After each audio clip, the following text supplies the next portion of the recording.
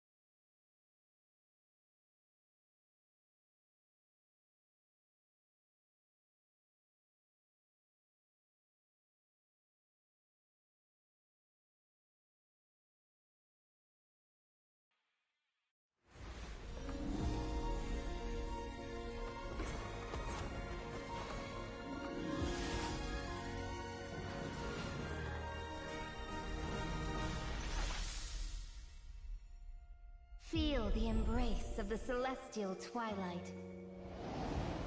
May the celestials guide us to triumph.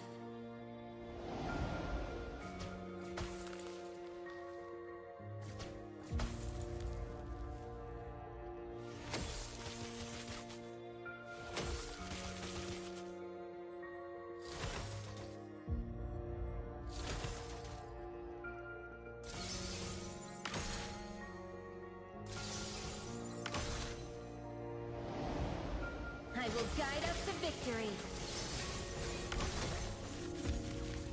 The heavens move at my whim. Your end has been foretold.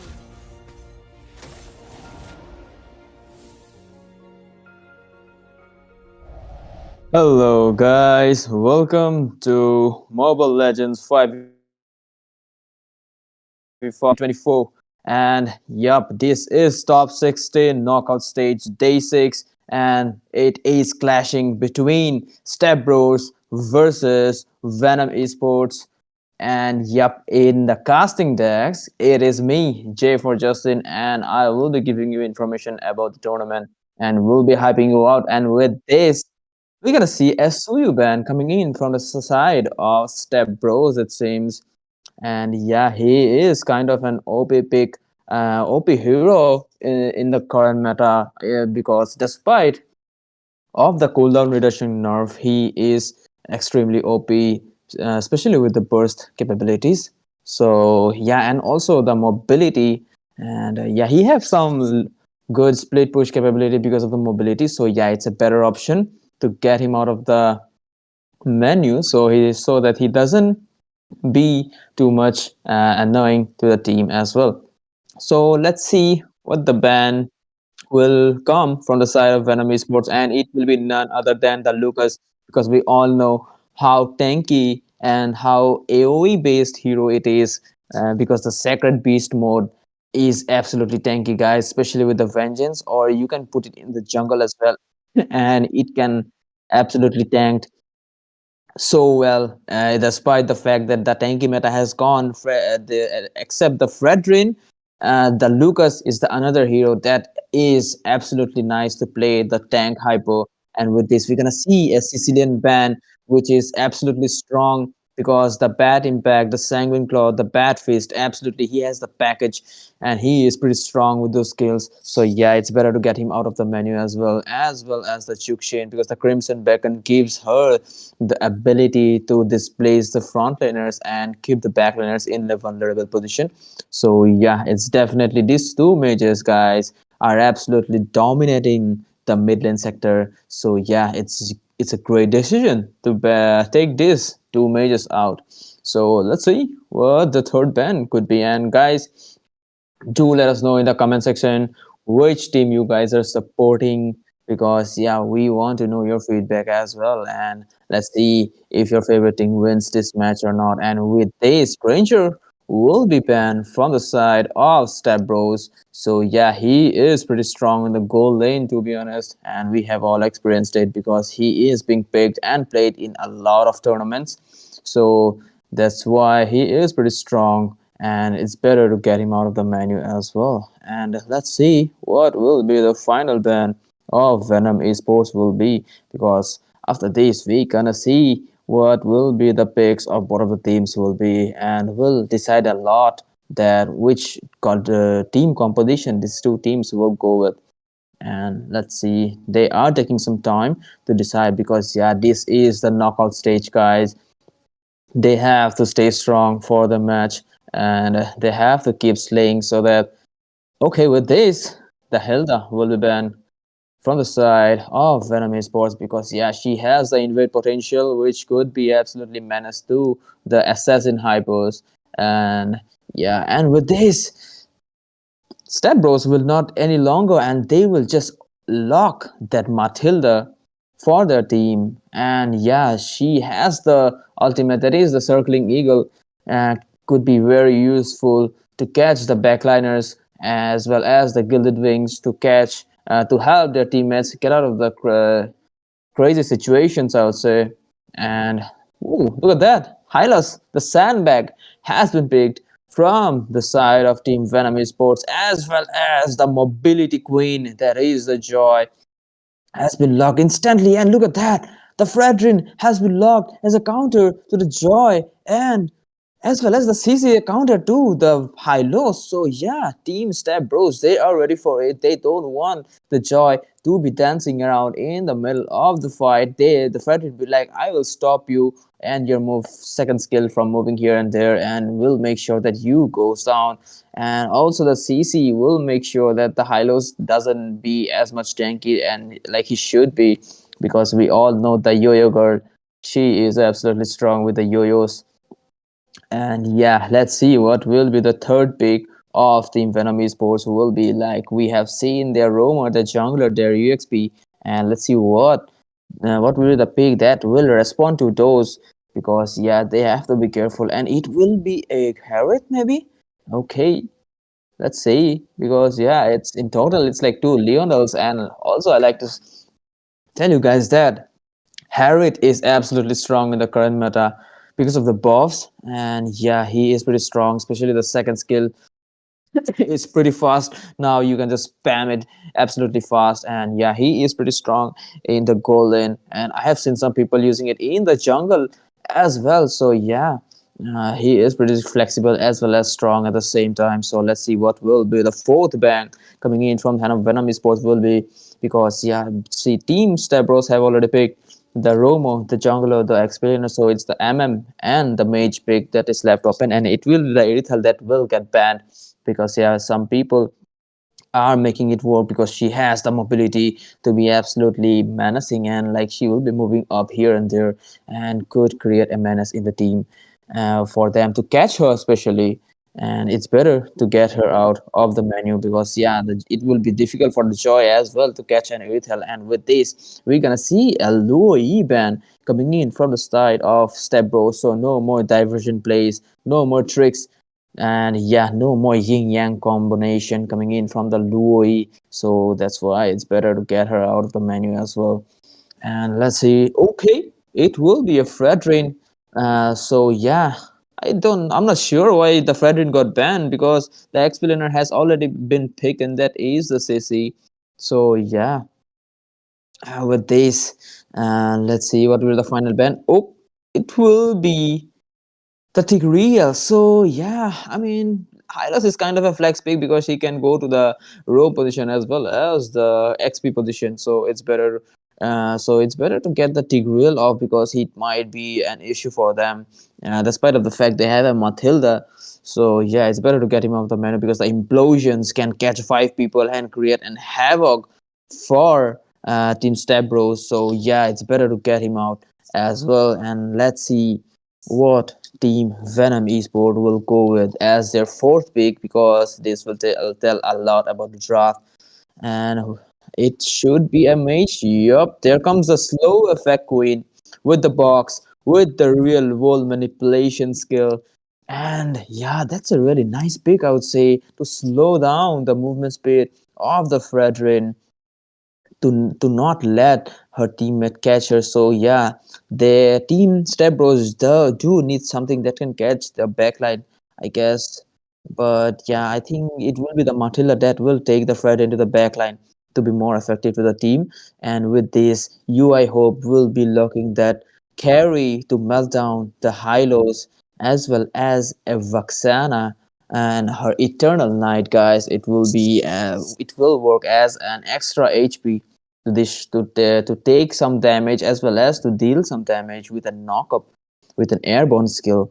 So it's definitely a good pick in the mid lane sector. But yeah, she have to be careful, because the Matilda has the mobility, and it might be a little bit difficult to keep up with her.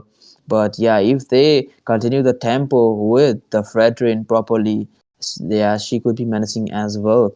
So let's see what will be the last pick of Venom Esport will be, because then we will get to know that which of these two draft will be absolutely strong. Oi, they might be thinking about to send the Hylos to the EXP, and yes, there you go. They are sending the setback direct to the face of the CC, where he might get bullied But yeah, they are pretty confident that the Kufra as well as the team will be there to help him out. So yeah, they will be like, don't worry, bro, we will get you, we will kill that little CC and cancel that Pavitra Rista.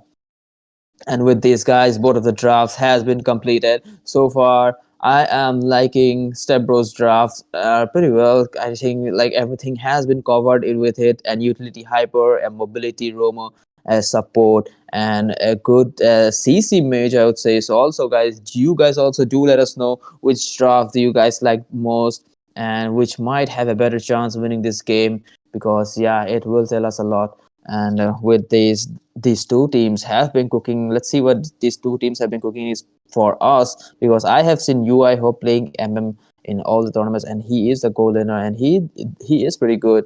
So let's see if Team Venom Esports will respond to it or not. And with these guys, we are back into the land of dawn, into the Mobile Legends 5v5 Winter Carnival 2024. This is the top 6 in knockout stage, day 6, between Step Bros versus Venom Esports.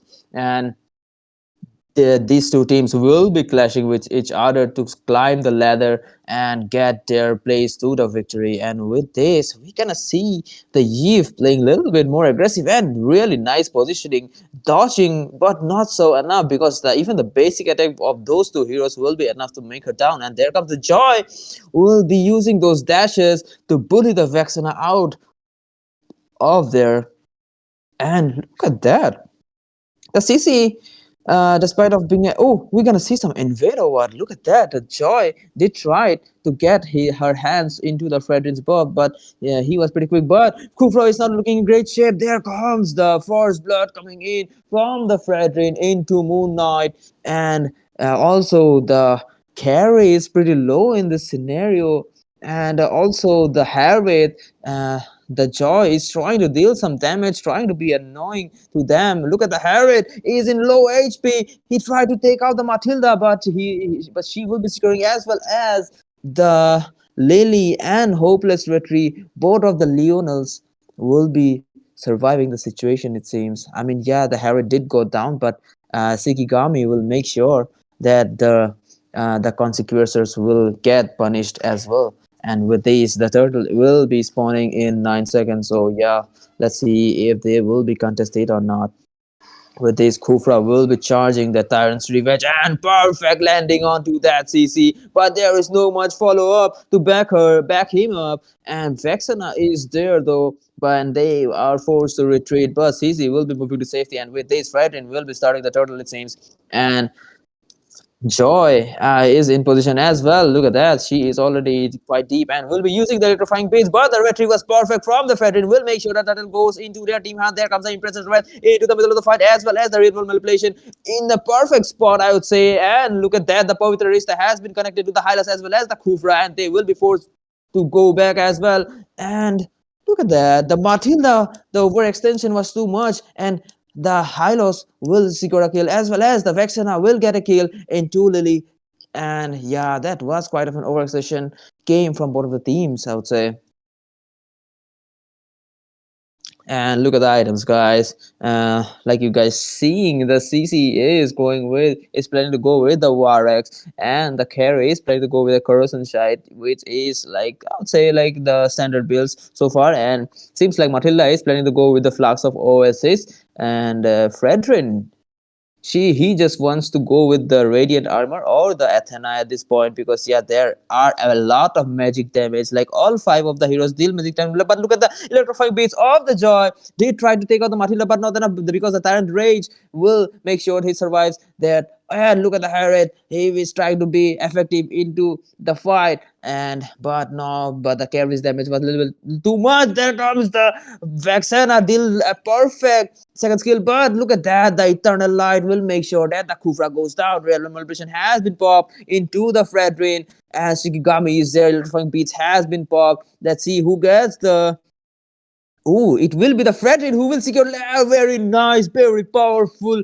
Embracer's Rat will make sure that the joy goes down, and with this Fredrin will be moving out of the situation with the red buff, with the kill, and look at that perfect landing of the Kufra will make sure carry goes down, but Matilda is there to get a trade as well and will take out Harith along with the carry, and that's a nice fight. So overall, very pretty fight coming in from both of the teams, and let's see if these two teams will be getting their getting the turtle or not, guys.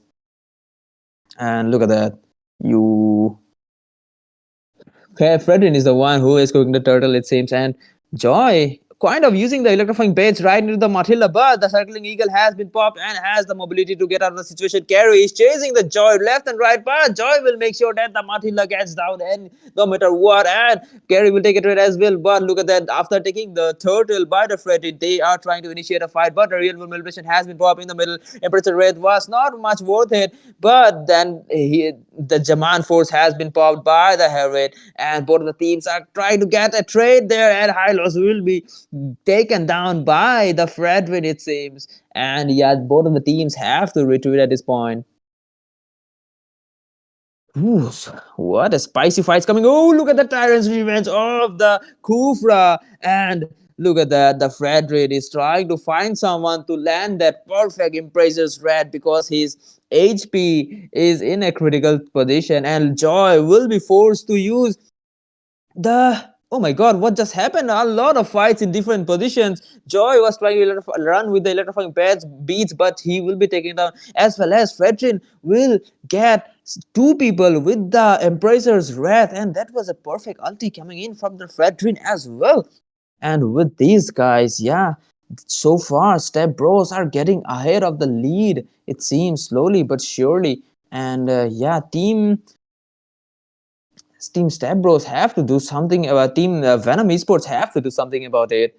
And yeah, being it will be or it will be their downfall. Yeah, and yeah, there is not much. And Shikigami, it's not enough. Oh, look at that perfect ultimate as the Tyrant Revenge, and the follow up of the real world manipulation was really on point. That's the benefit of having a Eve in your team as well as a Kufra, and Joy will be getting her hands into one of the kills as well, and that will give her a chance to be on the lead. But look at that, the glorious pathway has been popped by the heroes, but Carry has with the mobility will getting away with it. But look at that, the CC will stuck two people there, but Haraldi got over. German force has been popped, trying to mail out the Fredrin. Fredrin is trying to run for his life, but it is the Fredrin. If she managed to get his ultimate, it will be devastating. Look at how tanky he is, and this does turn a backfire to them, and it's like a 1-for-4 trade for Venom Esports, and this is not really looking good for them. And with this, Venom Esports is going for the third turtle at this time, it seems, and they will be able to get it. And Hopeless Retry, I must say, he is tanky like anything, man. He's just so tanky. Like he just prioritized the magic item first item. I missed the part. Like what I really want to see that what items he have gone with. And look at the Joy. He's going with the electrifying beats, but he will be taken down in the mid with the carry damage slowly but surely popping out because it is getting late game. And look at that, the Kufra will stick out to people. Real world manipulation has been popped, trying to be impactful, but Fredit is there to disrupt her ultimate and will zone her out of the situation. And look at that, in the process Shikigami, he did went out took out in the fight, but he have to be in position. But CC now really showing the impact on that. Flicker will be used and will take out the high loss, it seems. But look at the electrify beats of the Joy will make sure that she will be punished for the overextension coming for her. And Matilda as well got taken down by the Zaman force, that is the Harriets. And look at the Eternal Night coming in the middle of that. And But Kufra will make sure that the Vexana goes down, and that's a double kill for the Kufra. But look at that. Kufra, he's doing really nice kill, but that was an overextension, and Carry will make him pay for that. And Carry is using the flicker to get a triple kill on 3 people. After a double kill, she will be taking a turret, and she is on fire, it seems. Look at that. She is melting everyone at this point, but the jump, but the heart rate is going crazy and did do a shutdown into her. But look at that. Yeah, he just survived with a bare minimum of like 1 HP, one little bit space, because if the Embracer's red would have landed on him, he would have died, but he would have been low a lot, I would say. And with this, the Elemental Lord has been spawned. So yeah, he has to do something. I mean, Team Venom Esports, they are fighting back, but look at that. Matilda, she was alone there and she got caught in the situation. And this is a 4v5 fight, and Fredrin in the middle of it, trying to be impactful with the help of the Vexana. Let's see if this slot fight will change anything or not. But it seems like Venom Esports, they don't really want to start a fight, because yeah, it might be a retry battle at this point, because Step Bros, they are not stepping any back, and they are confident that they can take the Lord as well. And look at that, they are just starting the Lord themselves, despite of the fact Matilda is not there, and Fredrin will be getting his ultimate with the help of the Lord. And look at that, he might be using the Empress's Rod anytime soon. Oh, look at that perfect bonk onto the Lord as well as someone, and Terry will be melting out. The double kill coming in and a single kill coming in from the Vexana, and CC will make sure that the Eve doesn't run away from the situation as well.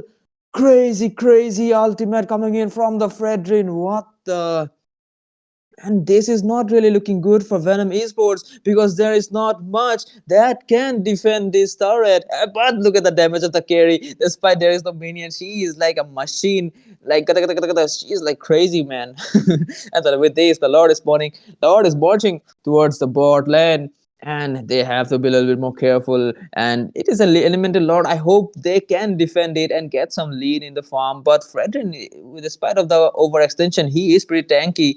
And also the Joy, the Shikigami have to, the Glorious Pathway has been popped, trying to clear out the mid lanes before the passive gets taken down. But the passive will be taken down, so let's see if they will be able, they will defend the other lanes inhibitor passive or not. That will be a question, because yeah, that does matters. And with this, the Elemental Lord is coming slowly, so they will let the tier 2 turret fall, but they will be trying to defend this inhibitor at any cost. It seems real world manipulation has been popped in a perfect area, I would say, and the Joy will take out the Vexana, but the Fredrin will take out the Joy as well. And with this, Jaman Force has been popped in the middle of the fight, and look at the Glorious Pathway trying to be impactful, trying to heal his teammate, trying to give some slow effect.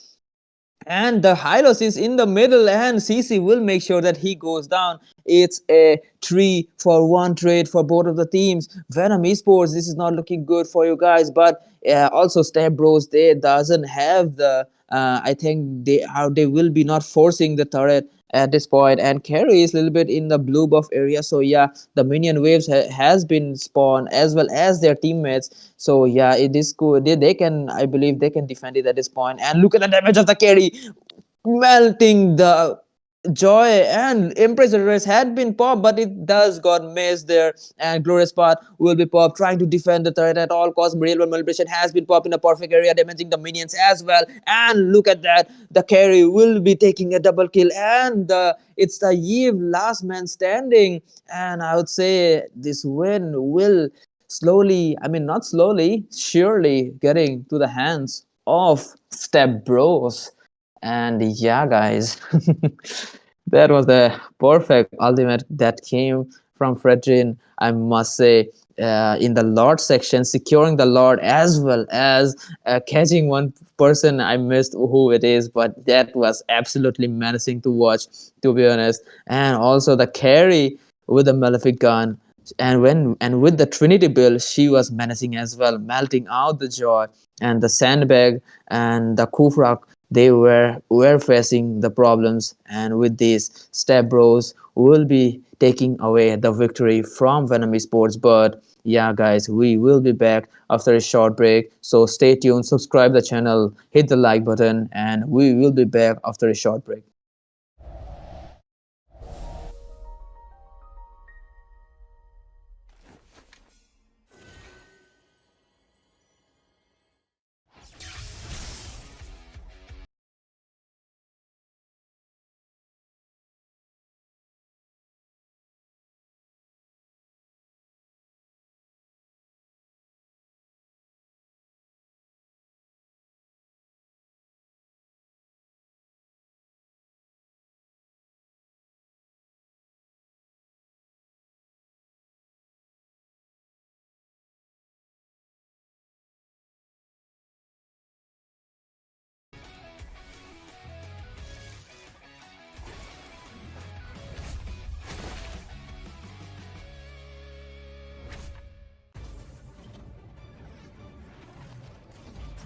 From the forge of creation, I am the bastion of order.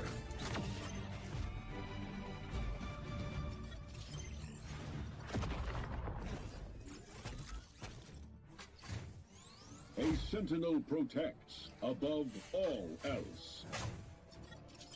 Jet punch!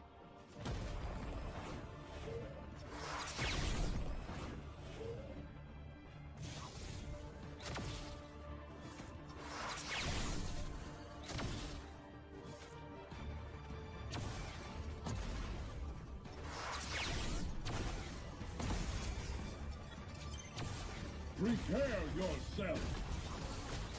Not today, miscreant!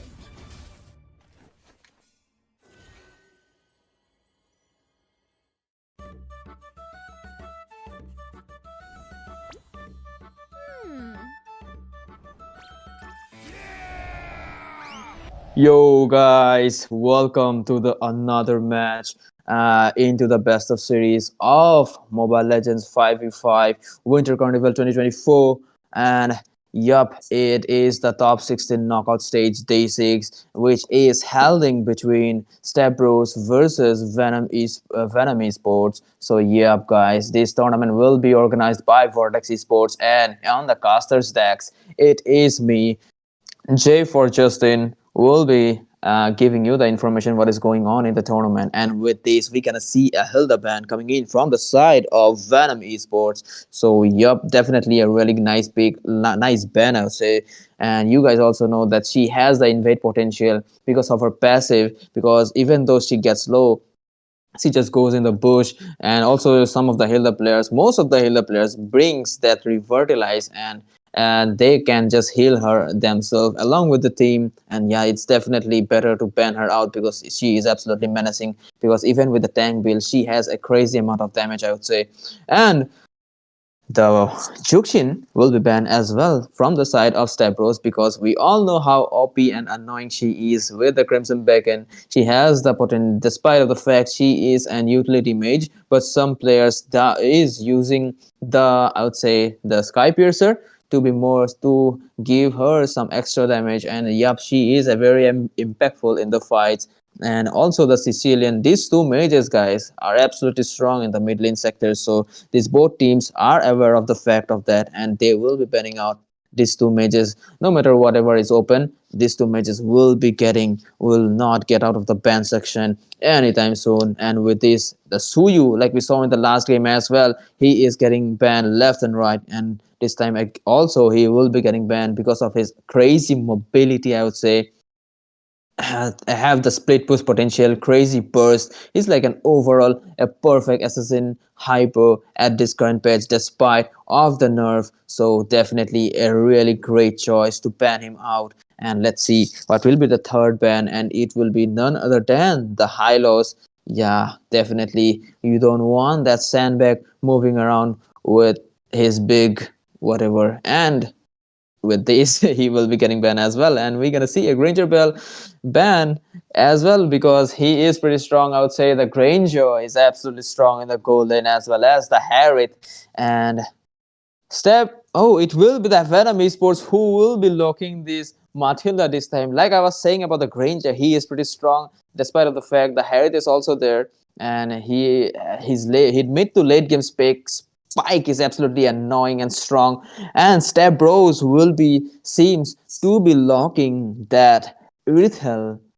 Damn, it is a pretty strong pick as well, as I believe, because she has the mobility to be absolutely menacing. Despite of the mobility heroes, she has her own mobility, and she will be moving around the battlefield with the sprint, and it's absolutely difficult to catch her as well. And Team Stavros knows that fact, and she will be picked up along with the Lolita.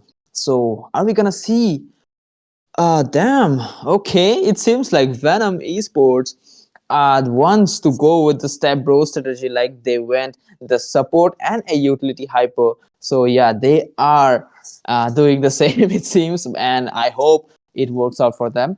And yeah, let's see what the third ban of Venom Esports will be, because this will tell us a lot. And with this, the joy will be getting picked, so it seems like the Lucas will be getting going to the exp lane, because we all know how strong he is in the exp lane as well with the vengeance. So definitely a great call by Venom Esports to pick him up. And also the joy with the electrifying beats, she is absolutely menacing.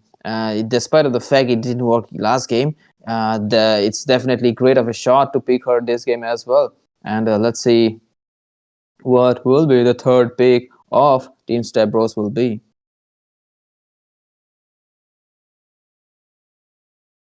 Oh, it will be none other than the Yu Zhong. Yup, despite of the fact that he is not in meta, but some players have the capacity to bring him to the meta as well if being played properly with the Black Dragon form, absolutely catching the backlines and being a menaceful in the team fight as well. We're gonna see a what is the Louis ban again coming in from the Step Bros, like we saw in the last game as well. They do like to ban out the Louis every single game, because they knows the capabilities of that mage. She is absolutely strong with the diversion plays, and she can work wonder to turn around games with the yin yang combination as well. So yeah, also the Fredrin will be banned from the side of Venom Esports. I don't think they might have gone with the Fredrin without a Matilda, I believe, or a support, because the Rome have already been taken, and it seems like the Team Step Bros will be banning out the Moscow, it seems. And yep, he is pretty strong as well, because he has the split push capability, and with the ultimate in a proper place with the spear of destruction, he can come to the team fight anytime he wants. So yeah, definitely great choice to ban it out, because Team Venom have not picked the Moscow till yet, and we gotta see a Fanny ban coming in from them as well.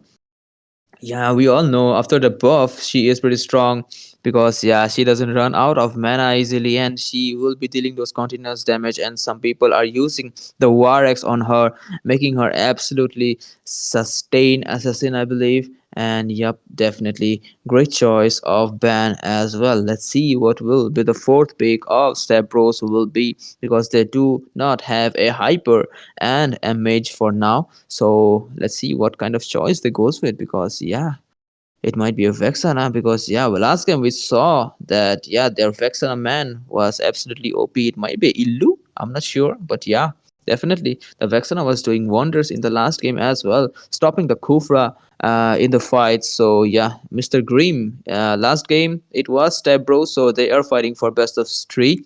So let's see, if they manage to get another win, so then they will be winning this match, and Venom Esports have to return home with the lose. But let's see if the Venom Esports will be able to fight back or not, because yeah, they have two more picks to go. And let's see, it's the Moon Knight and the Grateful Dog, I believe. And let's see what picks they will go with.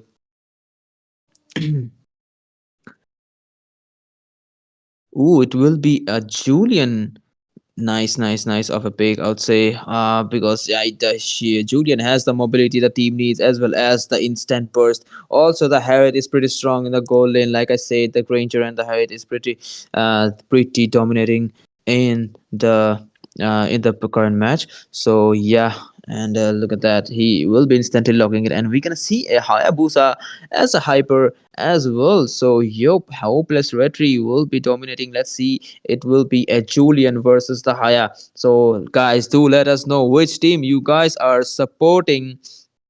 So that, and also I would like to say, I think that Step Bros will be getting this victory again, because yeah, so far I feel like I really like this Haya Pega, to be honest, because it will be impactful against the Joy as well as the Killua, that is the Harriet. So yeah, and there is a Yu Jong as well, which is one of my favorite heroes. Yeah, definitely. I'll go with the Step Bros. So yeah, with these guys, we are back into the land of dawn of this Mobile Legends 5v5 Winter Carnival 2024, and it is the top 16 knockout stage, day 3, between Step Bros versus Venom Esports. For they are fighting for this match, and it will be a best of 3 match, and already Step Bros are ahead by one point, and let's see if Venom Esports will be able to do a comeback this match or not. And yeah, with these, let's look at that. The both of the MMs, both of the junglers are planning to rotate as fast as possible, and we're gonna see who is the fastest jungler at this point. Oh, look at that! The Matila is trying to be annoying, and the the shadow kill is going with that, but that's not enough damage, and they have to back off with that. And I have to focus on getting level 4 as soon as possible. But what is that? Quite a fun clash. Lucas versus Yu Jong, and Yu Jong is getting dominated. Not as fast as, not soon, because he has the passive to proc. Oh, look at that! No way, yo, Yu Jong did won the battle of that 1v1, and Joy will make sure that the Yu Jong dies as well, and will get a trade for her team. Great rotation coming in from the Joy, and will take out the Yu Jong in the fight. And with this, Turtle will be spawning in 25 seconds, and before that, all of the junglers as well as the mid laners have to be level 4, and the explainer as well.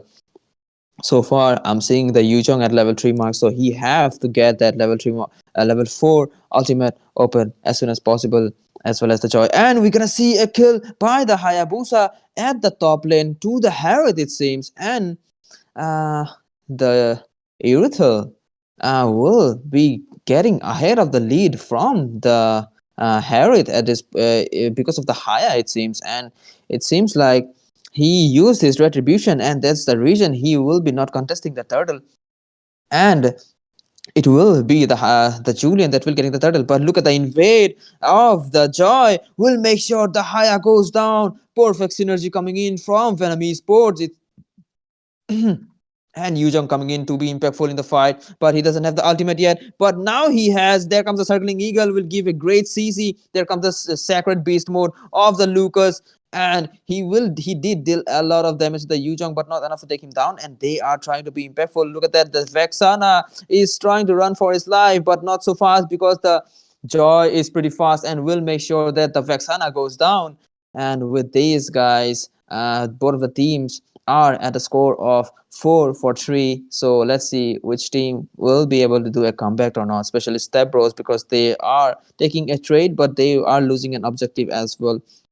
So yeah, the turtle is considered, and Chaman Force has been popped, and Irithel is trying to run. She will be using the ultimate. There is the Larry, I believe, Lily to support her, and yep, and the Harriet have to back off. There comes the circling eagle of the Matilda, will try to take out the Irithel, but not enough. And meanwhile, Julian will make sure that the Lorita goes down. And look at that, they are chasing the Hayabusa and the Vexana left and right. There goes the electrifying beats. Matila will secure the kill on her, as well as Irithel will take out the Joy for the overextension she did there. And we're gonna see quite a fight of the Lucas as well as the dragon there. Black dragon form has been popped, and he did miss it, but the passive is extremely annoying of of the dragon. And yeah, both of the explainers are fighting like the demon slayer. And let's see if they will be. There goes the dragon again with the knock up as well as the first skill combination, and we're gonna see a tier 1 turret down, and the electrifying beats will be popped to take out Illu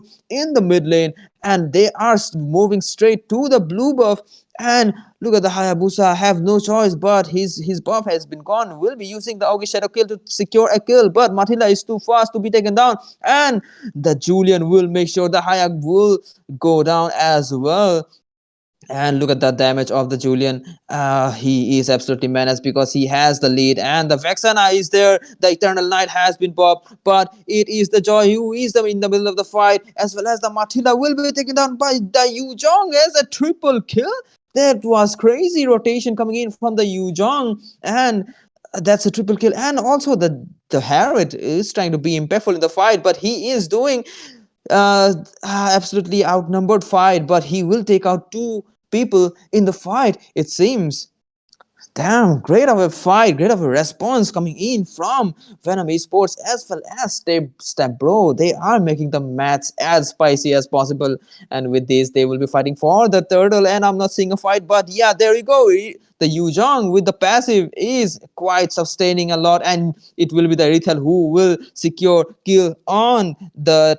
And Shikigami will go down as well, the mid laner, and there comes the entry of the Julian Irithel with the triple kill into the fight. Let's see, she will be able to get the maniac or not, because the Julian is dodging the skills left and right, and it will be the Vexana's Knight that will secure the last kill. And with this, ooh, that was crazy fight, crazy fight, because it is a 1-for-4 trade for both of the teams. And let's see who will be able to take out the turtle or not. There comes the knockup of the Lolita. There comes the Augie Shadow kill. Will try to take out, and he will be escaping the situation with the shadows. And there goes the Joy, will target directly the Rethel, and going to the Vexana right now. Vexana trying to run for his life. Lolita is there to open the shield, but not enough, because Joy will be seeing the kill on her as well. There goes the Yu Zhong, trying to be impactful, and he will be zoning out the Joy for a while, but not so fast, because she is crazy and going left and right everywhere, dealing damage to everyone. And the buff of the Haya looks like in trouble, because yeah, but the Julian will prioritize the objective, that is the turtle. And yup, there comes the retribution, and will make sure the buff goes down. And with this, so far, Team Venom Esports seems like they are doing quite of a comeback at this point. And the Jaman Force has been popped to clear out the wave and defend the lane at the same time. And look at that, the Vexana's Knight as well as the Hayabusa's damage, and the Yu Zhong will make sure that Toji and Moon Knight goes down. And with this, so far, Step Bros are doing a comeback as well. So let's see. I hope that Venom Esports doesn't throw this match, because they are already, because the overextension sometimes it's good, sometimes it is a backfire for them. And look at that, the Haya is trying to come back and forth, and the Joy is trying to be menaceful to him. But yeah, she will be moving back and forth, and she is going back again. She will be using her electrifying beats, but yeah, she has to be a little bit more careful. And Julian is going towards the Irithel, it seems, to take her down, and it will be a big catch of fish. Oh, look at that knockup. It did got missed out, and she will be riding out of the situation like easy. I'll say. And look at that, the Yu Zhong trying to deal some damage, but the damage coming in from the Harith was absolutely nuts. And the Haya is trying to run out from the situation with the Augie kill. Oh, he's in great trouble, and will be taken on by the Lucas, it seems, because he shouldn't have come back. And look at that, Lolita's ultimate will stun two people, but not enough, it seems. The Lolita shield has been popped. Harith is trying to deal a lot of damage. There comes the CC of the Vexana, and Julian going deep inside will take a double kill for his team, and Vexana will be the one using a defensive flicker to run out of the situation. Whew, quite of a fight coming from both of the teams, it seems. None of them wants to lose. And yeah, there you go. This is what makes the matches interesting, guys. And with this, the Elemental Lord has popped, and Team Venom Esports will start to take it down slowly but surely. Look at that. The German force has been popped as well to take it down as soon as possible. Before the Hayabusa doesn't look like in shape to come to contest the Lord, but they will take it out without any problem. And they are going to the blue buff now, and they are trying slowly but surely, trying to squeeze out as much as farm as possible. And Harrod will be the one who will be securing the blue buff, I believe.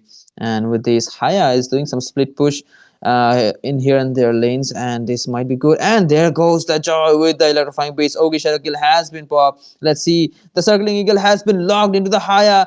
Do look at the shield of the Lolita will be saving that Hayabusa with a sliver of HP. And the backup coming in from Step Bros for nuts, and the Black Dragon Fall will make sure that Shikigami goes down. Look at that. Quite of an manas coming in, and the Julian did try to take out the Lolita, but that was the not the perfect target, and he will be taken on as well. The Harriet will try to take a trade on the Illu, and the Matilda will take out the Yu Chong. And look at the Sacred Beast mode of the Lucas will be using his ultimate to clear out the wave, it seems, so that he can get the mid lane turret without someone pushing it and showing some effort in it. And yeah, with that, the Elemental Lord already entered the turret inside the inhibitor. Look at the Harry damage going back and forth. Will take out the Hayabusa, but he will be taken out by the Vexana as well. Quite of a trade, quite of a damage coming in from the Herod, I must say. He just ignores the turret and killing the Hayabusa. That's no joke. And look at the Joy. I must say this Joy is crazy. It's like always diving inside and getting a trade or dying. That's like great, great confidence coming in from Shikigami, I would say.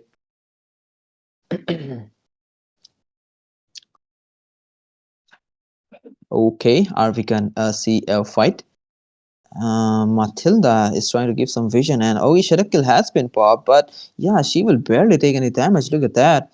And Haya, he shouldn't be wasting his ultimate like that, I believe, because they shouldn't wait for an engagement. Look at that. Matilda will be hitting that Yu Chong there, and Lolita will be using her ultimate, and Joy will be wasting her ultimate as well. Let's see if the Black Dragon Fall will make some impact in the fight. Oh, definitely, but he will be taken down. But meanwhile, Haya will take a trade as well as the Joy. And the Irithel who will be chasing the Julian and will be securing a kill in the fight. Look at the Jaman force. He is chasing the Vexana will make sure that she goes down, and also a trade, the Irithel will get a kill as well. So it's 2 versus 2 for both of the teams. Let's see if Haya will be able to defend or not. Oh, Sherikal has been popped right into the Matilda, but look at the shield of the Matilda. It's absolutely nuts. But Irithel is not looking in great shape because the damage of her is not enough to take any one of them down. The Matilda as well as the Harris shield is making sure they are absolutely healthy. Damn. And yeah, the Team Venom is absolutely fighting back. And look at the circling eagle, but she will be canceling it at a point. And German Force has been used to make some people low before the fight. But the passive of the Yu Zhang will make sure the Harriet will go down. He will be propping it into the Lolita as well. So yeah, there we go. The Team Venom Esport might be planning to go for the Lord again, but it will be a 4 versus 5. There goes the Haya to get a kill. Oh, perfect petrify, and the electrifying beats will make sure that he goes down. This is huge. And look at the shield of the Matilda. It's a perfect opportunity. Meanwhile, the Lucas will take out the Irithel as well. It is a 2-man down for Step Bros and 1 person down for Venom Esports. So it's easy Lord for Venom Esports. So definitely they will be securing it as well. And there goes the circling into the Vexana, and she will be taken down as well. Look at that. The Julian is chasing them. Whoa, bro. Look at the aggression of these two. They just ignore started like it doesn't even exist, and getting some trades inside it. And yup, look at that. Because of the Matilda, he will come back as well. But yeah, the cooldown of the Julian is pretty low, and he is shining with it. And with this, the Luminous Lord will be propping as well as the Chaman Force who will chasing off the Irithel away. And yup, there goes the Julian hitting the turret, and this is a 1 for 1. And perfect comeback coming in from the Venom Esports. Yup, and they will be challenging each other for the best of three match. And yup, perfect fights coming in from both of the teams. So, guys, stay tuned to see which of this team will get the last win for their team and will be moving out to the upper ladder. And there you go, guys. We will be back after a short break. Stay tuned.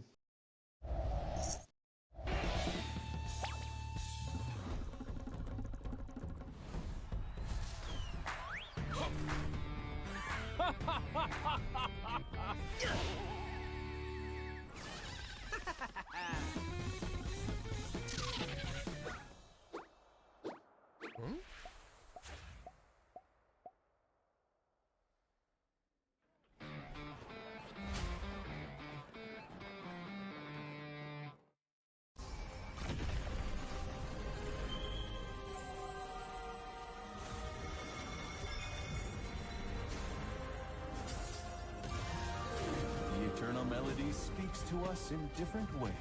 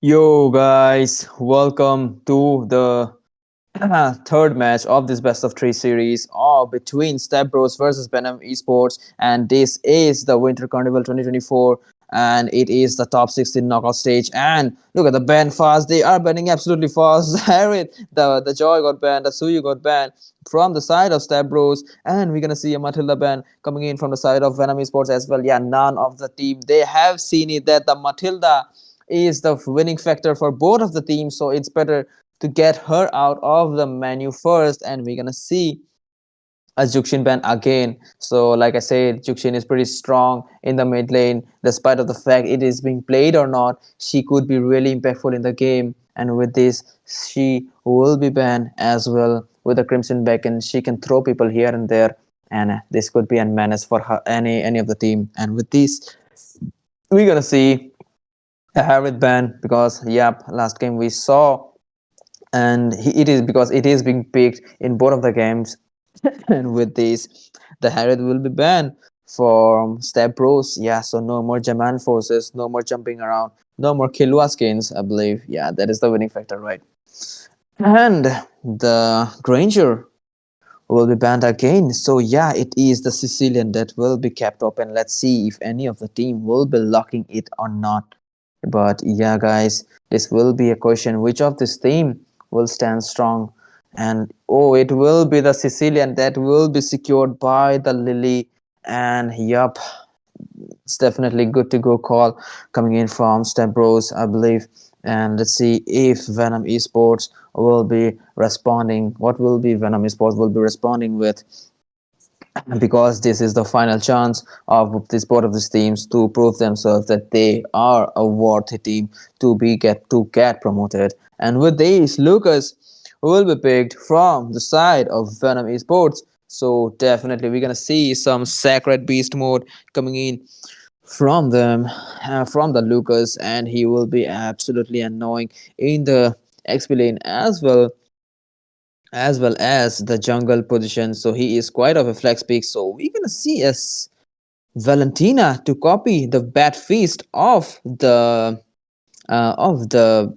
Sicilian, and we're gonna see a Fanny. So yup, hopeless Retri is pretty confident that he can rock with the Fanny. So definitely great of a pick coming in from her as well. So yup, let's see what what will be the third pick of Step Bros will be, because this will tell us a lot. And let's see what they have to support this Fanny as well as the Sicilian. So yep, also Team Venom Esports can go with an Hilda, I believe, to be more annoying. And we can see a Balaric that is the perfect frontliner for the Sicilian.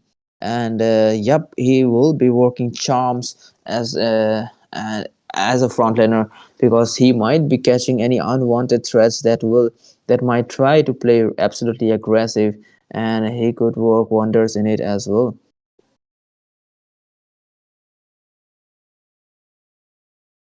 Ooh, okay, and with this, let's see what will be the third pick of Team Venom.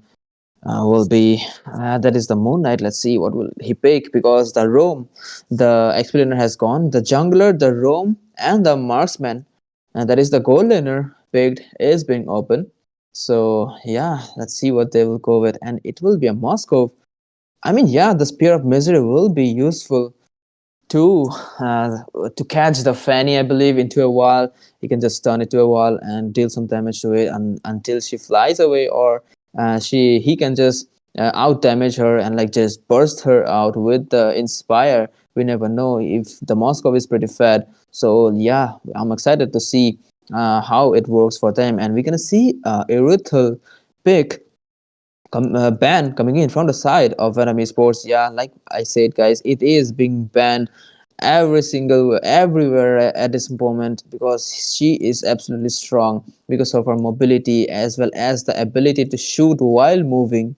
So yeah, she will be banned as well, and we're gonna see a Tigrel ban coming in from Stab Bros. So no more Implosion coming in from Venom Esports, as well as a Yuzhong ban coming in from the side of Venom. So no more Black Dragons coming in from the side of Stab Bros, because like last game we did saw that the Hiroshi was rocking the Yuzhong, and yeah, he was doing pretty decent with it. He was taking out the Lucas. He was being a menace to the Lucas, I believe, and in the team fight as well, he did sustain a lot, I believe.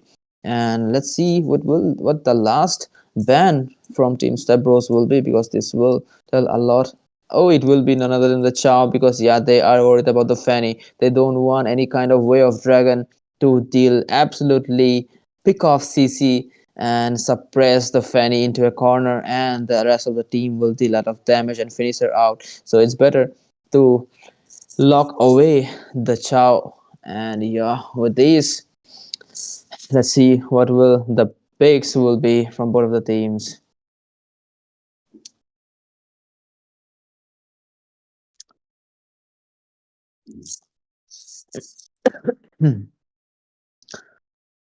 Loves you like rain. Okay, let's see what he picks. And yeah, it is kind of a cooldown, and they are taking the time they need.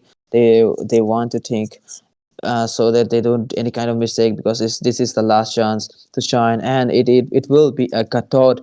And yup, he could be useful if he able to land the taunts into the Fanny in correct times. He could be menaceful as well, and they will be taking a Nathan. Oh, damn. They might be trying to force out a vengeance for the Gatot, and we're gonna see a CC pick coming in from the side of blue, and with these, definitely it seems like it will be a CC versus a Gatot fight. Oh, no, it will be a Lucas fight in the XP lane, and we're gonna see a Hayabusa coming in from Venom Esport this time, because they want to show Step Bros how it is done. And yeah, they will be locking it for themselves, because yeah, they did ban away two of the Lionels that Team Venom Esports were using, that were that were the joy as well as the Harriet. So yeah, they will be stealing some of the heroes of Step Bros as well. And let's see which team will be rocking out in this match. And I think it will be Venom Esports again. So guys, do let us know which team you guys are supporting and might have a better chance of winning. And for this draft, for this match, do let us know. And with this, so far, it's the late game scaling of both of the teams is pretty decent. I mean, the Nathan has pretty nice damage into the draft, I believe, because yeah, the Nathan has some damage as well as the Moscow. And with these, we are back into the land of dawn, guys, after the long-awaited draft. And whew, and with this is the Mobile Legends 5 versus 5 Winter Carnival 2024 top 16 knockout stage, day 6, and this is the match between Step Bros versus Venom Esports into this best of 3 series. And yeah, let's see if this will work out for any of these teams, because this match will tell us that which team will be staying strong. And the Fanny is going it with the steel cables and getting a kill into the Valentina. I guess she did missed out a bit, and this little bit of mispositioning, and yeah, she have to pay the price for it. And look at that, they are chasing the Toad here and there, like, and I was saying, guys, whoever win this match will be winning, because this is the last chance for both of the team, and both of the teams are at 1-1 score. And look at the fight. The Haya is trying to deal some damage into the Balric, but yeah, he has some reverse damage of himself in build function, I would say. And yeah, it will be absolutely impactful. Oh, look at that. The the Valentina will be coming out of nowhere and securing a kill into him, and Fanny is there, but the taunt of the Gator will land into her perfectly, will make sure that she runs away from there. And the the Valentina as well, he will help her to survive as well.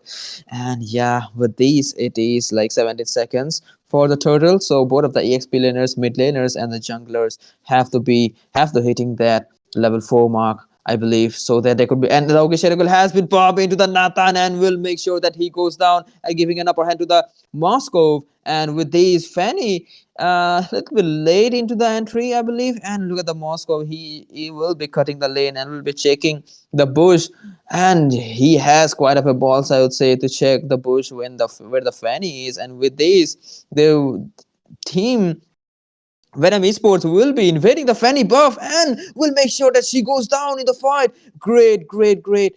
And look at that, the damage of the Moskov will be coming pretty handy. And the CC's damage, despite of the stun, that was the stun that saved the Moskov, I would say.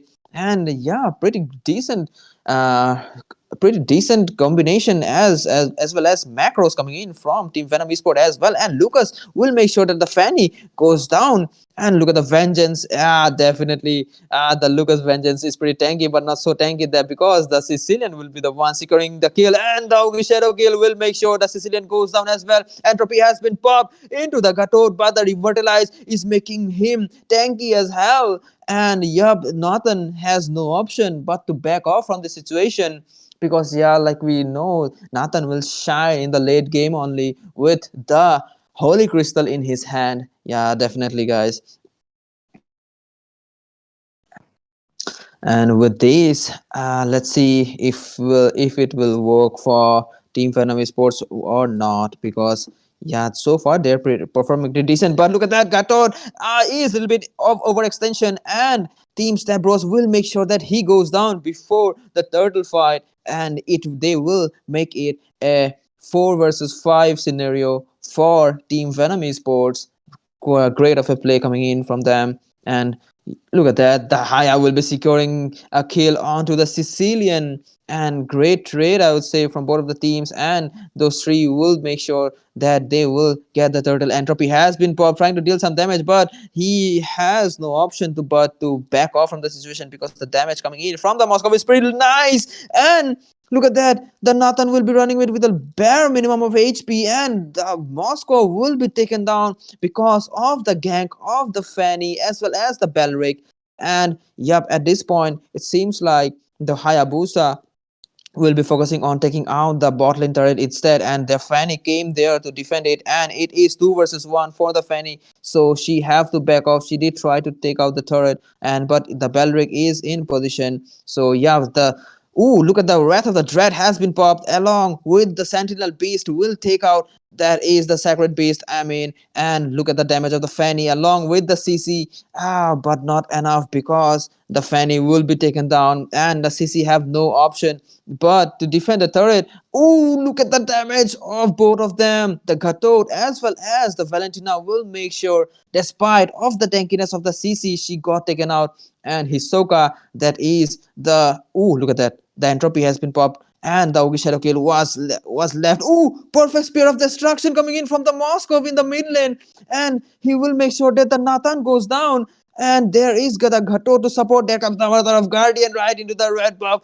He will hitting a perfect stun. And I hope, okay, the perfect kill coming in from the Fanny as well. But there is the Lucas to deal some damage. Wrath of the Dread has been popped in the middle, stunting 3 people. There is not much damage coming in from the Sicilian to take them down. And there comes the entropy of the Nathan, but it's not enough, and he will be taken down instead. There comes the trade. There goes the CC in the wild mode, will be taking the double kill, but she is not stopping in that. She is going for the triple kill and will get her hands into that, will take out the Lucas. Hayabusa is there, and he will give the CC a shutdown as well as a double kill will be taken out, which does involves the CC as well as the Sicilian. Both of the CCs got taken down.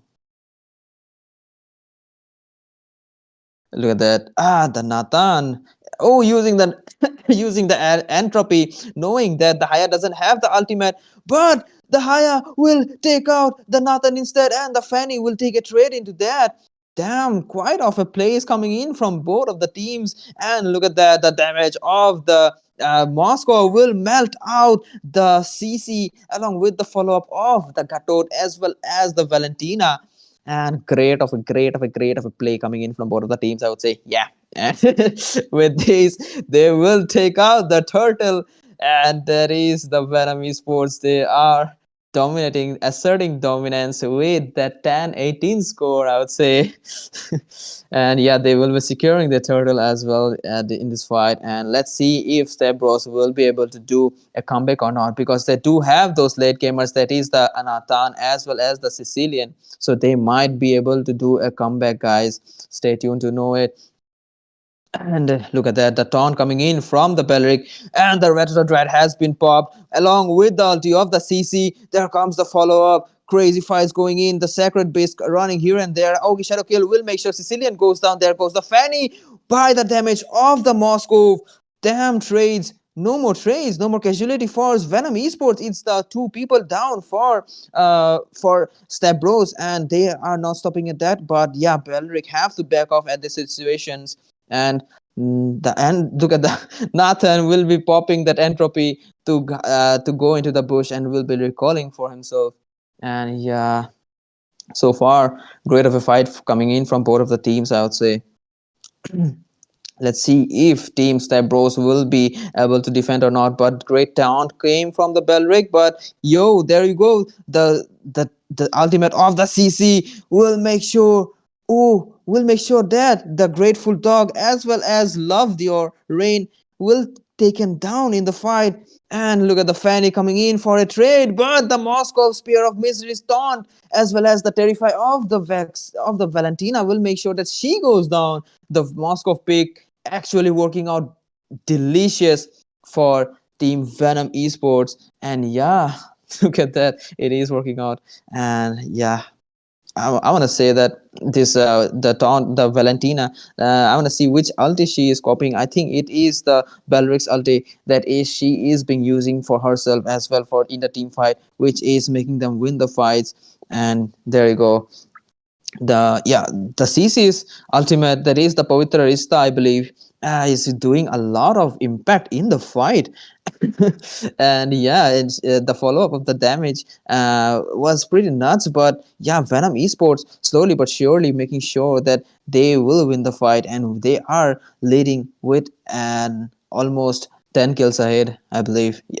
And with this, they have started the Luminous Lord again. And There you go. They will be melting it out. Let's see it if it will be an end for Step Bros or not. And they have to play a little bit strong, I believe. That is the Sicilian as well as the Nathan. They have to make it a late game. They have to. The Haya is showing some freestyle, I believe. And the Ghatod is being a little bit impatient. I think he should wait for the Lord because it is spawning in the 44-second mark. And there you go.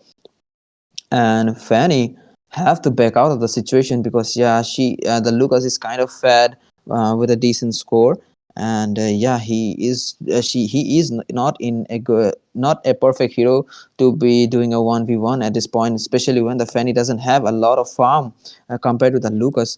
And with this, the team Venom will be sinking all those three lanes to make it happen for them. They are trying to take out the third passive and one of the inhibitors if possible. And if you look at the Ghatot, he is aiming his avatar of Guardian, and the Nathan will be taken down by the Moskov. In the meanwhile, the triple kill coming on from the Moskov. When did he get inside? The Balric is there to deal some damage into him, but not enough. He is outstanding.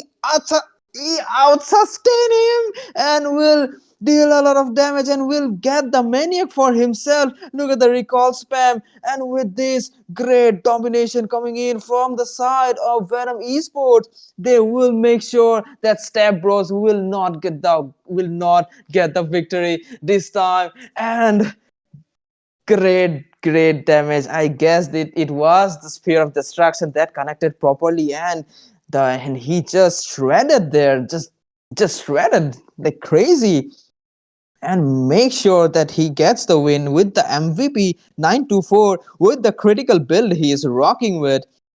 And also the follow-up of the team, as well as they make it work. The level 1 Lord, it was sufficient because of the play of the Moscow, I believe.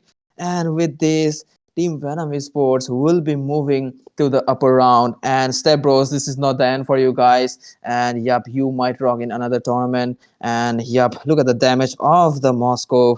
So guys, do stay tuned for another match. We will be back after a short break. And do subscribe the channel and hit the like button. It's me, Jay for Justin. We'll be signing out.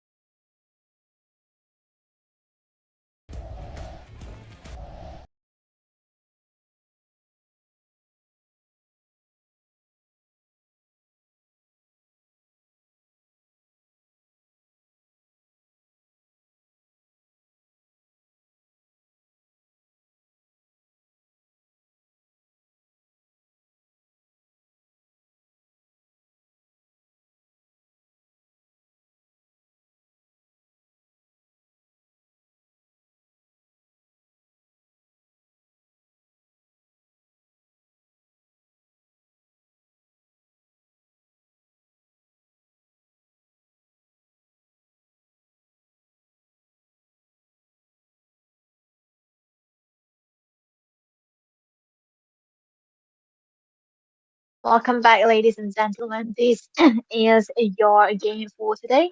We see the two teams right now. It's RE versus In It to Win It actually, and we have seen new kind of team line up onto the side of In It to Win It as well. But onto the side of RE, they are still the same and normal players at the moment. Let's jump right back into the drafting phase right now. Both of the teams very decisive on how they are drafting at the moment. Seeing the two picks, I mean the two bands are on both of the sides. It's actually two very very meta heroes, the Matilda and the Juicin. It's very understandable that these two heroes are always being banned because the Matilda does have that kit into her the guiding wind as well as the circling eagle, providing so much of a mobility to her teammate as well. So the Juicin is also taken away just because since they get into that mid lane and so available when there's a head up when you want that early game potential. And seeing this is kind of a given for them to ban it away as well. So very interesting, but other teams banning other meta heroes, highly damaging heroes as well. So Harriet right now is always a valid ban because the Harriet is always taken away. It's either given away or being tried to counter it, but most of the time the Harriet will always be banned. So understanding of the situation, IE are the ones who are banning it away instead of keeping it for themselves as well. Looking at the other side though, it's actually chip being taken away. This kind of a chip has been completely ignored most of the times at one point right now. But at this moment, in it to win it are actually the one banning this away. So very understandable. And it's always there, to say the least, because in it to win it, they do not want to play these heroes. So maybe at the side of A can go for another meta ban. Oh, Hilda. So understandable, so understandably so. Hilda always being banned away when they do want that early game aggression, but there's a choice, so many choice for the first pick right here. The Granger is also still up for grabs. The Penny has been completely ignored. Maybe they could go for the Fanny too, but that early on against a team like in it, it might just be a dead bad at that point, but they can literally use it to their counter as well. But the Granger is still a safe choice, but getting that Granger also open up the chance for the side of in it to win it to pick up that Irrital too. So maybe they have to be a little bit decisive on how they pick it. Oh, actually, a solid choice for them.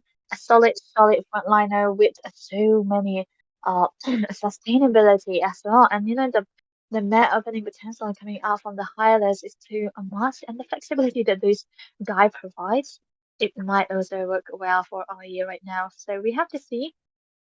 Well, it's actually Wisteria onto the jungle. Well, that did open up that grandeur for in it to win it right now, but there's a choice for the side of IA to pick up the Irisa and directly without wasting the time they are getting that pick on their Irisa. So it's understandable. Now they need something of a damage to take it down their grandeur, or maybe they can take it very early on too, because the studio has been popped, has been picked out. And Hayabusa may be actually a solid choice because the Hayabusa does have that momentum into the early stages of this game, even though he needs some of his items to deal low damage. But yep, the Hayabusa does go well against the studio, and now understandably so, they are picking up again as well.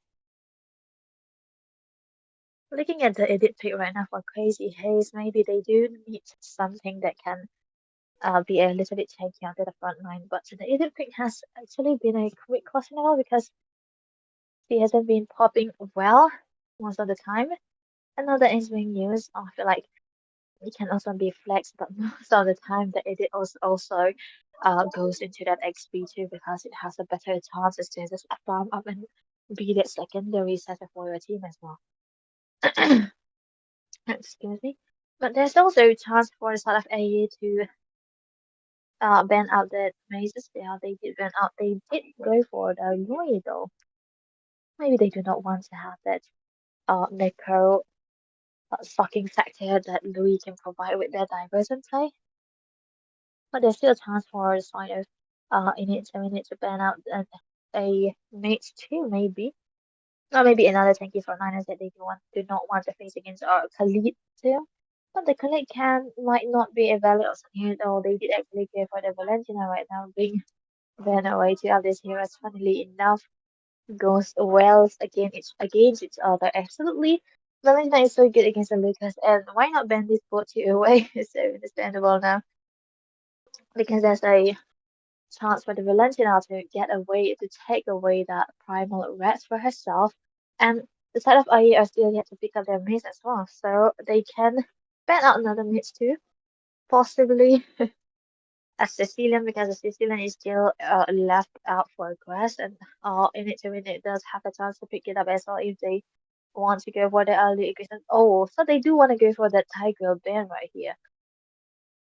A solid choice I would say, but the mage Eden does have a chance to pick out a mage maybe.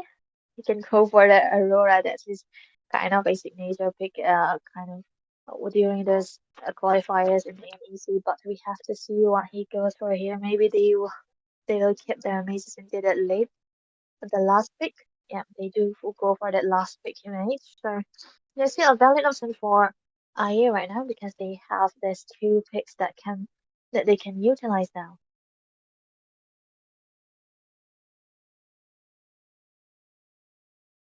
Possibly. Maybe they could also go for the Aurora, but Vexen I feel oh there's also the Eve, but I do not know if they will want to go for that Eve though. But the Eve is also a valid option. But the presence of the Gaston might just be a no go for the Eve right now because the Gaston can just jump onto that back line and deal and give and provide that CC that he wants to get. So possibly something more safe. That's that Vexana right there. A lot of CC coming out for her. But she has to be a little bit careful because the Gatot is known to be such a nuisance onto that backline with the EOZ as well as the trust that he has. So a lot of options for Eden right here. He can pick up any bases that he wants because anything work at this point because they do need a lot of damage on the music side, but oh he's just locking down onto the Ferraris. Well, that's a Ferraris, a direct counter for the glue, so knowing knowing that fully well on their situation of how their picks are gonna go, the glue is a direct counter for the Vixena as well as the Ferraris, but not banning out the Ferraris. Actually, banning out the Tigreal just actually opened up the Ferraris for themselves, and taking out the Vixena was a good choice, but they did forgot about that. Shadow Stampede, they can do a lot of damage onto the small minions of that glue, but the sprint will be there. And we have to see, there's not much of a different kind of uh emblems right now because there's um nothing shiny, nothing too flashy, but we have to see in this game, ladies and gentlemen. So let's hop right into this Land of Dawn. This is a best of three series between in it to win it onto the red side and IE onto the blue side, just trying to figure the up amongst themselves, going it against each other and wanting to see who will come out on top in this first game. And like we all know, this is a best of three series where both of the teams will be giving their all. This is not kind of a series where you go 7 games, right? This is a best of three. They do want to have that the first game lead in order to have this priority in their mentality as well. So looking at the draft right now, both of the teams are actually very, very serious. Just understanding of the situation as well. But Eden and Kimmy are such an info giver at that point, just diving into deep. But Jin has to walk away from it because I feel like the matchup between Jane actually onto the glue as well as Crazy Haze onto the edit might be in favor of the Ethan right now, but the Ethan is more of a team fighter compared to the Green. So he might want to clear it out a little bit faster, but there's an all what connecting on to Jane right there. He's looking very low, so clear, dealing a lot of damage, but he will survive with that sliver of HP, hardly surviving. But under the top side, there's a little bit of skirmishes happening, but Eden have to be safe right now. He's careful. He's just in the right position. The defense between his team and him is actually in a good position right now in order for him to have that trying to have that sturdiness and he need about to the top side as well. Kyle just clearing it out a little bit for all. That's a Sado, a Sado landing onto Wisteria, but the second kill is now committed right there. That's Tyler's taken very low onto the point right now that Revitalize will be popped as well. So there's a lot of skirmishes happening into the early stages of this game, but no casualties so far, no first but drawn by both of the teams. But we have to see because the later these stages of this game goes, the early echo coming out for in it to minute when it might actually work. Hmm. That's a very aggressive parameter we're seeing right there on Eden right now. He does have that needle ramp being up for grabs. He can have that team fights for his team, but that's being taken very, very low. But Wisteria will be the one securing that turtle for the first time, and that's an able to connect it onto the backside. But Eden will be the one taking that high down to his own as a crazy haze as well, taking down Jen. That's 2-0, and another turtle for the start of win it to win it. So they have to be a little bit careful and just disrupting that situation right now. But oh my goodness, Hades being taken down right there by that Kyle on that Granger. Oh my goodness, what a good rotation coming out from him. Oh, there's a glorious pathway coming in as well. Just trying to back away. I feel like there's not much of a aggression coming out from the side of Aya right now because they do not have the DPS they require. The Airtel server per se is known to have that good lead against a Granger into that first, the laning phase. But right now, it's actually the Granger having the funnest time of his life. I feel like Paris is healing so well because one of the teams, all of his teammates are just into his site, just giving a reason and information that they surely need a bot that's 2v2 onto the top side. Both of the teams just trying to secure that the gold crate right now. What a good fight for a just a bit of a lead they do require it as well, but there's a water but being built by years or what a wait a good item choice. Because one of the marksmen will be building that warrior bit in order to have that survivability with both of the circles having that physical damage but onto the backside. That's Kyle has been taken down by Visteria with a lot of damage coming out from the Rhapsody onto Kyle as well. That's Nerf in trouble now, being sandwiched in between that tower's four members on him. They are gonna dive him as well. He doesn't have that capability to save him. There's Kyle taking down Astra. Sure kill for them. That is a set kill on to four of the members. Not enough damage to take any of them down. What a good grouping up as well onto the backside. There's an all committing on to Jane again. But he's not never really having a good time, but the still killer as well. It was the growth power committed again onto the backside. That's a revitalizing committed. Both of the teams taken very, very low, but the later rounds will be the one saving his team. But Hylos will be taken low and eventually fall down into the hands of Wistaria with that night, amazing, the perfect moment as well. Hades taken very low, and Carl will be the one securing that kill. And ladies and gentlemen, there's a lot of fight going on for in it to win it. All gain and all profit onto him, onto them, and that's another turtle again. And I feel like they do want to go for more. The blue buff is in jeopardize for the side of Aya right now, and they are gonna lose it again. That's one less turtle, one less blue buff for the side of Hades again. He cannot do much without the presence of the turtle right now, and his team are not helping. Oh my goodness, what have we got? Damage coming out from Kyle right now, taking down the Irisol, even though she was sprinting here and there, just trying to dodge those bullets. There was no escaping from that. Hmm. Meanwhile, with a lot of skirmishes happening on the top side as well, it was actually the Blues just trying to take the turret onto the boss side, but he's just simply without any damage onto the turret right now. But looking at the builds actually, oh my goodness, Kyle just built that Sky Piercer up for himself very, very early on. Maybe he knows that he is in the lead at the burn, and oh, there's a stun onto Jane right now. He has to split away from that skirmishes right there. He's very low, but for the members of the side of Init Dominion are actually on his toes, and he will be taken down eventually. But there's a fight into the mid side. The pirate route will be committed as well. There's no saving a crazy haze, and there's another turret coming out for side of I at the moment. They need that trade, and they have to have that trade in order to have to minimize the lead in it to win it and have with the rotation that very early on. But oh my goodness, the damage coming out from just one Rhapsody is so much for Kyle at this point. onto the mid side again. That's Kimmy taken very low. He have the variety lines is being popped as well by the highlight, and the rest of it taking down the mid into the highlights and eventually taking down and the ball kill for Kyle again with that counter strike as well as the damage came out on the Sky Piercer. He's gonna be stacking a lot.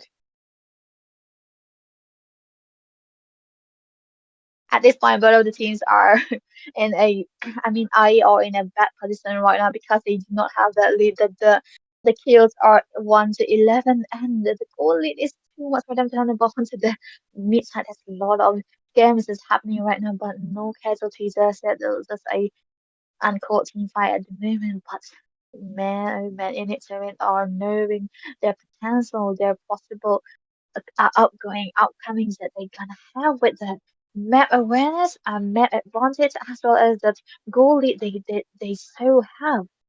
It's just at this point they are the one calling the shots, having their driver seats for themselves and just letting I reply to every steal, every chances of their team fights they have ongoing, and even and every fight they take, they are gonna come out on time because eventually there's another blade of despair, another damage coming off for the side of Kyle on the Granger again, and that's a glorious way into the top like Kyle in trouble here, but he won't be getting stunned. That's his teammate Kimmy just saving him from that stun right now. But onto the backside, there's a great committed as well. But no, it won't be connecting on to anyone just yet. But now it's gonna be connecting on to Kimmy as well. But he will be taken very low, and Kimmy will fall into the hands of Vexana very early on. But Wisteria taking down Vexana into his own hands, and another casualty, another trade. The double kill for Wisteria, and he's going for more. There's a spirit committed again as well onto four members. He's going for against one and triple kill for Vistaria. What a good team fight for in it to win it, ladies and gentlemen. This is just too much of a fight, of a brawly fight to do this alone because they are fighting so much. They're doing a lot of damage as well, and whenever there's a chance for us to analyze a little bit of what they are gonna do, there's a fight going on and we cannot stop.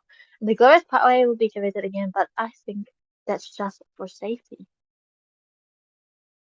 Oh, on the bot side, that's Hades just trying to brawl out a level elite Wisteria, but he won't be committing to it. It's a good idea for him to go back board. Wisteria doesn't want him to go back actually, and that's a shadow kill committed on him. Wisteria will be taking down Hades with a monster kill of his own. He's got so many leads, but onto the river sides. Actually, Eden being stuck on by that Jane right now, but he's gonna have to sprint away because he doesn't have the damage that he require onto the top side as well. Oh, we were taken very low by that. Kyle again getting a lot of damage. But meanwhile, there's a god like coming off on the side of the studio onto the kill, but that's internal gun not gonna be committed to onto anyone, but AOZ connecting onto Irithel, and that's another killing onto the Irithel right now, and Wisteria just diving in to take down that Vexana on his own, and he was taken very low, and I feel like just a kind of a basic attack was enough to take down that Vexana at this point because Wisteria does have a lot of damage now. He is going for more damage at this point, but you have to see Jane is just picking out that dominance ice right now. That's just a entire coming out from him, maybe. So possibly we'll see a bit of a less play coming out for Irithel right now. Until the mid-side, the turret is very taken very low. The glorious power will be committed again, and there's another one coming out for him. Jin will be taken down eventually by Eden. Kyle taking down that Hylos onto himself, and the Netherland will be there to save his teammate as well. But Ezra cannot do anything about it. He has to skite away from that team fight because he doesn't have the front line that he requires in order to deal that damage. There's not much of damage coming out of the Irithel as well, and we have to see this as a snowball. This is a snowball studio and a snowballing a Granger as well, so there's not much help that he can do. There's nothing that he can do to go against two of these members that's dealing a lot of damage with the DPS as well. And Eden is always just there to save him, but right now he will be the one falling down to the hands of the Aerial. Just one kill that he did that, but he will be, resurrecting the race. And yes, stun coming onto the backside as well. The burst probably coming as well. AOZ connecting onto the backside. Two of the members getting stunned as well. There's a heal again, but none of the members will be falling. But eventually, Kimi will be the one falling to the hands of the Arizona again. But Jane will be the casualty right there. Kyle taking that kill, and the legendary for him, he got 10 kills. Now this guy is there's no stopping this guy. He's just amazing. But Crazy Hills will be popping the pirate in order to take down that Arizona onto the Arizona right now. But there's a one trade for him before he fell off.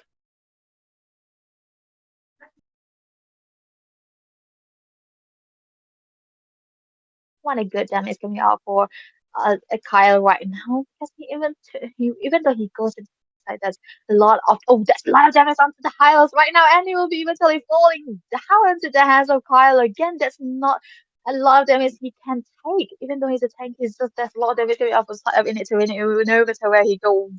There's another legendary for Jade. They're just throwing out at this point. Another one for Kyle again.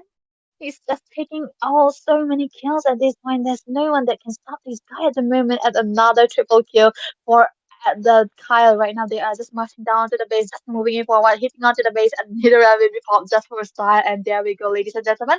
This is your game one winner in it to win it, taking that game into their kids just for showing pure domination against those kind of a potential encountering build, countering draft coming out from IE wasn't enough for them to take down any to read it because this team has so much potential, have so much snowball going on for them, and they pick out the snowball potential heroes, and they did have that snowball, so there's no stopping for him. There wasn't any chance for IE to come back from this because their win condition wants to give Irisel that time to build up to help him, give him spacing, but that couldn't happen because Kyle was so beloved at this point and his stack was on that sky piece that was also already full. So this is a pure dominance coming out of it to win it, and maybe I does have that enough strategy the next time they play against into that game to see how they are gonna strategize against that draft as well because this draft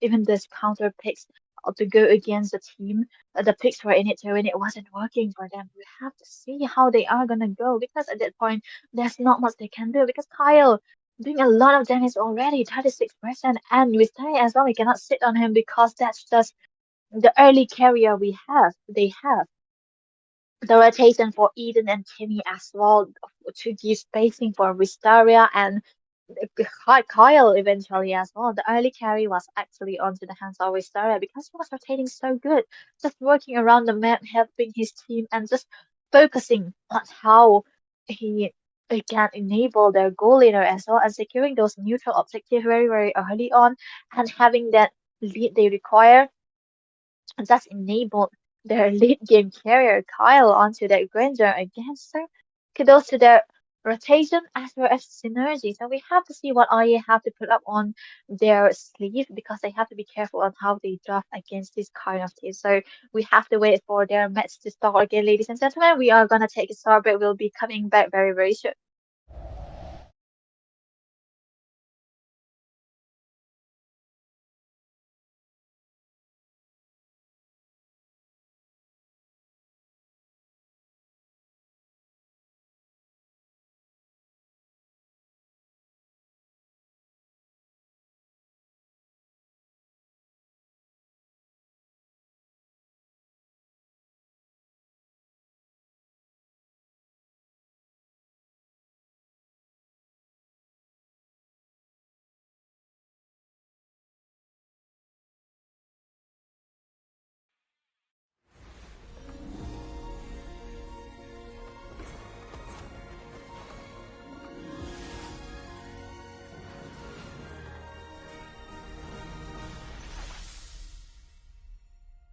Feel the embrace of the celestial twilight.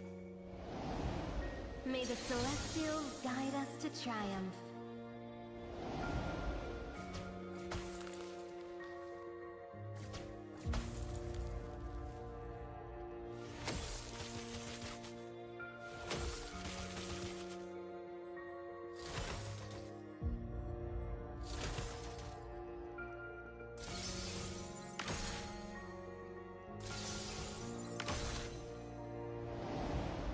I will guide us to victory. The heavens move at my Welcome back to the second game, ladies and gentlemen. Really a start break that we are taking because one of the teams are already ready with their strategies right now, but we have to see this is a game against Aye and in it to win it. But this time it's actually in it to win it who is having that first pick at the moment. We have to see. But the first game they took it into their hands with pure domination. But now we have to see how they utilize this first picks again.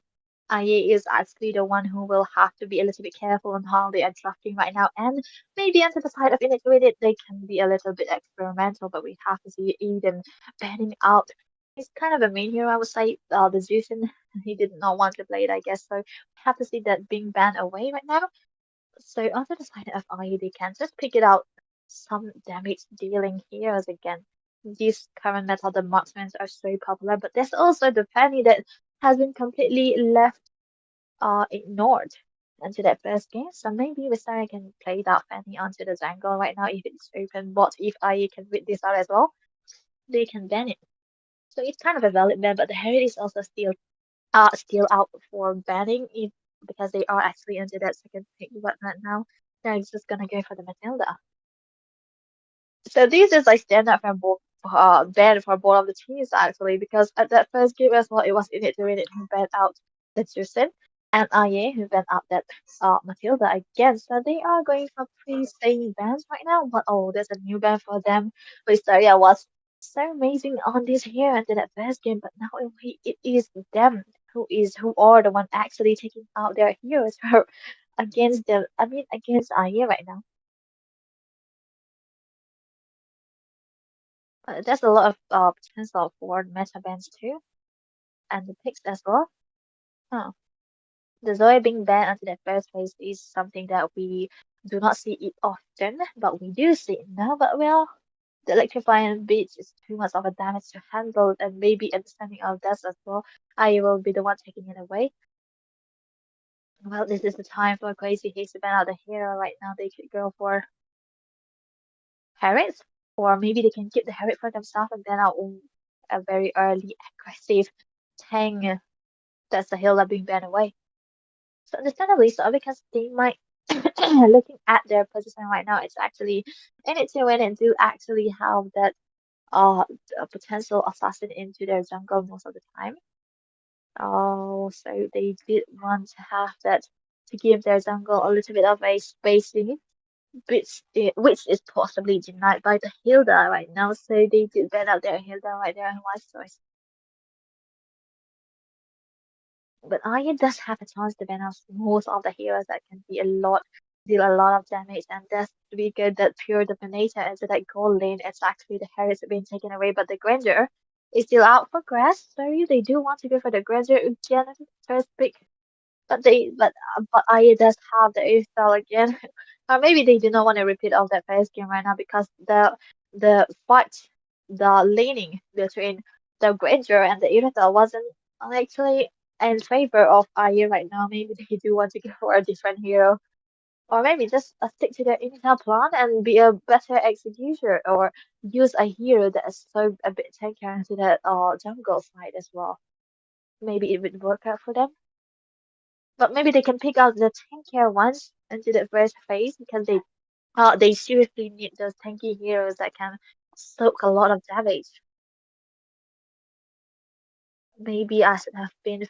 I mean, the highlights might have been a little bit more favorable than the Gato Kata because I don't actually see the Gato Kata as actually as a real frontliner because most of the time he's kind of a disengager or a setter. Both of them disengaged. I mean, he can be used as a passive hero too, if given the chances. Looking at draft as well. So we have to see how this turns out as well because it's actually the Jane looking out onto that Gatot at the moment, or maybe it can go into the XP too. But a solid rich choice picked out by the side of area right now. That's a Sicilian. So looking about the area on the Fanny is still open right now. He can lock it up as well because it can be good against the any assassin is good against the Sicilian. So we have to see which one he will go for.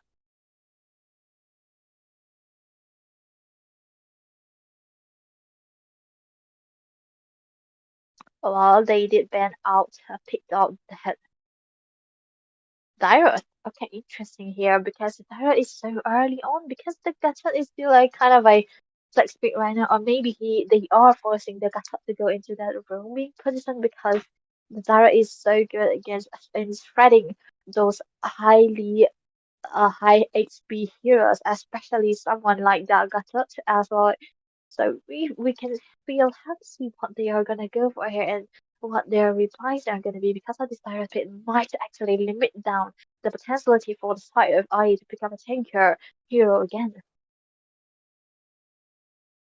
Maybe potentially, I feel like you need to win it. There's just blocking the chance for IE to pick up that Fredrin into the jungle because the Fredrin does pretty well against those kind of assassins, especially this kind of Hayabusa, the Joy, or even the Ling as well, because he is so tanky and so good in farming again, and the spells that he provides and the online potential that he has, kind of like kind of understanding to it too. So they are just maybe blocking out, denying that pick just because just showing their direct picks very early on.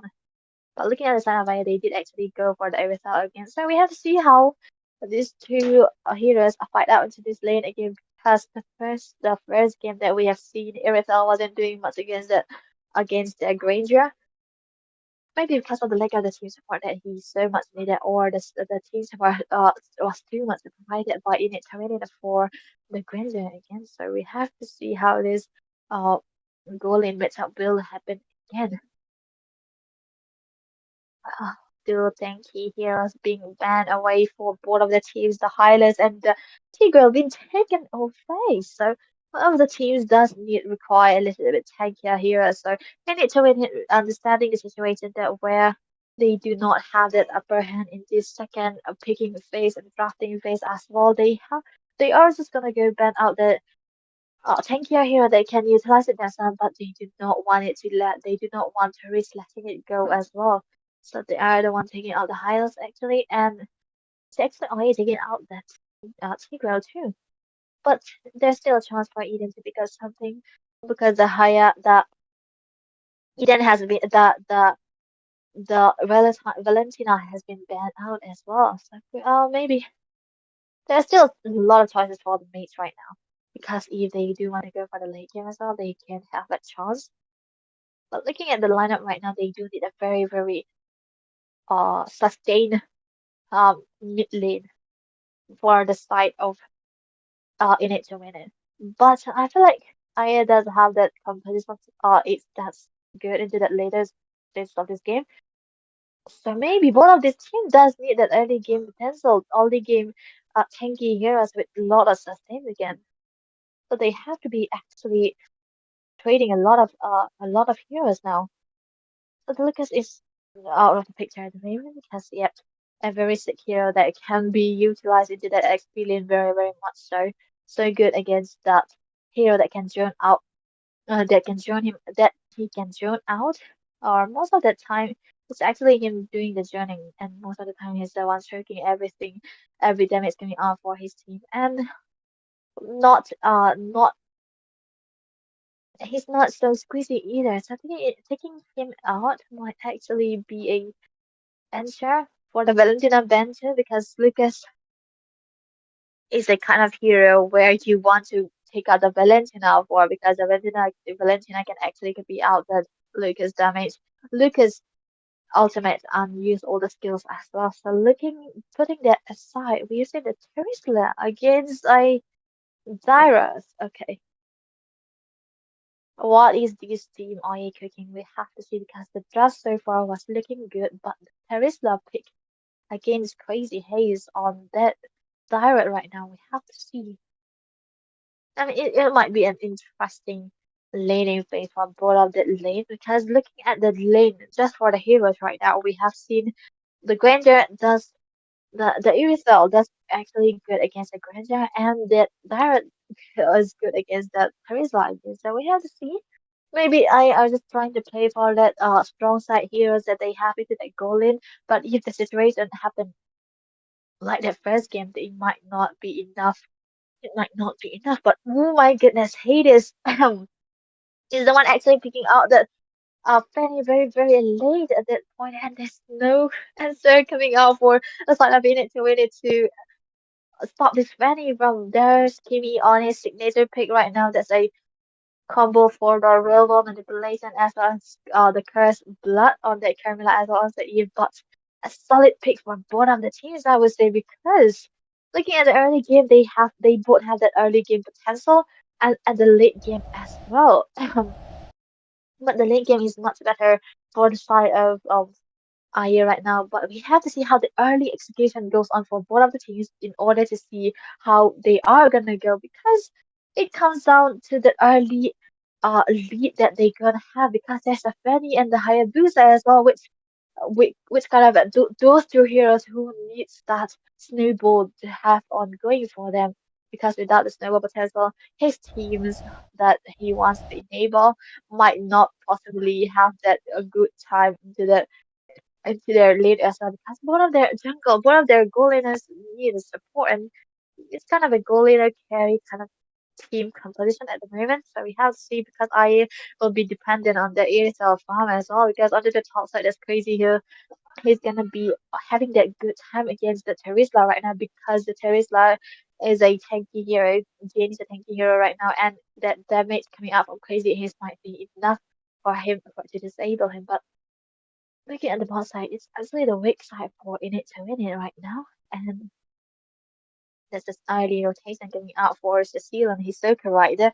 But we have this but an early aggression coming out for the Fanny. He's still cabling into that Oriva's side. Just trying to look for a kill and the early aggression is going in again. There's not much damage he can take, but Eden has to flicker away right now.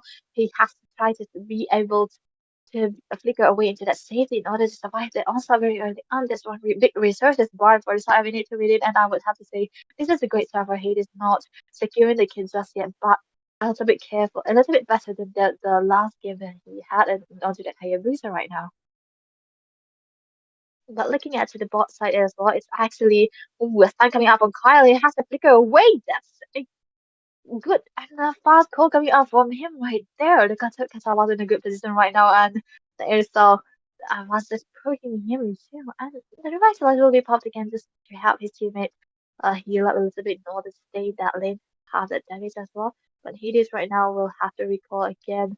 He needs to have that blue buff in order to apply, in order to steal cable and deal and have that damage he require, but the evil might be in by his main target at this point. But the Lord will be set up by one of the teams right now, one of their jungle and the XP in position right now. But looking at Son of Init Winner, they are the one actually having that prepping, having that lead, but the Lord will be falling. The turtle will be falling into the hands of Wisteria right now onto the backside. The real multiplayer committed as well first, but for the Wisteria again, but there's another kill for Sealan.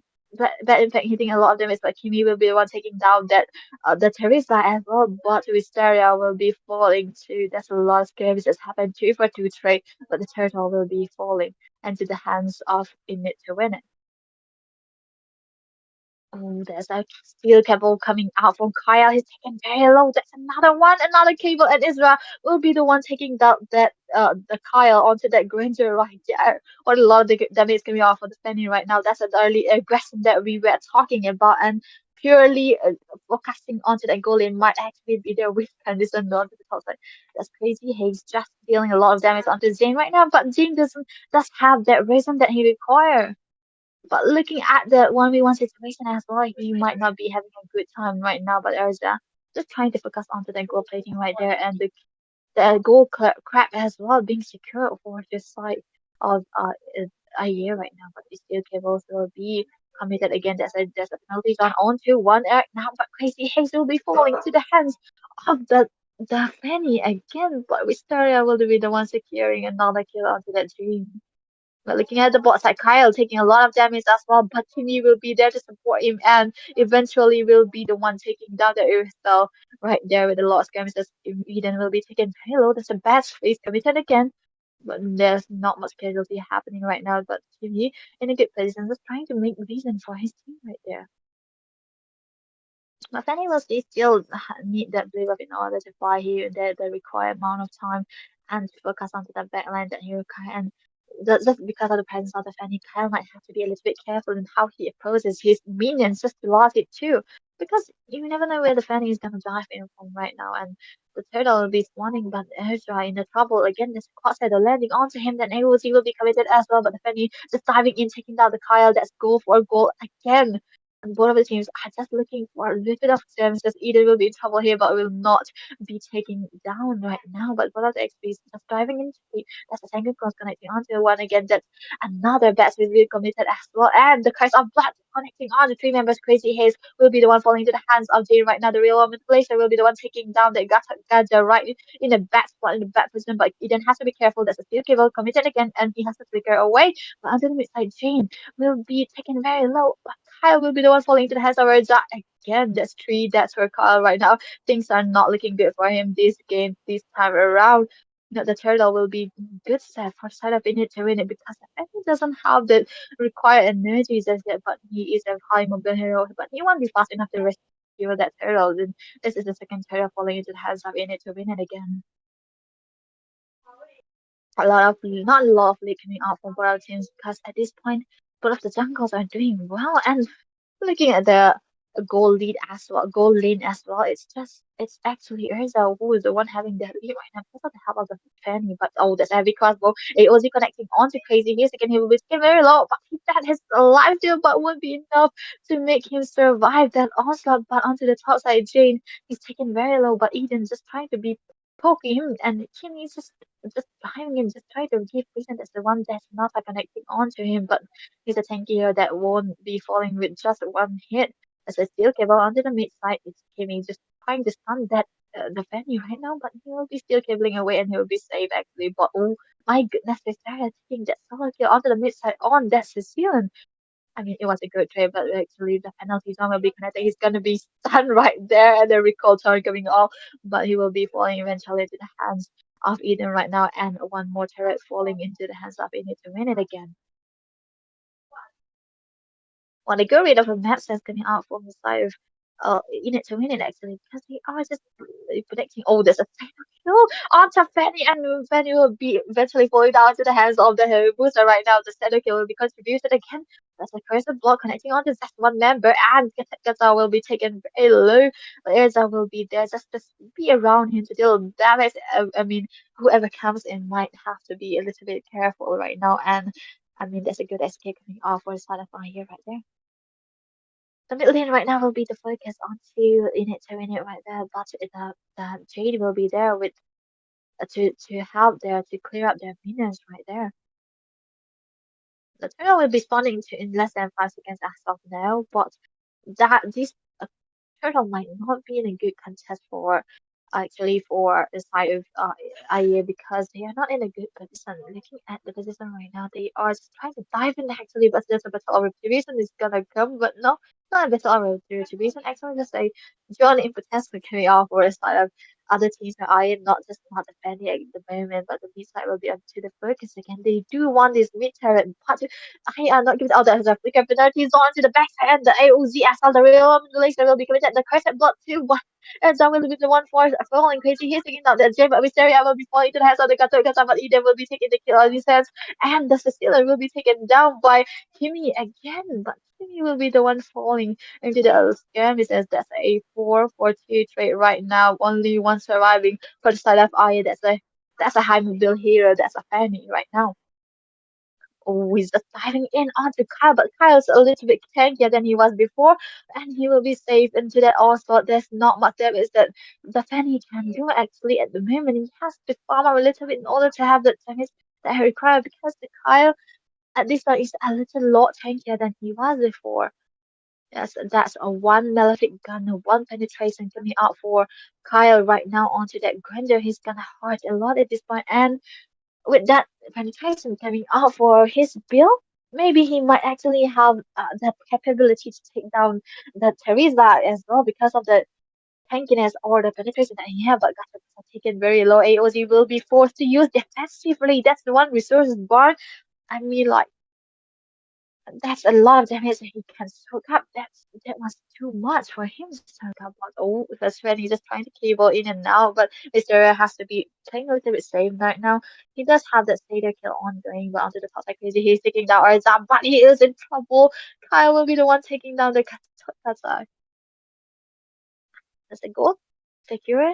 I mean, Fanny won't be able to survive without a goal right now, but Hades will be falling to the hands of the Eden right there, just diving in a little bit too early with so many members present for the time in it to win into the Boobo side. The lore is up for grabs now, but in it to win, it can just be disciplined and just take down that lore and be able to take this game or maybe take down the inhibitors instead, because maybe it might be too early for them to take down to be able to take this game, because the lore is still very squishy and might not be enough to help them take this game. But it might be enough to take down the inhibitors as well. But looking at the build at the moment right now, we have seen actually Granger didn't build out any kind of defensive item, but he was so tanky. But looking at that as well, he's so tanky. He just have to be a little bit careful, just flying away for safety right now. But under the red side, that's a tag on to that Cecilian right there. Maybe possibly that safety coming up from the side of Kyle right now might have to be that warrior boot that helped him sustain a little bit, and the XP that he regenerates. So with the defense that he have with that is oh, that's a state. Okay, onto the backside, and the penalty zone just used on to no one. Maybe he was predicting for that high booster to dive in, but it wasn't enough. It was a miscalculation on his part. What a lot of damage coming out for the rest of the onto that irrital right there, taken very low, and the mid inhibitor will be onto the focus as well as the top, and both of these inhibitors will be falling into that hands of to win it again, and the base is wide open. There's only one inhibitor left with that one lot right there, and the AOZ not be connecting because he will be falling to the hands of Crazy Haze right now, and the curse block onto the backside, and the real manipulation committed as well onto the backside. Kimi will be falling to the hands of the Terry Slaw right there, and Hades will not have a chance to leave another day because he will be taken down as well. But onto the backside, there's another 2 kills for Wisteria onto the center kill as well as a kill onto Kyle for from that Sicilian again. There's a recall time coming up for them, and that's a clean sweep, ladies and gentlemen. In it to win and are here to take it. They are in here in this game to win it, and they did absolutely win it at this point. There's no question for them because this team is amazing, and they are gonna secure that top spot for themselves. They take this win. They are in here to win it. But looking at the items at the moment right now, that's a lot less. I mean, that's a lot of tankiness coming off for the Granger, right? The bit with just one warrior, but that he has, and he wasn't able to take him down that easily. But looking at the Fanny right now, he did have that damage, but he did beat the Dreadnought armor in order to survive that, also for that shadow kill as well as the Rhapsody too. But it wasn't enough. He was squeezing at that point, but. I mean, kudos to Hades on that Fanny too. He was throwing everything that he could, just supporting his goal laner, but it wasn't enough because looking at the other side into the mid as well, into the XP as well, there was too much for them to handle, and I feel like the Teresa pick right there wasn't the answer to that direct, because they do have that set they require, they do have that combo, but it won't be enough if you are so behind on goal compared to your counterpart right there. But looking at the damage right now, the team look, talk about being a family, right? They are dealing a lot of damage, like 27, 20, like it's just equal at this point. This means that this team fight participation as well, they are just together all of the time looking at in a minute. They are committing at to the right moment, at to the right timings, and pure domination being shown by them as well. And Wisteria with the damage coming off for him as well. He's just diving into just going onto the back lines, taking down his duty. That's taking down his duty is actually to take down the Cecilian as well as Iritel if possible. And he was so on point just doing that, just enabling his team as well. And right now, this is a good chance for them to survive this. I mean, they did have a chance for their comeback foresight for if they did have that early lead as well. They just provided for IA right now, but it was too much for them. So this was a questionable, I mean, pick for Agatha because they do need a frontliner, and the Tesla does not provide it to him much because there's the virus here. So understandably, it's in it to win it who are taking this game with better mechanics, better draft, as well as better execution too. So ladies and gentlemen, he is your winner in it to win it. So see you later. Your end has been foretold.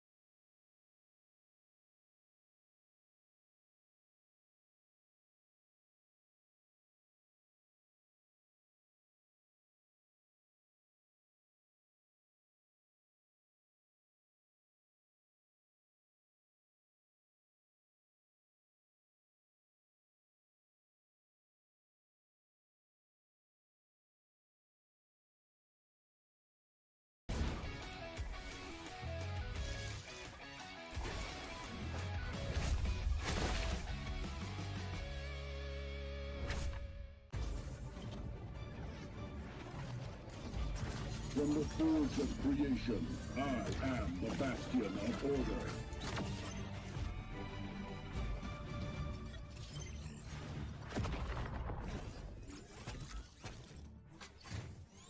A sentinel protects above all else. Jet punch!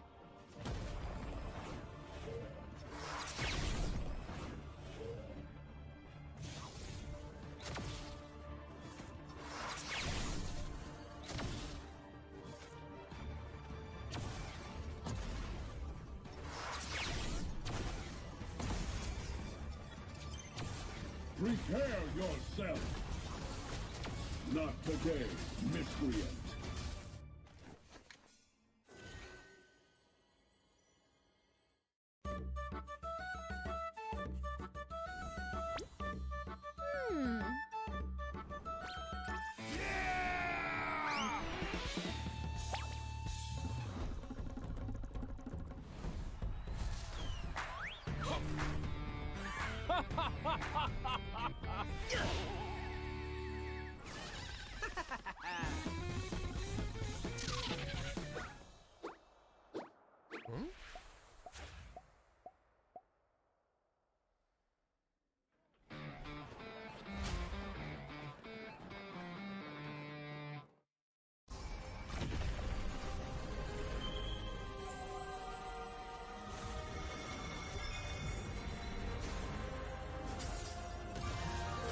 The eternal melody speaks to us in different ways.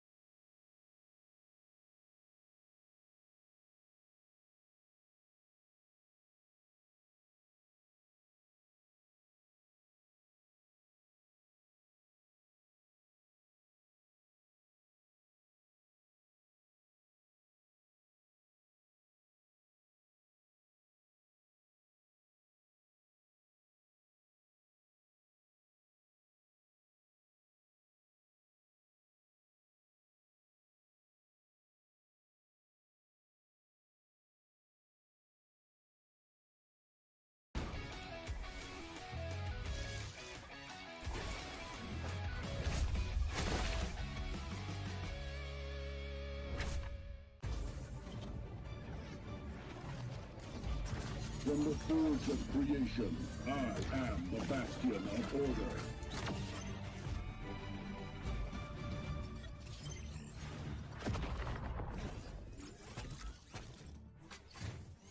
A sentinel protects above all else. Jet punch!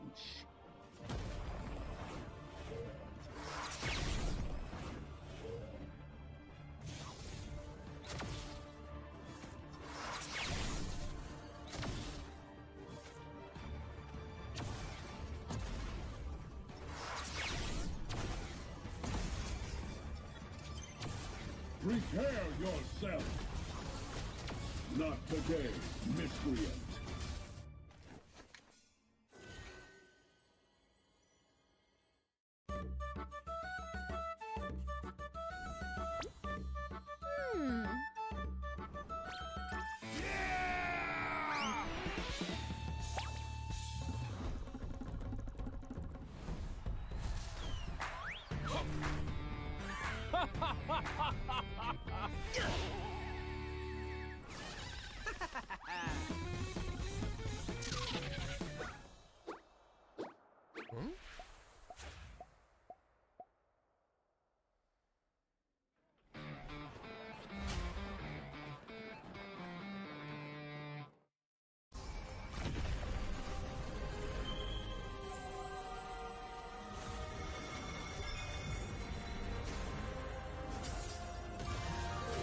The eternal melody speaks to us in different ways.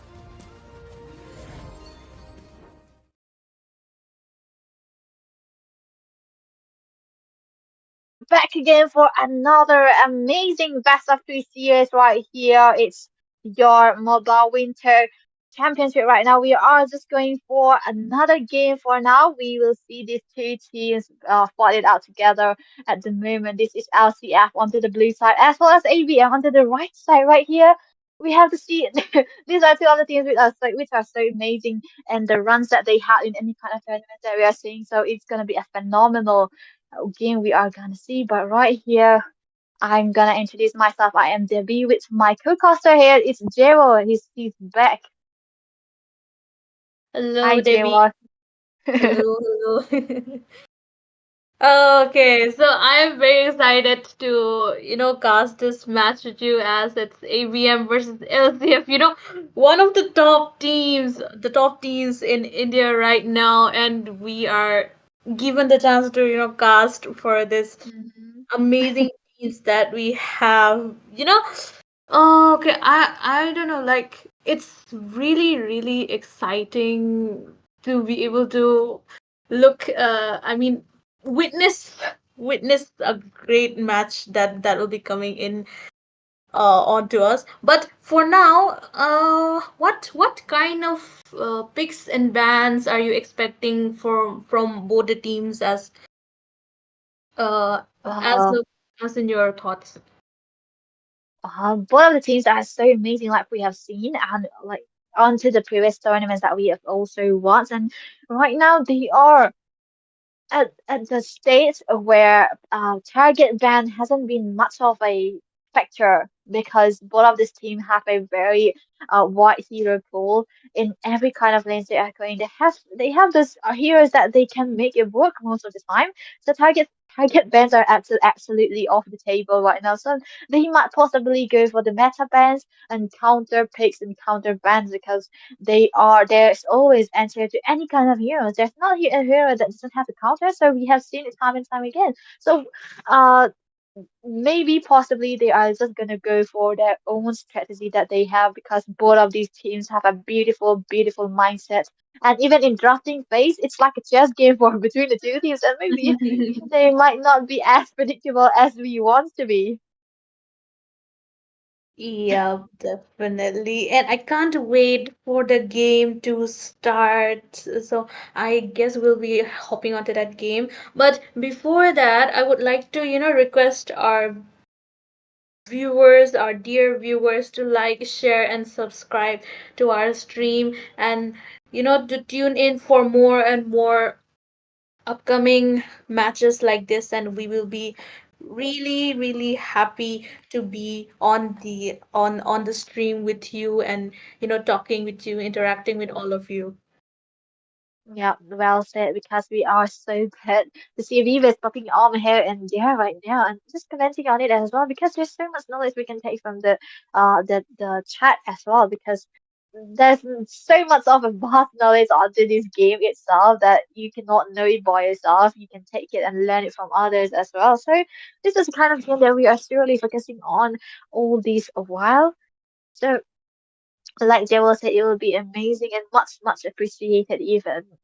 You guys can tune in time and time again, because these are the matches that we are always looking forward to. And there are so many underdogs as well as teams that are well renowned, like these two teams that we have right now, LCM and ABM. But there are also other teams that has been popping very very well, because we have not even heard of them, but they are so good in their play styles as well as the mindset, the drafting, and also the mechanics as well. So this is kind of a game that we would like to see, we would like to see it go far as well, because most of the time there are so many uh popular teams that's always having that highlights, but there are also many good small teams that we are not aware of even.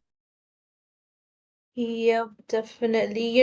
This waiting game is really eating my brain right now. Like, Yeah. when are we starting? Because I can't wait to see the both the teams playing against each other, and it's the waiting game is really, really, what to say. It's getting onto my head. Yep.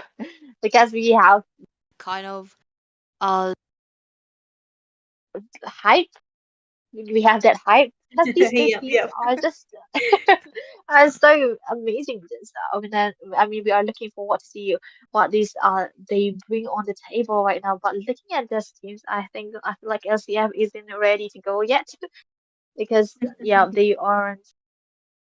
So there's a bit of a new ABM lineup, but not new, but the latest lineup is kind of different, I would Mm-hmm. say, because we used to see IZN. No, we used to see AMD on IGN, right? Into that XP Yep, lane, yep. but right now he's the one into that XP side in ABM actually. There's a lot of Yep. changes going on with the Roosters, right? Mm-hmm. Yep. I do see a lot of changes on the, rosters and the teams members coming in from the side of Team ABM as well. Well, LCM is lacking their mates right now, or maybe we are waiting for Mm-hmm. him because Peter is not into this lobby at the moment. And yep, no Johan for now. It's actually Long Wang is gonna be playing for today. But other than that, it's same the same. We say, oh wait, Miraka is here, but the roster. Ah wait, I do not know these rosters because there's so many changes in IGS most of the time. So there we go. We have our mates right now on the side of LCF. I guess we are safe to say we will be starting. Yep, yep. We should be starting soon as Peter has joined us, and both the teams are getting ready and they have just a couple of moments of wait and we will be soon heading on into the game. This will be Yeah. the third match of the day between Team LCF and ABM, which is also gonna be the best of three series. And do stick around to find out, will it be quite a tough match or will it be a clean sweep among both the teams? Yep. Amazing to see the other teams going out to best of three, right? And in a best of three series, it's different for a best of seven or a best of five, because on best of threes, you do not want to experiment. You just want to go full in, all serious mode, and no experimenting, no easy going as well. And you have to know this is the best of three series, and the first game is one of the most important game in this best of three, because it's a very unnerving to lose at least one game against the opponent and having that disadvantage at the moment also. Yep. Okay, heading on to the drafting phase, the blue side will be onto the LCF and red side will be in the name of ABM. Okay, first band coming in, the Harriet.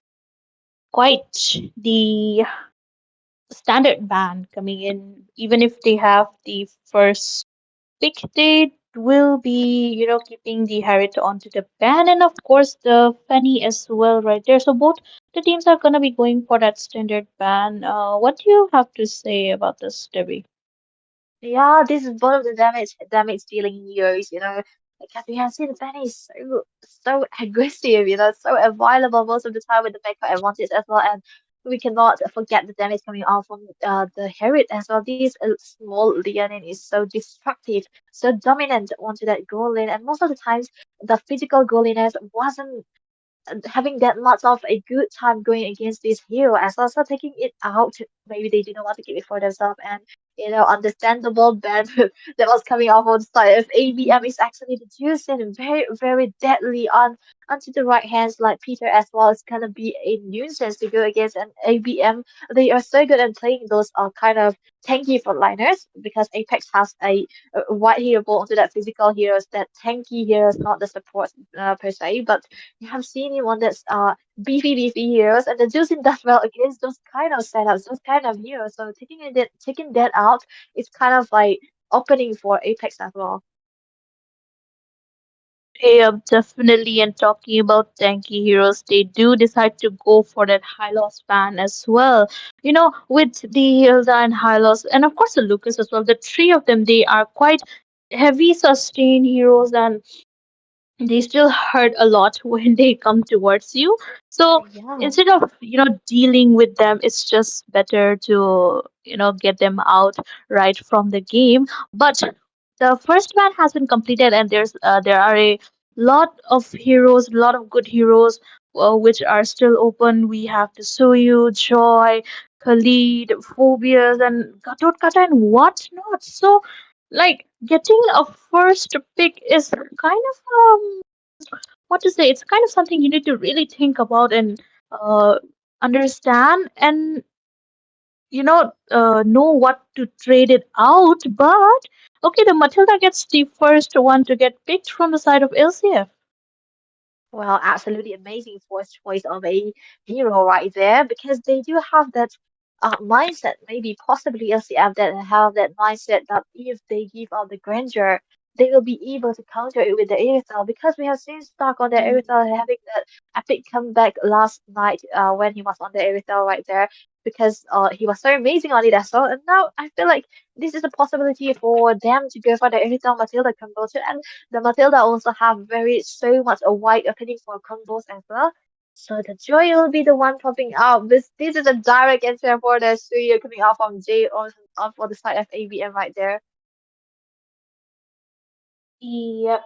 The Suyu and the Granger onto the side of ABM, and the Joy and the Matilda on the side of Team LCF. Both the teams have quite the balanced meta distributed out, and also the Gatot in the side of Team LCF this time. He will be going into the XP, and looking at it, Gatot is the only one who is, tanky right now.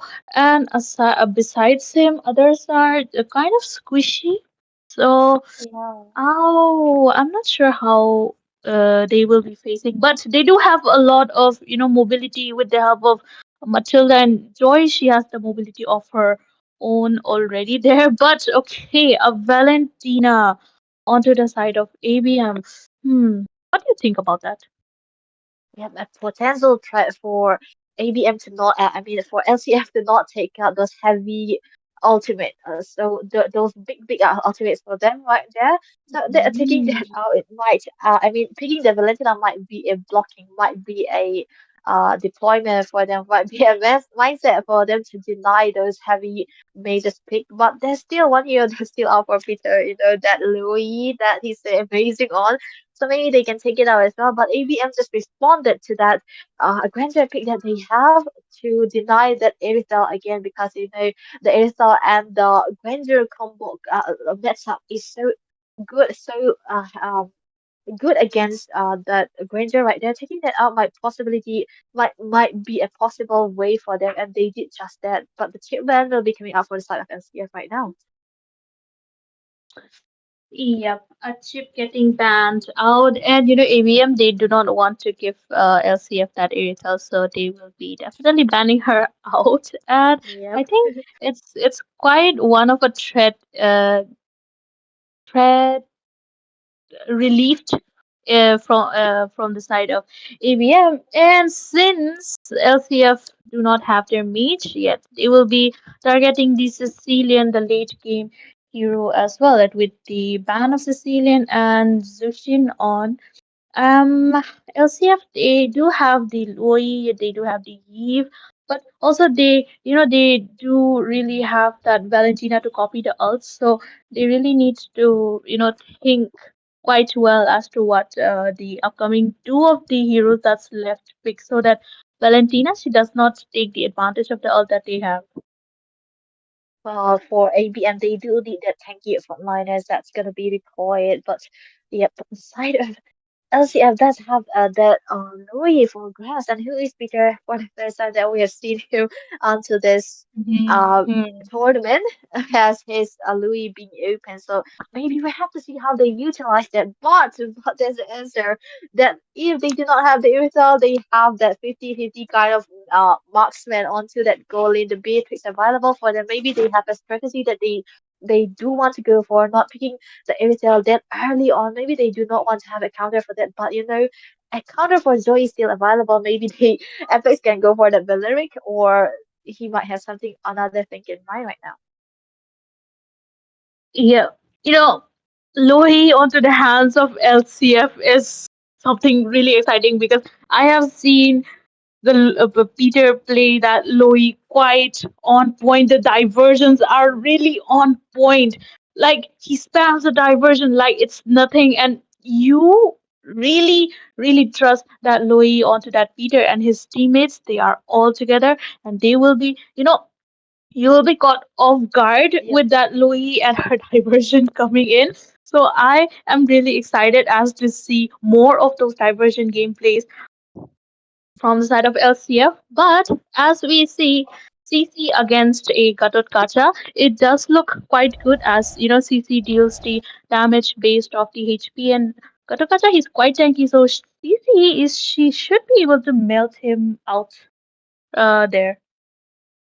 Yeah, absolutely right. But there's just one thinky hero for the side of LCF right there, and the CC will be that sole purpose to disable this Gatot because he is the only frontliners that they have for the side of LCF. And I do not really consider this Gatot as a kind of a setter because he is too much dependent on that disturbance coming out for the other team. But look, putting that aside, let's head back right into this land of dawn, ladies and gentlemen. We have this best of three series between two greatest team of India right now. We have LCF onto the blue side and ABM onto the red side with amazing draft coming on from both of the teams. We have to see how the execution goes on right now.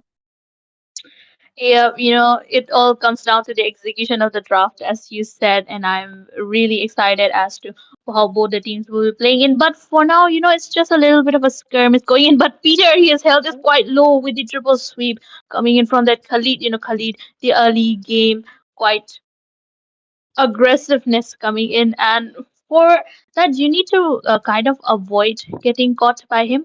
But aside from that, Joy was going on to Granger, but she does not have a level 4, so she will be refraining on to bursting anyone down as of now. Yeah, that's the early aggression of a Khalid. That's so much potential with so much aggression onto that the early stage of this game right there. And the triple sweep, like you mentioned, is dealing a lot of damage onto that Peter right there. So maybe that one skill play for attacks onto that mid side might actually be the one providing Noodle the upper hand into this mid lane. So looking at the clearance right now, the side of ABM might should be having this priority into the mid lane because they will be the one clearing out first. But onto the top side, there's another one.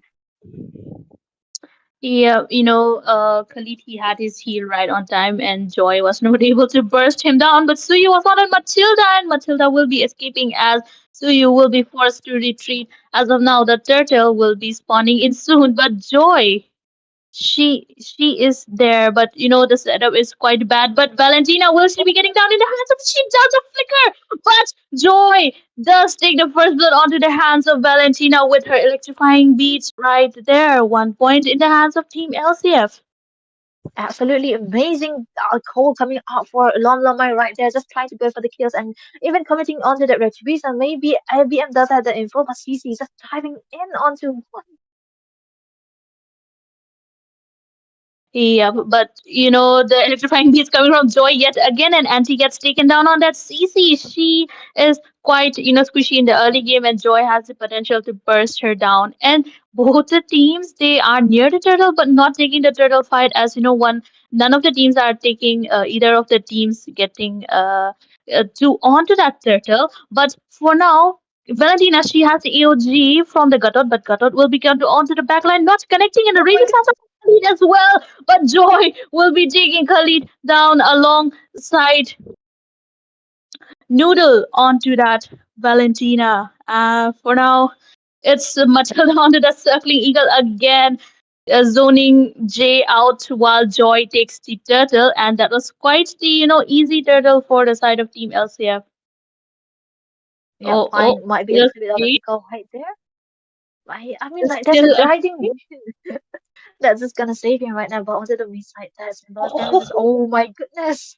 Matilda will be falling into the hands of Angie right there. That's a lot of, I mean, lot a delay, a lot of a prolong in the fight that you have to commit on to right there, just for a turtle, okay.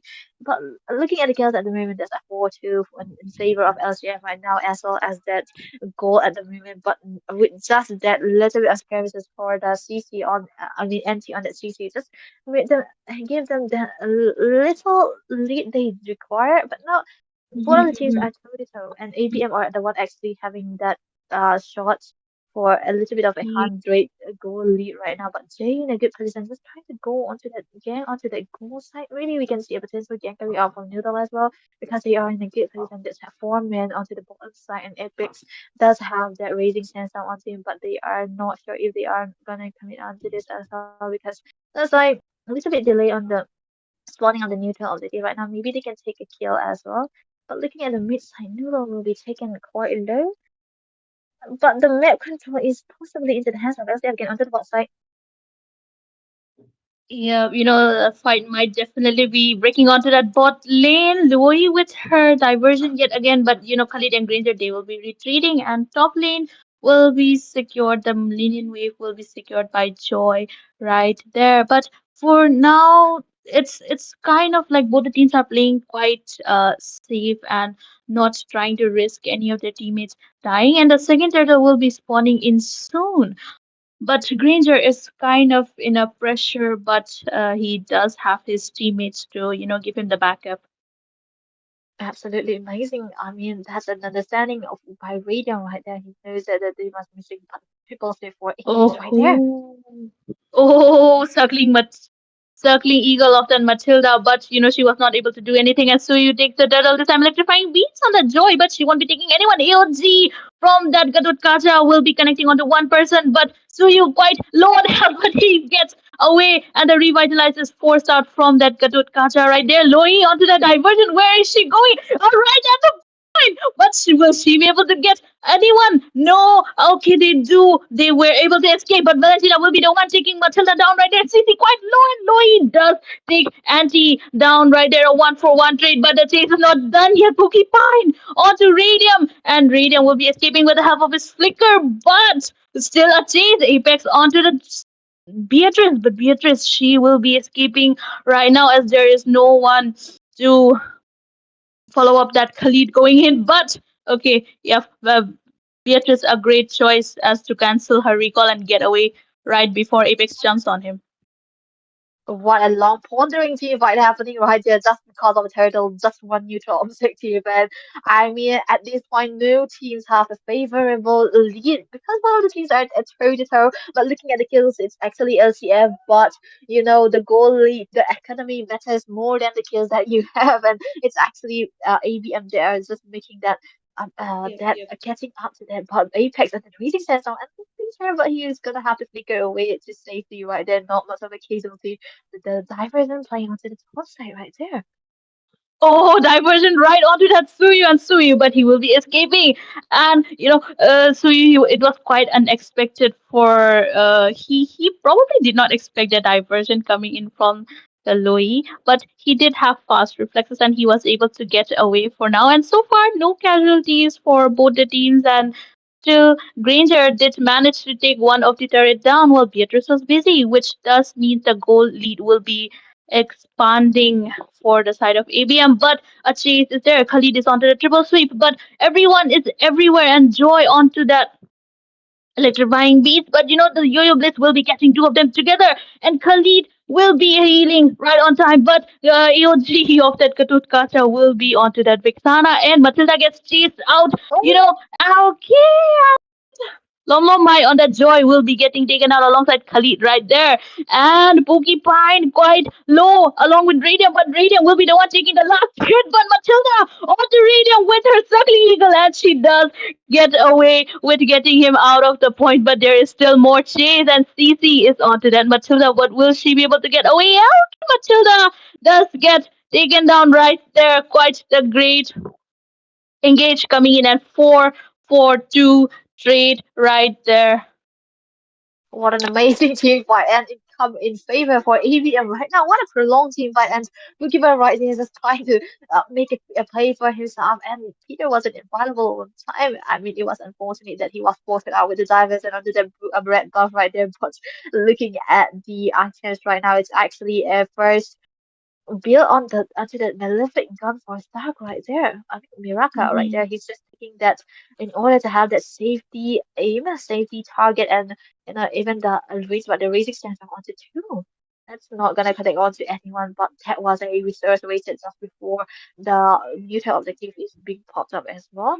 But looking at the divers, and I think it's a good right there. Oh, quite at the back line of the Lord, and Matilda will be going in with the Ugly Eagle, but Suyu quite far, and Matilda, she's quite far from her teammates, but right onto that girl, AOG, but okay, Peter will be getting taken down, and Noodle alongside Noodle as well. Joy, CC, she's quite low, but no chase onto that CC. Granger and Suyu will be the one taking care of Joy near Joy, but Joy will be going in. Okay, she will be getting out, whereas Suyu is quite far from her reach. So a 2-for-2 trade, quite not bad. Absolutely amazing of a divers there right there, but the CC was too much of a jeweler, right? Because he was doing amazing. I was just trying to disable Peter right there and not having to use that dispersion onto anyone right there, but not the diversion. But where are they going? Just oh my goodness, they are just going out there. These two teams are just poking around the Lord, just trying to make plays. They are not even attacking the Lord. They are just moving around this Lord, trying to deny each other that. And Apex is just right here giving reason for his team right now. But CC is doing that amazing job and split pissing Davey. I mean, he's just forcing one of the players to go in. Oh, Matilda onto the Suckling Eagle with Granger and Gatot onto. Oh, so you does get onto Louis onto the back line. And Granger, he is quite in trouble, but so is Matilda as well, the AOG from Valentina. And but Granger Radium will be getting taken down. 1v3 right there. Gatot is quite in trouble, but will he be able to get away? His Rebecca gets poked out, but his EOG was denied and he gets taken down by Suyu. Right, again, quite the loss of the engage for the side of LCF, which does mean the Lord might be in the hands of Team ABM. But Ooh, Joy, she takes on to that Valentina with her electrifying beats, delaying what a the good Lord start. for a bit. Wow, that's a waste of retreat for Long Long in order to survive. And we are kind of also not coming out for any of the teams on possibly Apex right there. But one of the teams are still dancing around the Lord. No one just trying to shot the call, take the shots or make the calls because whenever there's a trying, oh, there's an electrify onto the big side again. Apex is come on and be taken out by Long Oh! Long. Khalid, he was about to escape with his racing sandstorm, but Joy had other plans, and Suyu gets the shutdown from Beatrice. Okay, so it means now the Lord will be in the hands of LCF this time, as they are short on that members, and also their hyper is fallen down for now. Okay, a diversion coming in from Louis, but just to, get near to that blue buff.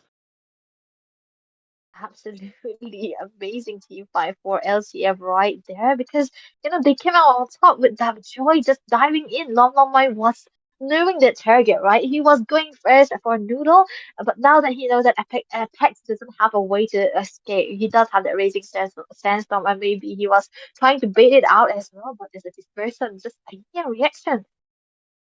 Yep, the AOG of that Gatotkacha are not connecting, but Valentina's AOG quite connected, and Beatrice in trouble, and she gets taken down by Suyu right there. Gatot is quite in the middle, but CC is dealing the damage needed. Okay, but now only Stark TZ will be the one falling behind. Oh, a diversion from Loey again onto that near the bush. Okay, the Lord. Oh, great! He will be taken down by Loey right there, and CC is onto the Loey, but alongside Suyu as well. The Yo-Yo Blitz connecting onto two people, and Loey gets the double kill. Okay, quite a turn of events along with the coming of the Lord. Two people down in with the cost of one. What an amazing team fight for LCM, right? That they do want to learn for the Perong in team fight for most of the times right now. And Long Long Mai has been doing amazing, just trying to split push as well and just letting his team stay together. And he has that blink in order to go in as well. He does have that mobility that's required for the teams to and for him to catch up with team as well. And he does have that holy crystal as well as that penetration for himself and the holy and the blood rings too. And this point Feather of Heaven, I mean, he needs those. I mean, I feel like these items is just, I mean, like, so preemptively choose. So he have to be a little bit uh, of a damage dealer. Not a little bit, so much of a damage dealer because he's been bursting Noodle here and there just with the electrifying beats as well. And he got the beats right again. And looking at the build for the Valentine as well, he's just opting for going for that tough burst in order to have a bit of a tankiness when the Joy is just trying to dive in onto him as well. And it wasn't enough for him right now. He does need to have that a bit of a sustain or maybe a winter crown to have that help him survive because he's so much required in the team. He needs to be in that team because they require a little bit more damage and the Valentina might not be just enough. There's a direction just trying to give reason for their boost and I think they are successful in doing that.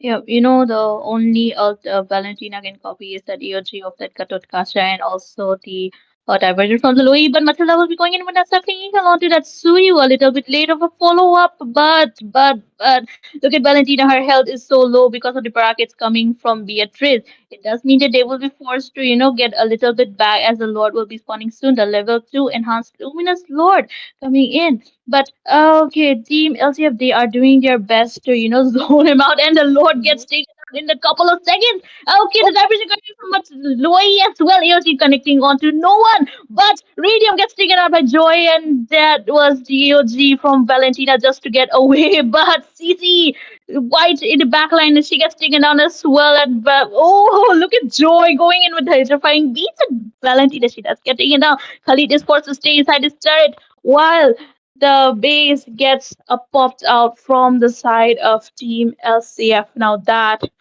is quite electrifying win coming in from the side of Team LCF as they take the first victory.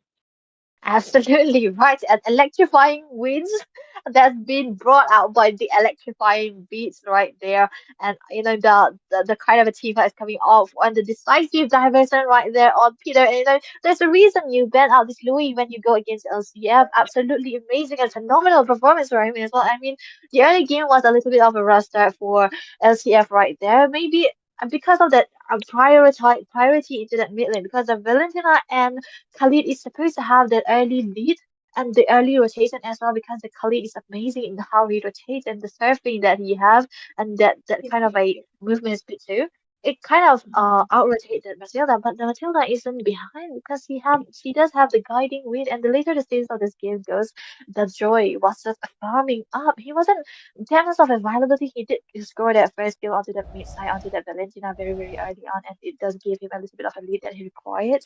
But the later the stages of this game goes, whenever he pops out the electrifying beast onto the backside, it's just a sure kill for him. And Noodle was he knew that he was onto the focus, but he he should be Mhm. able to survive if he had that return crown very early on, even though he need the damage as well. He need to be a little bit of a sustainable. He need that little bit of a sustained item in order to survive a little bit on the onslaught right there. And he's been taken down time and time again, not being able to provide for his team as well. So at this point, it's just I feel like the CC coming out for the Louis made up for the lack of CC coming out for the Matilda or the Gatot as well. That's one AOZ, only one CC, and the Matilda did have that linear reaction and dispersion that can give them that CC so much required. And in the end, the electrifying beats with the cleanup surely did give them the electrifying win. Yeah, definitely. You left me nothing to actually say about. For now, we will be taking a short break as we head on to the second match of this best of three series.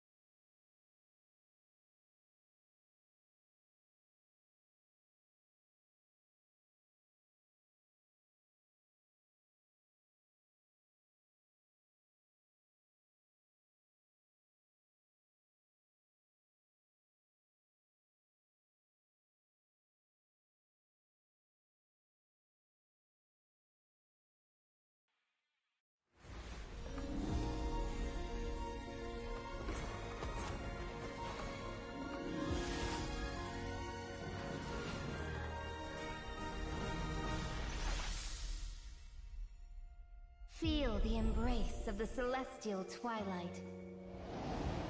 May the celestials guide us to triumph.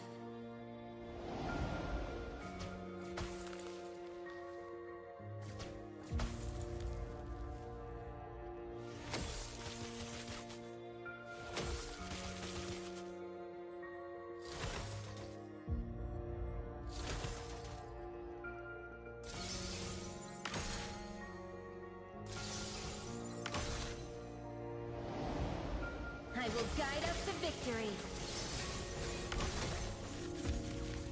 The heavens move at my whim. Your end has been foretold.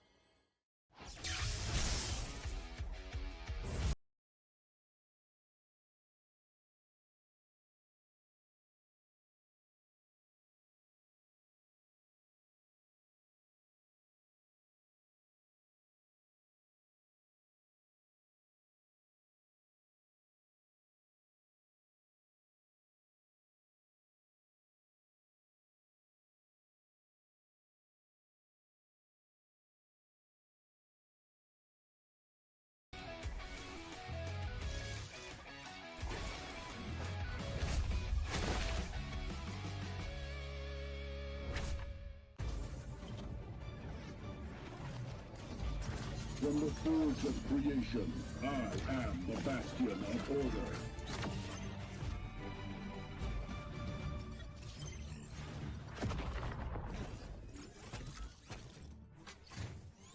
A sentinel protects above all else. Jet punch!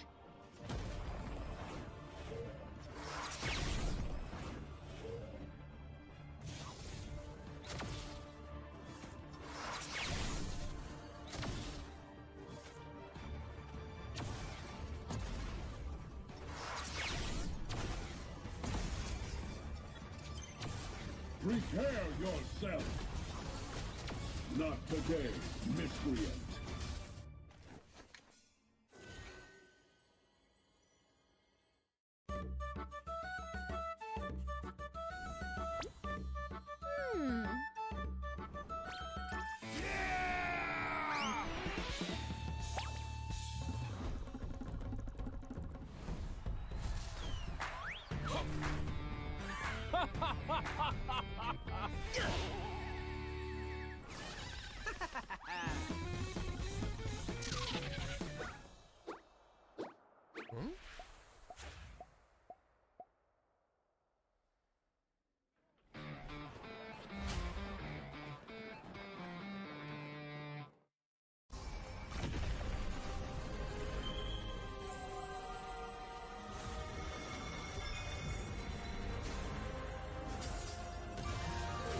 The eternal melody speaks to us in different ways.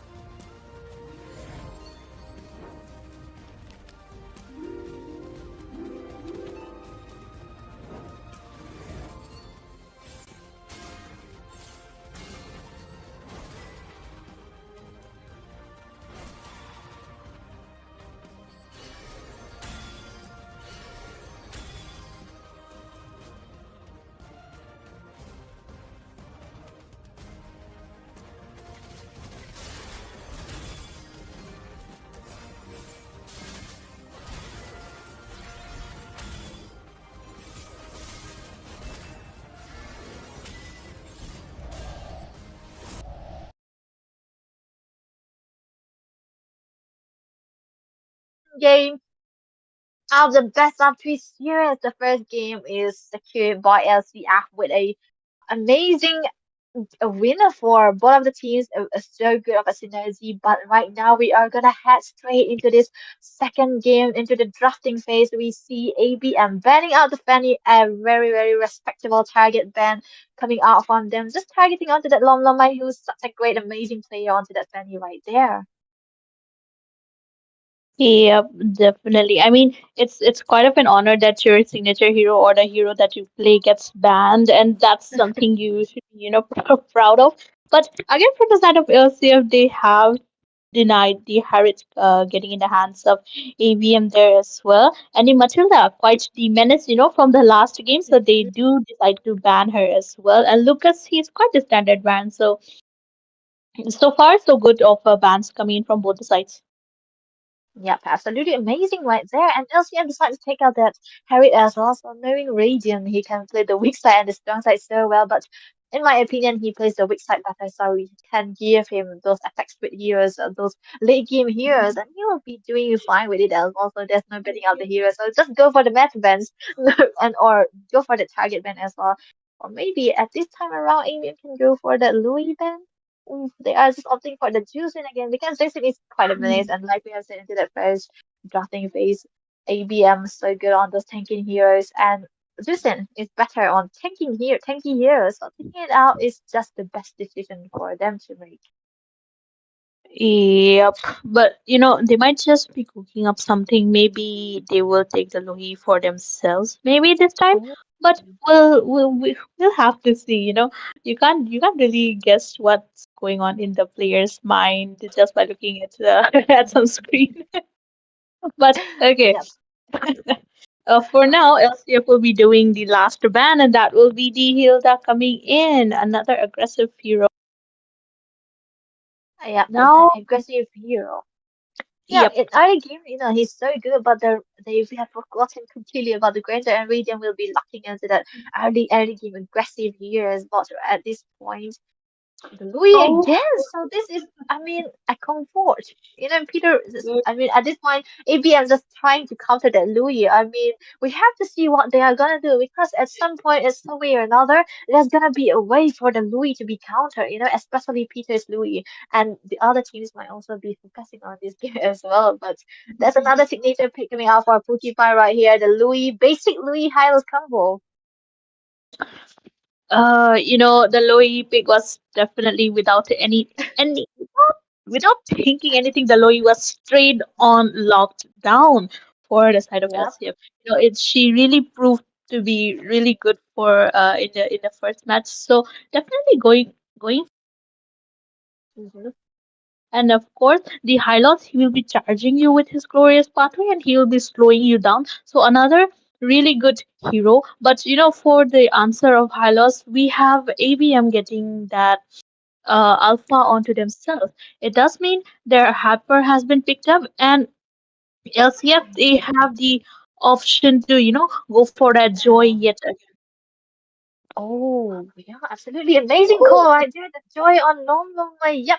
What an amazing call you did right there. He's just doing amazing on the last game. I feel like they are just going for another comfort draft again. But looking at the Gato pick right there, I do not really like this Gato pick against a Hyles because he can really nerf down your basic attack. That means he can really nerf down your the passive as well. And Nagato it really depend on the passive and the heal that he have on his kit right there. So maybe he will be going on to that roam position. So they might actually be reading that out. But that's a basic easy theory of a hero being banned away for LCF right there. I think this is a understandable ban because it's kind of a rare ban too. But the Navaria can always show where your position is, and the Louis does not want that with this diversion. So understandable ban coming out for LCF right here. Yep, I was gonna say the exact same thing. But for now, ABM they have decided to go for the irrital ban, another standard ban. Every time you see a Granger, there will always be an irrital. So I think banning her out is quite good. But last match we did see Beatrice in the hands of LCF as Radium. He had the Granger, and it proved quite well. So I don't know if there will be any change in the draft compared to the last match, but for now, or to that Rome right there, and the chip gets Oh, banned. Quite a reasonable ban coming in from the side of ABM. As you know, Aloy she has her diversion, and if you pair that with chip, then it will um, really be a menace for ABM to handle that. yeah, absolutely right. And right now they do need to pick up something on the marksman, or maybe they can keep that marksman into that, the last one. Pick out their what is it supposed to be, an XP or a roam? So that should be a roam, right? They could pick out a roam, another tanky roamer. Yeah, Yep. that's another tanky roamer for the side of LCS. So this is the potential protector for your Joy, for your Louis, and a potential marksman that's going to be picked out by Viraka onto that goal lane right there. So they are saving their marksman pick for the late, for the last. So they are cooking up something here. Maybe they should go for the Beatrix again. But right here, we're going to see another early game mate for ABM because they need that early game potential too. Or the system is still open, right? So with the presence of the Alpha, who would have a early game security, they can go for that Sicilian too, or something like they do need something tanky again. They I have. was thinking the same thing. Like Sicilian was open, and they do lock down on that Sicilian, so they have the late game security as well alongside Granger. And as for the tanky hero that you were talking about this time, NT, he will be going on to that Phobius. And Phobius, he is quite tanky and he sustains a lot of damage. But again, for the side of Miraka, he will still be going in with that Beatrice pick right there. So, a Tigreal pair with that Loi is quite beautiful because he will be, dealing that implosion, and Loi will be. Oh, and I don't think there will be any, way for you to escape that combo coming in. So absolutely amazing picks for both teams right there. But I do like this combo coming out from LCF right there because now they have two tanky frontliners instead of that heal coming out for Matilda because they were denied the Matilda. But we cannot forget about the picks of the ABM right here. That early game security for coming out from the Alpha as well as the support from the Gatot Kasa is on into that room for them because understandably because he did not want to go against the Highlands on that Gatot and the league security for the Sicilian as well. So there's a protection for one of the teams right there and a disruptive hero that can displace him most of the time and then can they can also go good against that Joy as well, the Furious and on anti we are gonna see right now. Yeah, and with that,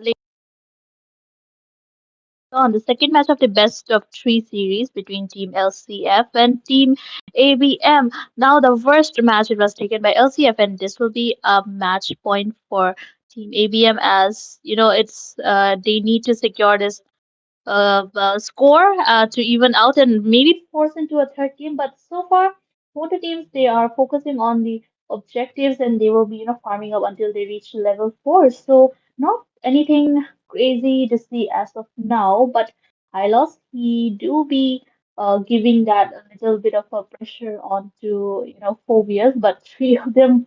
Four of them onto the bottom lane, and Hylos he might start getting in trouble.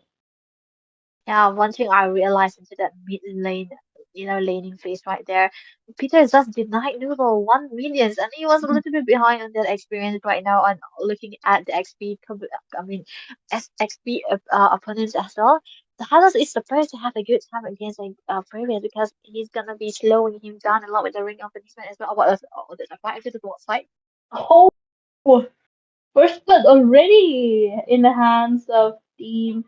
Okay, double kill already for the side of Joy, and you know the first one to get taken out was Alpha right there, and it does mean he will be getting a little bit low. And early game security is in the hands of Alpha, and taking him out is quite a wise decision to make. But they also need to, mark that Sicilian as he will be stacking up if you keep him unattended. But the turtle has spawned, and Obvious onto that. Loi and Hylos together. Phobia is quite low, but you will be getting a win for now. No harm. Yeah, that's a good hurdle for them as of this now because LCF are having that good early game. When we thought that it was actually into the hands of ABM who were supposed to have the early game lead, it was actually onto the side of LCF that are doing the job Oh, right now. But oh, Jay is gonna be in trouble right here. He doesn't have oh, okay. The diversion right in the bush, and Alpha gets taken down while he was taking out his orange buff right there. Quite sad for Alpha because he did not see that coming, but Sicilian took the last hit, and he was able to steal that orange buff from the hands of Joy. amazing rotation right there and the divers and they do want to have that kind of lead if they want to have that divers on onto every boost they see right now and looking at the positions of the teams right here I feel like the top lane is also a 50-50 kind of situation right now because Matrix have a good clearing even though the Granger does have that potential of a high range oh that's a big side but back to the point he does have the Granger does have a better uh range, but the prefix is good into that clearing. So when you do not want to counter any hero, you want to go 50-50 against it. Just try to go 50-50 against it. Just clear out the minions. Just farm up and he's exactly doing the oh Oh, flicker implosion onto the T-roll at AOC connecting onto okay, my net was a bit late, but quite the point of the flicker implosion coming in, but not quite of a follow up. But Phobius is on to start easy. Oh, and Beatrice does get the Phobius out of the way as a way of his punishment for pursuing him right there. So the point is a 0-4, and LCF is currently leading, even if just by 1K difference of a gold right now. yeah. I mean, looking at the leads as well, we should have thought there might be so much up again, but looking at the goal right now, yeah, it's still 1K. They can catch up to that. ABM does have that chance, but looking at NT right now, looking at a LCF rotation, they do know that they have that early lead onto that XP side. Looking at them again. Oh, and Andy, he gets taken out by four people yet again. The stun and all the damages coming in was too much for him to handle. But Apex, he is in the middle, he's charging. Or will he go for it? Okay, he does think of escaping, but Alpha, will he? Oh, oh, oh, oh. Oh, okay. Hey, quite the attempt failing right there. But it's better not to go inside in a pool full of four people who can just take you down in an instant.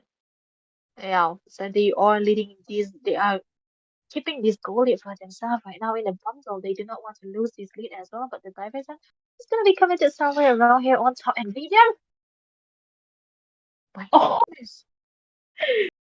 okay, Granger gets taken down by three or four people. Again, LCF, they are sticking together and not staying alone. And oh, EOG, but not connecting just to maybe clear out the minions and save the top. But Zero pushes the cuts out and the revitalize gets used up, but he will be getting taken down by Beatrice right there. Cecilian is the only one who can defend the top lane, but you will have to let him go as three people and versus one. It's quite of a big oh, off-camera kill again onto the bottom lane, and Joy will be the one taking Alpha down with the help of Hylos. Yeah, what a good sustain coming out from Pokemon right there. He does have that revitalized being put or rightfully on time, and that was a 2-2-1 actually, and the entrance from Mai was basically good timing right there, and he was just Oh, giving the damage that he required. And now I feel like the diver that is gonna catch to one man but oh, again, and he's not aware. oh, oh, yeah, Phobius, he is onto that Inferno pursuit, but he was not able to take down anyone as four of them was onto him together, and Alpha, he really got lucky as he went onto that purple buff instead of that orange buff. But Yeah. Phobius, he was kind of lucky and he had to get taken down. Yeah, absolutely amazing diversion play right there. But they did lose that top thrower into that moment. But AOZ onto the backside.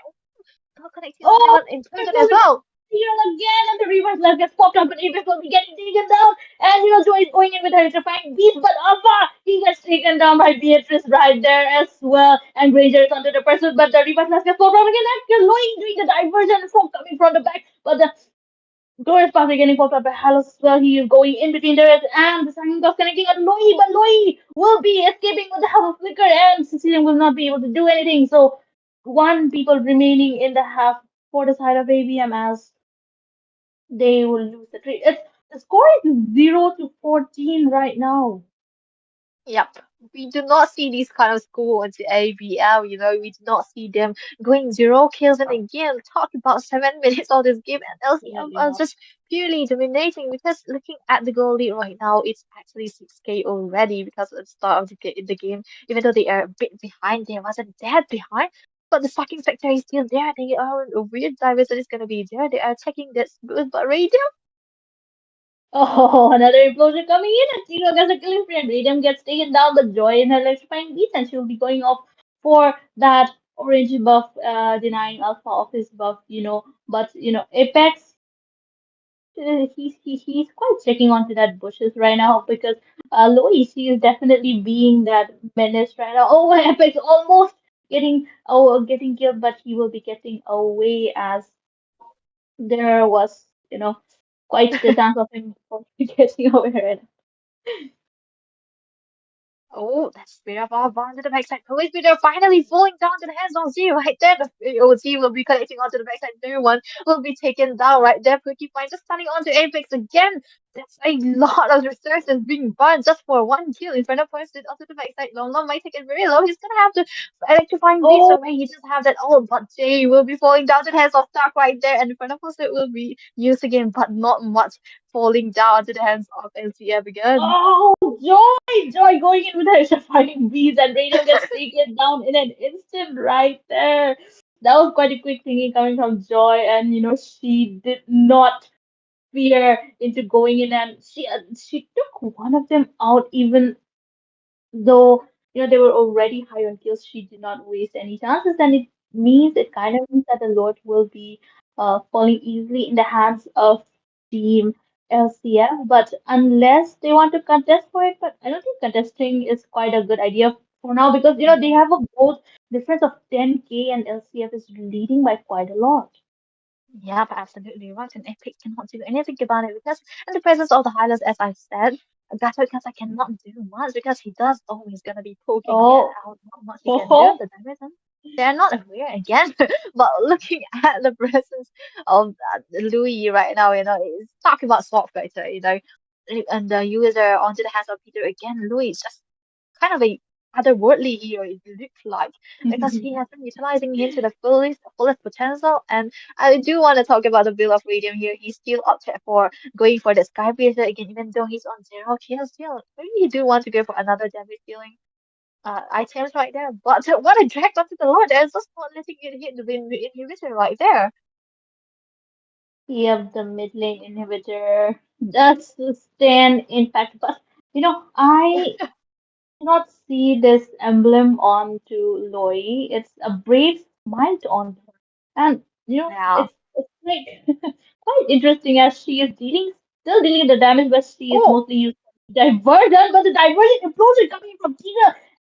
Cecilia gets taken down in the hands of Joy, and he was not able to do anything, and he does get taken out. But Apex will be taking the kill, and Joy will be getting taken down. 2 to 19 score right now, and the minions are still coming in. 3 people onto defending, and 4 people onto the offend. But they will be forced to retreat as there are no minions coming in from the side of Team LCF. yeah, what a good clearance coming off. What a good defense coming out from ABM right there. What an zealousness coming out from the side of Lamlamba again. But I mean, if it was me also, I would be going in because he does have the damage. He doesn't have the winter counters that maybe he could go for if he wants to dive in right there. At this point, there's no killing Porcupine or even start onto the Tigreal again. I've been confusing the name because of the Miraka and stuff right there. But Apex will be spotted out just here. Oh, Oh, another implosion coming in from the side of Zero, taking 2 people down and glorious pathway of the Hylos. And a little bit late on the follow, but there's still a chase, and Apex will be getting back away. But Joy, she will be going in as a second because I'm not gonna take 100% of these Phobius right there as well, but he's quite low and he gets taken down. And Joy will be the one taking Phobius right down as well. Quite a good engage coming in from the side of LCF, not letting ABM take a breather at all, and it's quite a good follow up coming in as well. and we cannot forget about the discipline coming out on the side of LCF as well. And they are going on for fights and fights again just before the neutral objective in order to have that upper hand, even though they are already Exactly. so ahead at that point. It's 11K and you know at 9K actually, so they are not giving chance for ABM to come back at this time. But looking at ABM as well, they are not to be forgotten right now. Oh, Implosion onto Apex again. Oh, and Hylos, he does get a kill because Gatot, he was kind of punished for trying to go in, but Loi might just pull another diversion out as the Lord has been taken down onto Phobius, and he will get taken down without having to complete his infernal pursuit. Quite the right timing as they were able to secure the Lord and also take one person out as the more person you take out, the more harder it will be for your enemies to defend the Lord. But the glorious pathway is on to charging and Hannah's will be charging it, but the mid lane inhibitor will be taken down and the Sparrow Alpha connecting, but he will be getting taken down by Joy instead, and the Revitalize gets popped out, and Apex onto the Gatakacha will be getting taken down. Simon Cross connecting onto no one, and Radium with that Ranger and Cecilian will be the one getting left up just to defend the base. But the Lord is marching in, and Loi will be coming in on soon, and they should be preparing for maybe the possibility of the final fight coming in. Yeah, absolutely. Like, right, this is like pure laser going out from LCM right now. They can go for an end, but there's a good clearing coming out for Cecile and Esel. Go ahead, can't wait to see onto the bad side. Oh, As Joy gets a well. kill again, but Alpha he was able to deflect, but the Lord had taken the last hit coming in. And this is a clean sweep, and LCF wins this match, this best of three, with a score of 2-0. Debbie, what do you have to say about this game that we just saw? I mean, the game was a turn even because looking at the composition of ABM right now, they have the Alpha, they have the Gato, they have that early game heroes, even with the presence of that Granger, they have those kind of early game hero. They are so dependent on snowball potential that's coming out from the Alpha as well. But looking at the position right onto that early stage of this game where they took a fight just right into the corner of that XP lane right there near the crab the Lon by securing 2 kills on and the first kill onto Alpha just give him that lead that he so much require and that 1 level lead against an Alpha is a game changer for them because that early game is where the Alpha shines. It's not where the Alpha dies. It's not where the Alpha is so behind. And when he does have that early game lacking that he have with the goal, it's just like the Alpha hasn't been much of a factor at that point because Jay, even though he's so good in the rotation and stuff into the farming as well, the Joy is too fast. The Lom Mai onto that Joy was too fast at that point, and just one that on that Alpha can also be a cause of his game as well. They cannot come out from that. And looking at the mid lane as well, the clearing coming out that for that Tigreal as well as Peter on that Louis was just so faster than the Sicilian, and he was denied another wave. He was denied one wave. They were just freezing into that mid side, and we have seen it again, right? Then there wasn't any goal for Sicilian or any minutes for him to stack up onto that bad impact again, and that made the mid rotation for LCF faster than ABM again, and. When you do not have that goal and the turtles or any kind of neutral objective, your tank is gonna be so behind. Your tank is gonna be so squishy, and we can see it on Apex as well. Even if he just tried to dive in again, there was so much damage coming on for Lom Mai as well as who is Peter, and just disable him too much. And and this is why I do not want to go against a Phobias, I mean, against a Hylos onto a Gatot again, because, even if he's into the wrong position, the AOZ is so much dependent. He's so AOZ dependent. And the Hylos, if he have the Ring of the Punishment, there's so much he can disable. He can disable the Phobias as well as that Gatot. And these are the two frontliners that ABM have, and they are so squishy. And we did not forget about the divergent plays coming off of Peter. Time and time again, he did read out as well. ABM did have that surprise factor, and they did read out that position for Peter, and that's where he changed his position again. He changed the boost that he diverted into, and I feel like no one can read that out. So this is kind of a pure domination at this point for Elskan. You have definitely well said. You definitely said everything that I was, about to say. But everything aside, for now, this was the third match of the day. It was between LCF and ABM, and it was a clean sweep for the side of LCF with a side of 2-0. But for now, we do have the last match coming up. It will be a best of three again between Team Eliminators and Nerf as well. So do not go anywhere and stick us to the last match. But for now, we will be taking a short break and we'll see you very soon. Who are you?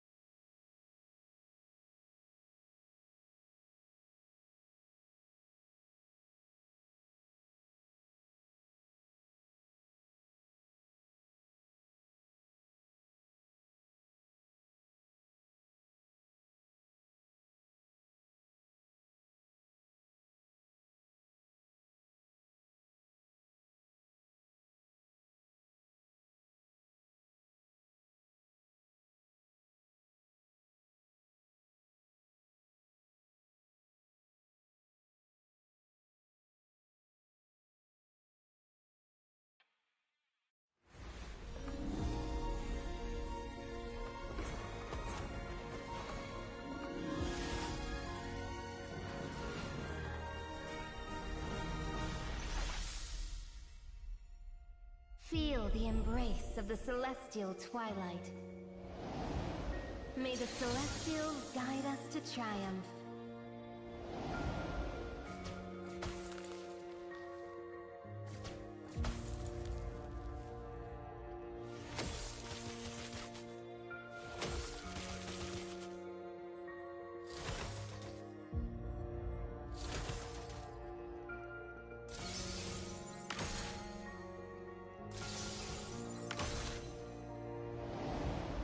I will guide us to victory. The heavens move at my whim.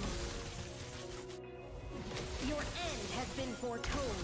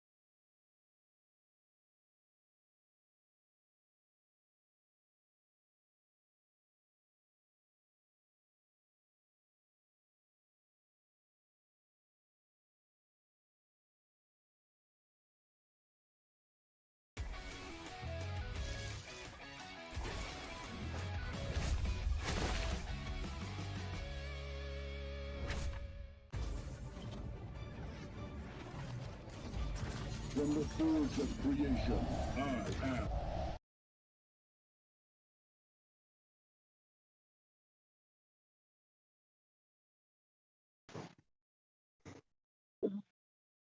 Should I start or Go for it, Zio.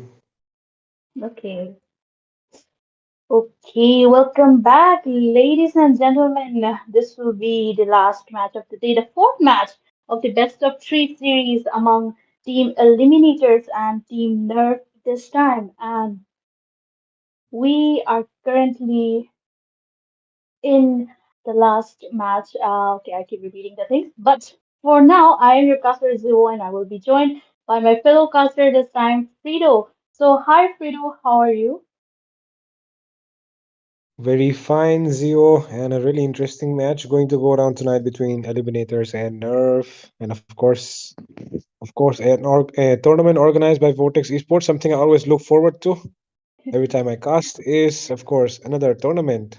This time around, Eliminators have been looking really strong around the corner. Of course, they are one of the top squads in India. I want to see how they perform still after so many months of constant dedication, constant hard work. Let's see where they perform this time.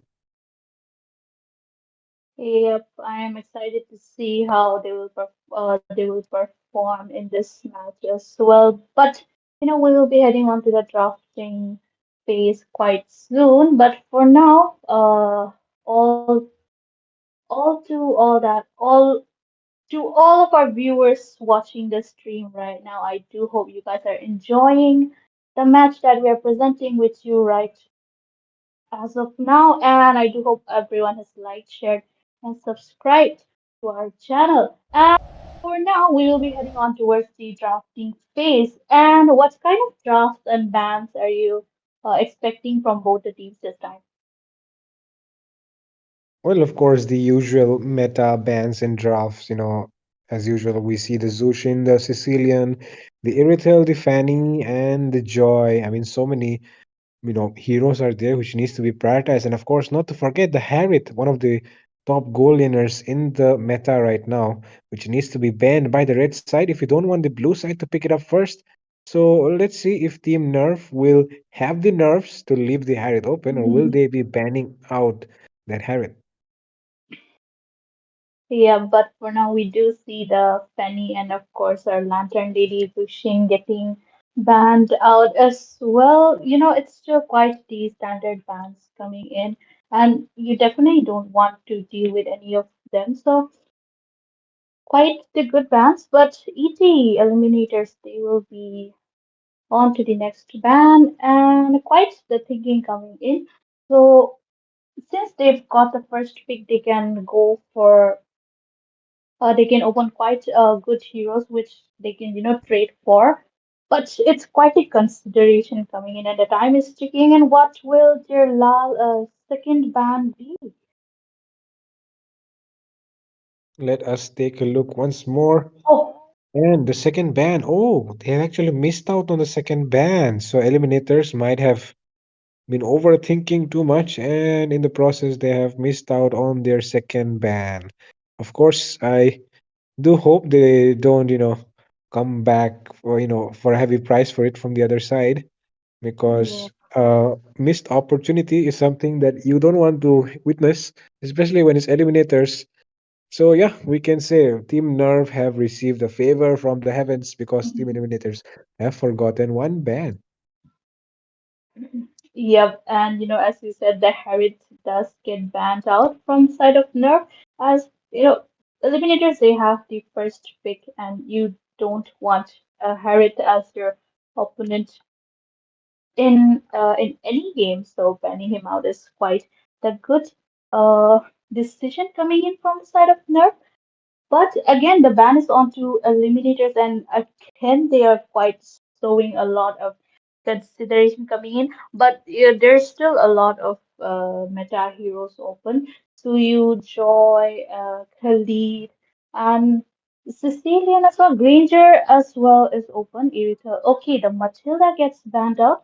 Quite a viable ban coming in because you don't want to deal with her dashes and uh, with her dashes, your enemy escaping from your grasp with her health. So yeah, banning her out is quite a good point or for the side of eliminators.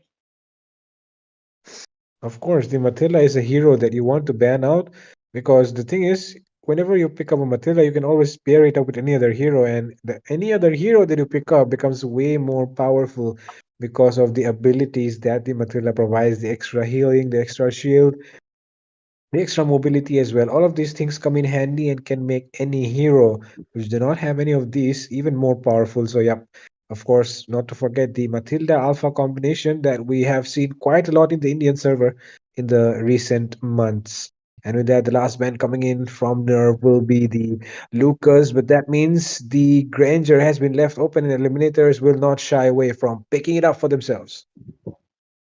Yep, and as the answer for the Granger picking up, they have decided to go for the Irithel. And of course, the Hilda, since she was open, she will be getting picked up by the side of Nerf. But no time wasted as Serrar Moon gets on that Suyu right there. And another pick coming in from the side of Eliminators. What will it be? Will it be a mage, an XP, or supposedly a tank? Well, a lot of questions. Let's see what they do though. Sarah Moon, he really likes to play and dominate the entire game with his retribution, and Suyo is a perfect hero to do just that. But Legend, as we all know, he is the EXP laner and he also likes to control the EXP lane. But of course, up against a Hilda, I do feel like the Hylos and the CC could do really well. But will he be going for those picks or will they be picking up a mage here? I see a Oh. mage coming in, but oh. Is Legend offline actually? I'm not really sure. It does seem like he's offline because he missed out on that ban as well, and that Franco it looked like a default pick coming in, but we'll have to hear from our host soon. But for the side of Team Nerve, they have decided to go for the Joy as ET. They have picked the Suyu and Joy is quite left open, and they won't be wasting that chance in letting that ban Joy get in the ban.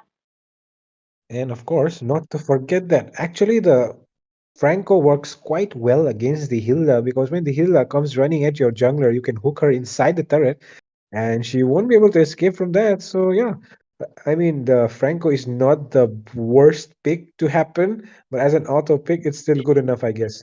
But yeah, you need to cover up with some other tanky EXP laners to be able to sustain the damage which your team will be taking. So yeah, with that, the second phase of the ban's happening. Badang, Gatot, and the Tigreal taken off the picture. Two strong EXP laners have been taken out, but of course, one of the strongest and the most mightiest EXP laner, the Hylos, still remains open. Yep, I think Nerf might just go for the high loss pick. As Hilda, she is quite a flex pick and along with high loss as well. So, getting onto that sustainability might be a good idea as ET, they do not have any tank shredder for now.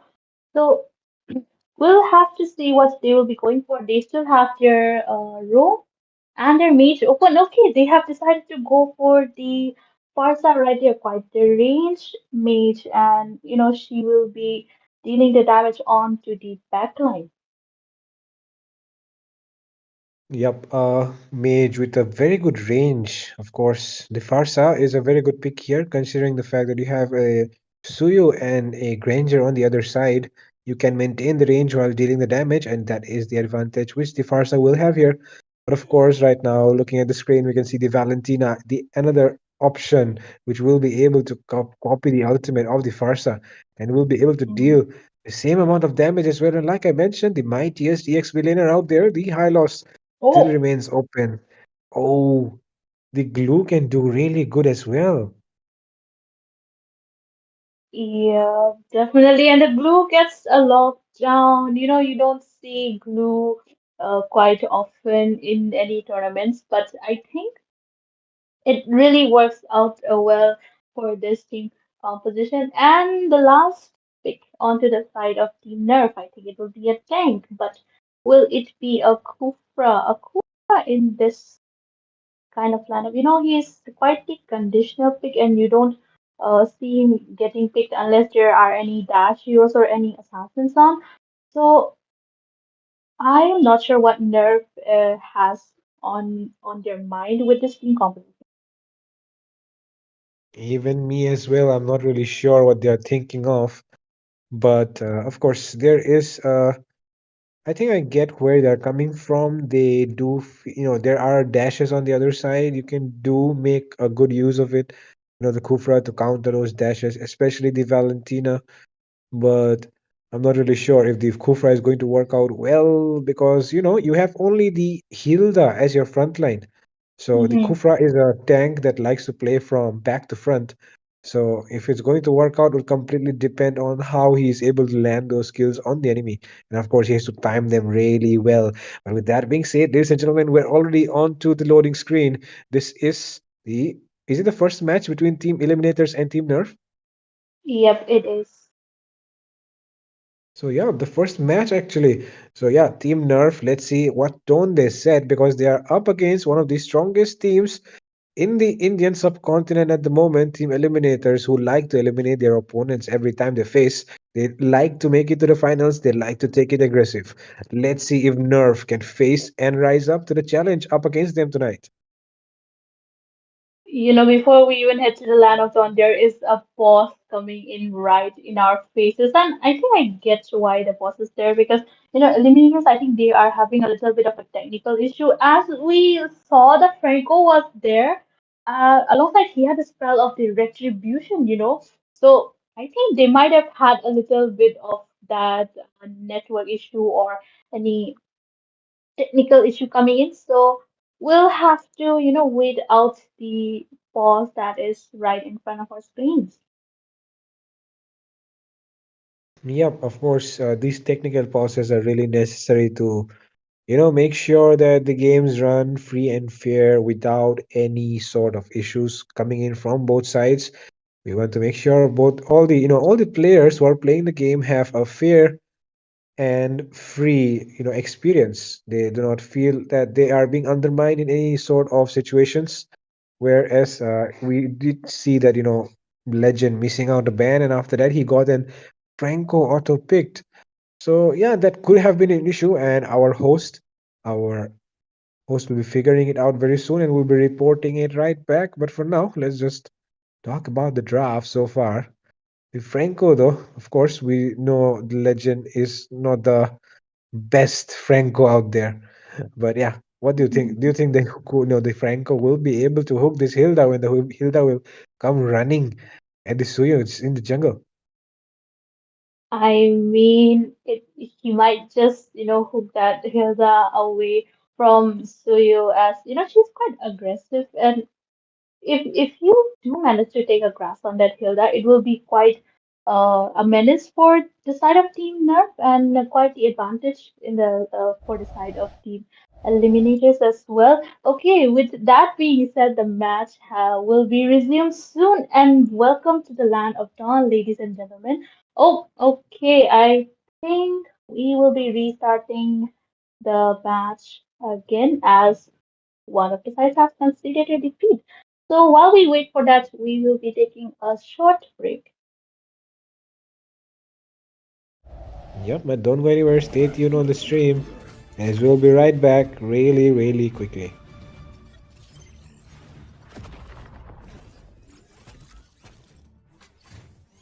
A sentinel protects above all else. Jet punch!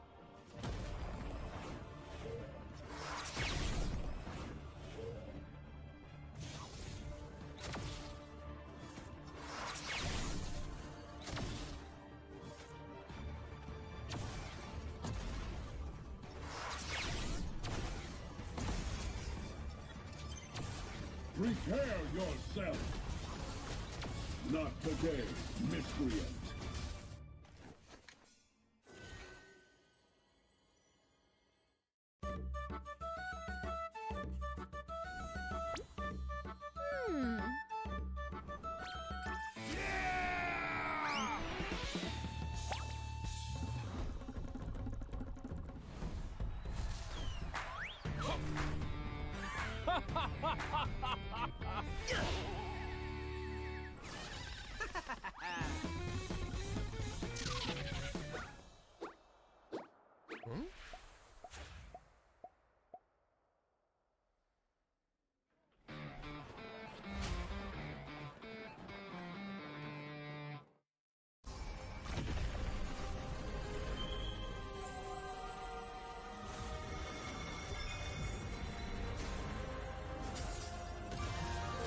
The eternal melody speaks to us in different ways.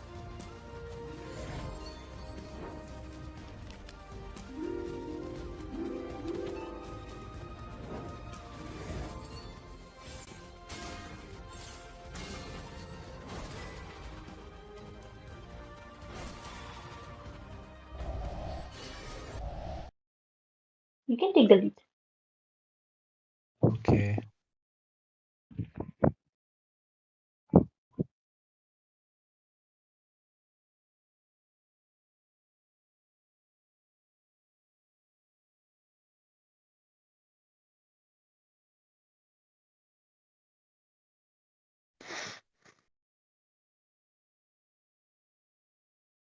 आशीष भाई start कर दूं?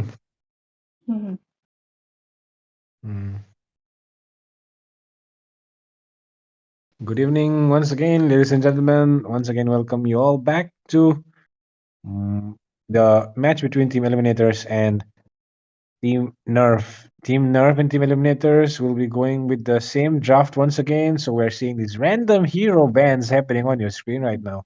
But of course, they'll be going with the same draft. So don't worry about that because it is only fair to go with the same draft once more because it seems like Legend on the side of Team Eliminators had an issue in terms of his connection or something, because of which we are resuming the draft once again.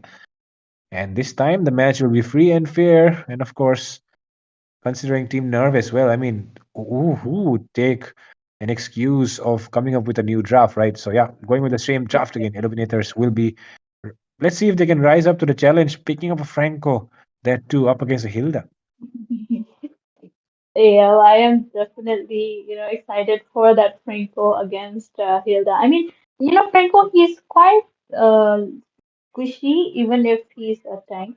So the charging up coming from the Hilda will definitely be something more of a, what to say, something more of a menace coming in from the side of nerfs, but it's the eliminators that we are talking about, and they are known to, eliminate their opponents. So we should, put our trust onto the draft that is drafted by team eliminators. But for now, we are definitely seeing all the random heroes coming onto ban, and without wasting any time, we should be heading on into the match soon. Yeah, we already talked about this draft. Both of the teams, they look pretty good. They look pretty strong.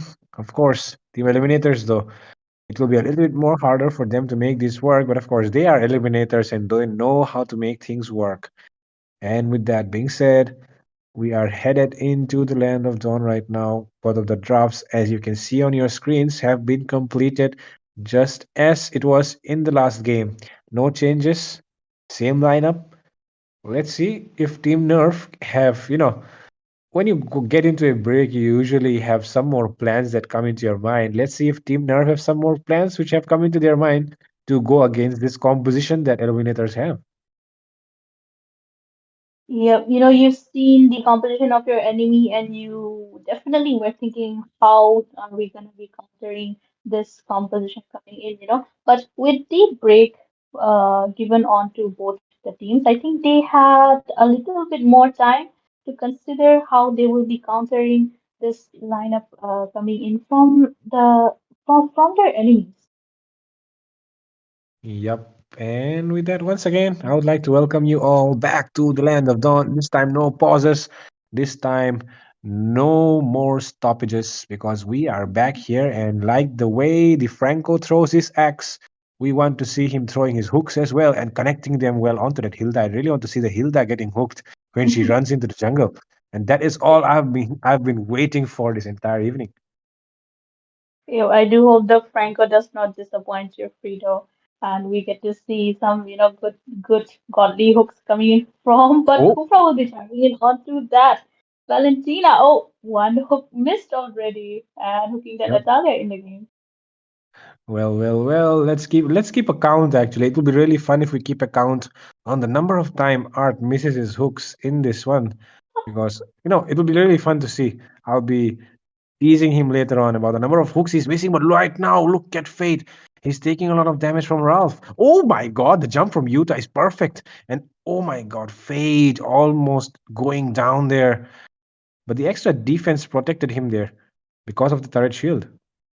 Yeah, he did not decide to go back. He is still there, securing his minions right there, and Art is there for helping him. And he Oh, goes Cobra, but no, for no one to, give the damage and follow up. But Joy, oh, what? What? confusing the location of Granger, and she did take a wrong dash right there. So Granger, he is safe for now.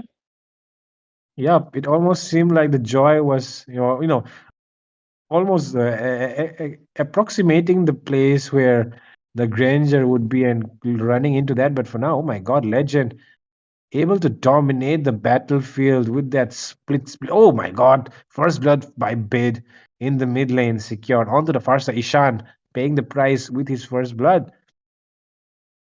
Yep, the another hook Oh, coming in from Franco, and he does get Yuta, and Yuta will be getting out. Quite the hook connecting.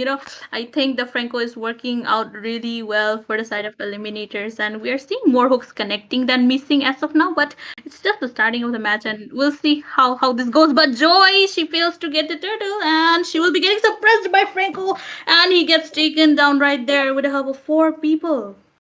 yup, the bloody hunt. You cannot really escape that unless you are you're immune to it. Unless you're immune to it, you cannot really escape that. But now Fate might be in trouble, and yes, he will be taken down by Ralph immediately, getting punished for going way out of position. But hey, wow, Art making his approach again. Let's see if something happens there in the top lane. Yeah, part of Kufra, he is definitely charging up, but he will be canceling it as he can't approximately predict his opponents, and going in alone is something of a risky move. So you do not want to give your opponent any Oh wow. early game advantage. But Farsa, she will be getting taken down without giving her a moment to retreat as well. But Fate is quite low, and the Revitalize gets popped out by Hilda. But Joy will be going in with her terrifying beats, and Fate will be getting taken out as well. But Valentina, she does manage to take Joy out, and Sarah Moon gets taken down. But the hook and the bloody end coming from Franco will be the one taking Utah down right there. And Irito in a bad position will still be able to escape the Oh feathered airstrike coming from Farsa, taking Bit out as well. Quite the good follow up coming in from both the teams. yeah, I mean This seems like an all-out brawl at this point because both these teams are not stopping. They're going once again at each other every time they get an opportunity. And of course, they are just trading blows at this point. But it's the farm though; it still Oh, favors Team Eliminators. yep, two of the flickers wasted, and Farsa, she was able to escape from the grasp of Suyu, but the glue wasting the flicker, it was, quite unexpected as Farsa, Joy going in, Bit will be in danger in the fitted airstrike, but no damage done to him, but Bit, he will be getting taken down with the hand in the hands of Joy right there. Okay, the Sonata not connecting and the hook also not connecting from Franco right there. Okay, now Bloody Hunt connecting on to the Kufra. Kufra will get taken down by Sarah Moon. And the Hilda trying to dive into the backline all alone, but Fate might be going down this time. There is the electrifying beats coming in. Oh, look at the hook coming in from Art, Oh, saving Fate. And Art is an artist. He likes to paint the canvas with his hooks. And look at that, such a beautiful hook, saving the goal laner. yep, definitely a lot of beautiful hooks coming in from Art, and with that, Sarar Moon will be securing the turtle for himself and his team, and Nerf. They won't be able to do anything, and this goal difference is rising. It's at 3K right now, but it will be Oh, pretty wow. much soon. And Farsa will be getting taken down, but Hilda is on to that Suyu, and Suyu will be getting a shut down. Glue won't be able to do anything, and he will have to retreat for now. Yep. The Suyo overcommitting, I should say. But yeah, he was not really aware that the Hilda was approaching as well. But yeah, can't blame him. But he was able to take down the Farsa. The Farsa on 3 deaths right now, not really able to do much. But oh, look at the Rhapsody is connecting completely onto the bouncing ball, and he will be able to get away. But now it seems like they want to go for the Irithel. Bloody Hunt not up yet, but yeah, of course the hook not connecting. So yeah, let's see though if they're able to make a move in the bottom lane. The Hilda almost gets taken down. Yep. I mean, she was about to take the turret down as well, and it's better to retreat for now and wait for an opportunity to take it down rather than force yourself in. But the Glue is doing quite a great job at defending his own lane right now, and so far the lanes have been getting defended quite well. But onto the top lane, Granger and his Rhapsody coming in. Okay, a fight might be breaking out, maybe because Art is there about to cook up something, but oh, okay, the hook gets a miss, and Oh, he wants to go in with the flicker and the bloody hunt.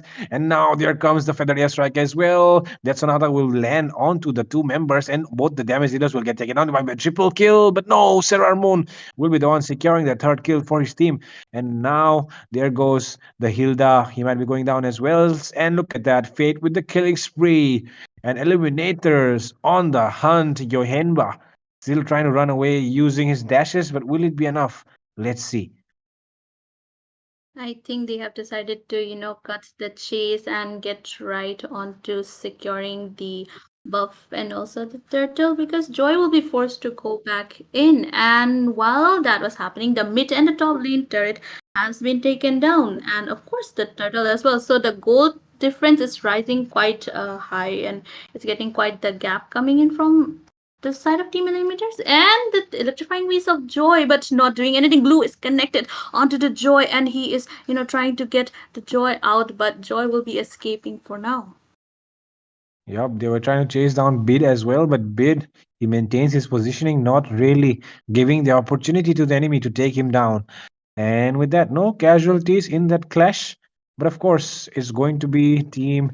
Oh my goodness, the amount of damage being dealt here by the glue is extreme. But oh, look at that. Joy goes into the backlines, able to take down. Oh, Fade, but look at that. Legend falls down as well. And even though they were about, the Lord was about to come out, now it feels like it won't be the Oh, best, opportunity to make use of this Lord. oh, the Oh, hook. Art and his hook connecting, and of course, his bloody hit, and Kufra will be the one getting taken down. And Atos, she will be escaping. But how long will Farsa escape as Serran Moon is onto his hand? But Joy is onto Serran Moon again, and the further airstrike strikes in, and Johan, but he does take down Ramon, and Iritel came back, and Franco will be the one getting taken down as well. Bit is in danger, but will he be able to escape? It will Hilda chasing onto him, but Granger is there for the help, and Hilda, he will be getting Oh, taken wow. down in the hands of fate. And that is the reason why Bid is one of those mid laners, especially when he picks up with Valentina. You never know what to expect from this guy. He always is able to come out on top in every situation. Like how can you imagine that he'll be able to use Iritel's ultimate to his advantage? He just proved us. Yeah, he definitely has a way with his with the Valentina and using him right now. But for now, the Lord will be spawning in soon, and I think Eliminators, they definitely have the map advantage and the turret advantage as well. But Nerf, they might be looking for a chance to strike back as Hilda is there in the bush, but. Ooh, she will be escaping as Granger. He does not have enough damage, but the bloody hand coming in, and Utah will be getting taken down in the hands of Granger. And Team Nerf, they will be forced to retreat back in, but there is still a Oh chase. wow. Irritable. She will be forced to really go back into her turret. And oh, look at Glue. Glue is just playing around and diving turrets right there. Yep, and actually the Farsa, oh my god, the damage though. Insane damage coming in from the Granger.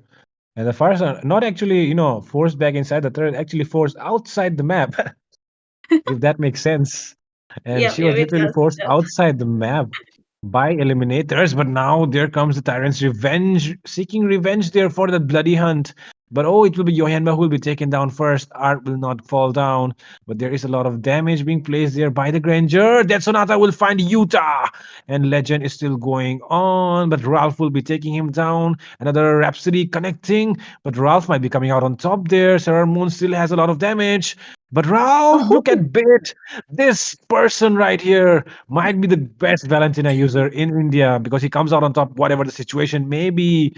And look at that. He still survives. He still survives.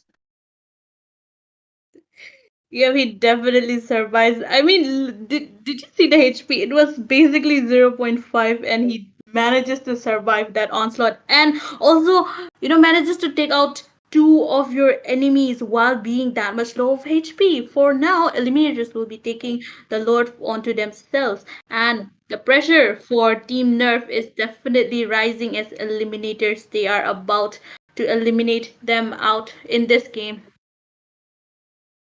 Yep. The first match for sure is definitely favoring Team Eliminators, even though they had an automatic Franco pick. They're still making it work, and Art has been performing really well. But yeah, the Lord is marching down the top lane side. Let's see if they can make the best use of it. Will they be able to end the game? That is very, very, highly unlikely. But oh, Feather Strike coming in Yep, already. just to clear out the minions, but it's not quite helping as Kufra is preparing to come in, but he does manage to he will be canceling that out. But the top lane inhibitor is gone for the side of Team Nerf, and the mid is about to go in, but that ult coming in from Kufra and the feathered airstrike paired with Farsa, but Farsa is quite at the back, but Granger, they do manage to destroy one of the inhibitor's turret as well, and Oh, Ralph will be getting taken down in the hands of Valentina, and they're still going in, but the feathered airstrike from Farsa is definitely dealing the damage, and there's a chase for the Joy, Serrar Moon onto the hunt of Joy, while his other teammates are onto the base, and he does get Joy out of the way as well, and Franco popping out his winter crown right on time. With the base left, no one to defend, I think it's safe to say the first match will be going in the hands of Team Eliminators. what a match that was. A wrong pick, and you still make it work. And that is how Eliminators like to rule the game. That is why they are one of the best squads in India at the moment. And they made it work with a pick that they were not really supposed to pick up. And yep, of course, the Kufra on the other side, on the on the other side, having that chocolate into his name, Utah. Not really having the best game. Ishan as well getting caught a lot of times in the early phases, dying 3 times in less than 5 minutes.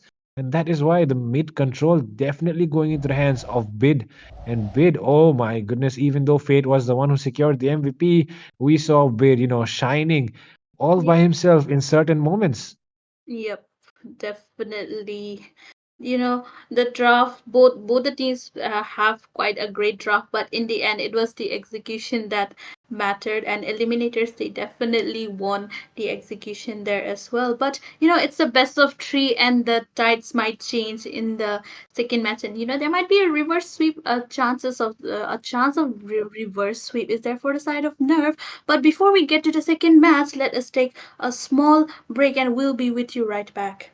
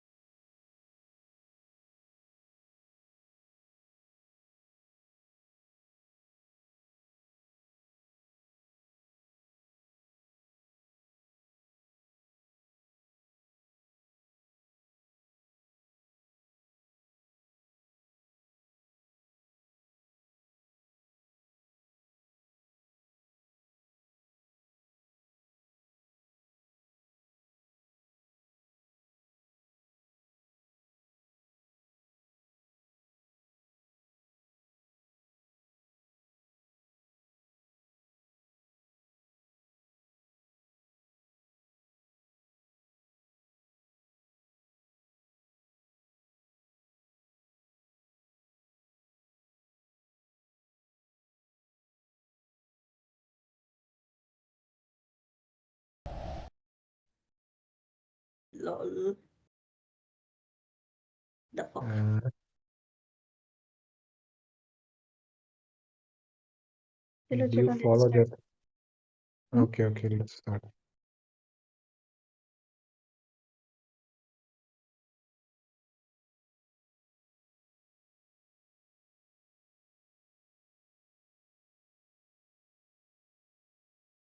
Okay, welcome back, ladies and gentlemen, to the final match of the day, second round of the best of three series.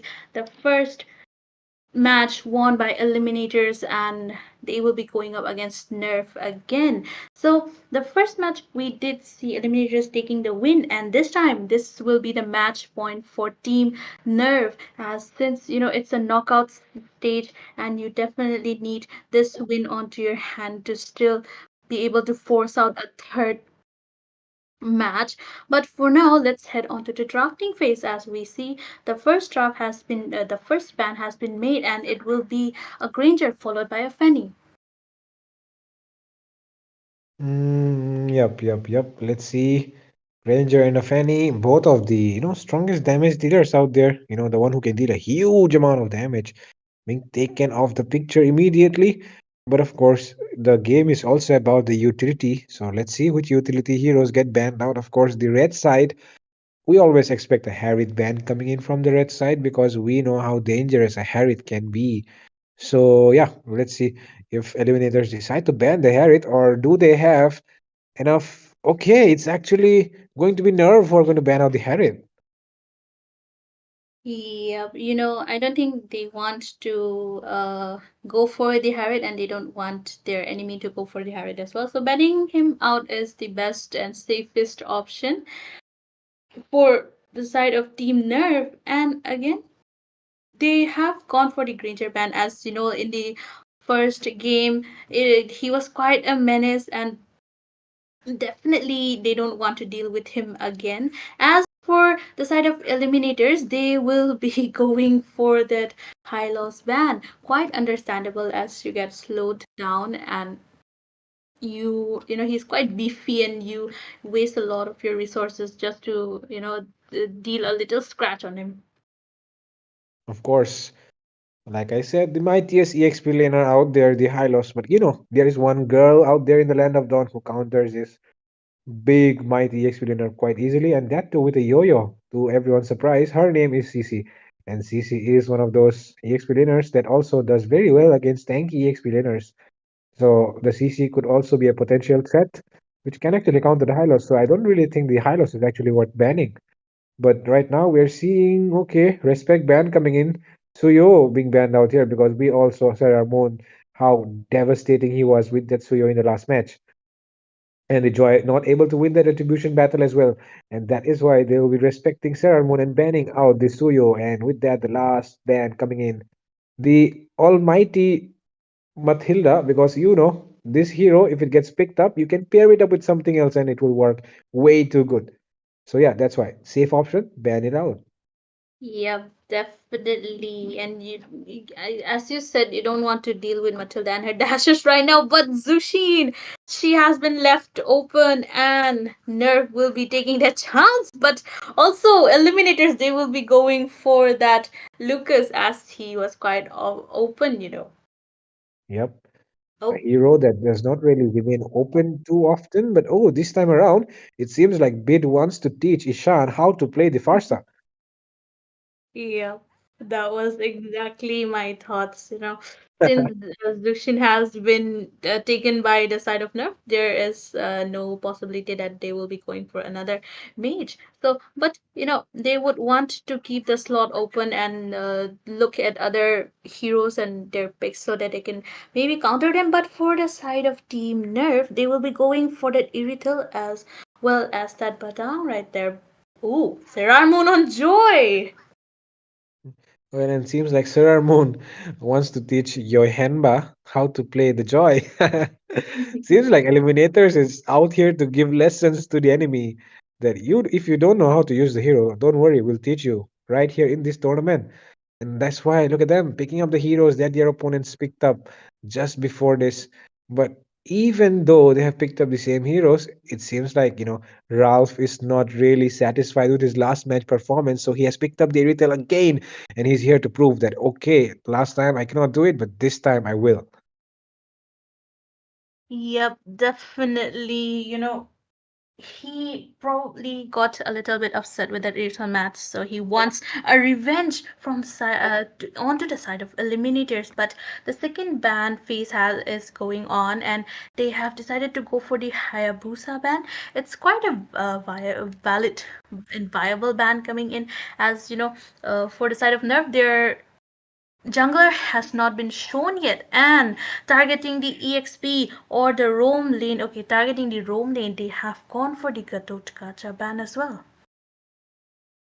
Well, yeah, I can understand why this Gatot Kacha is being banned out here because we all know the Gatot Kacha is really tanky against physical damage. So the Irithel, even though you have a Irithel on your side, you cannot really burst down in Gatot Kacha because the amount of physical defense that this guy has exceeds any other tank out there. So yeah, that is why this Gatot Kacha has been banned out here, it seems.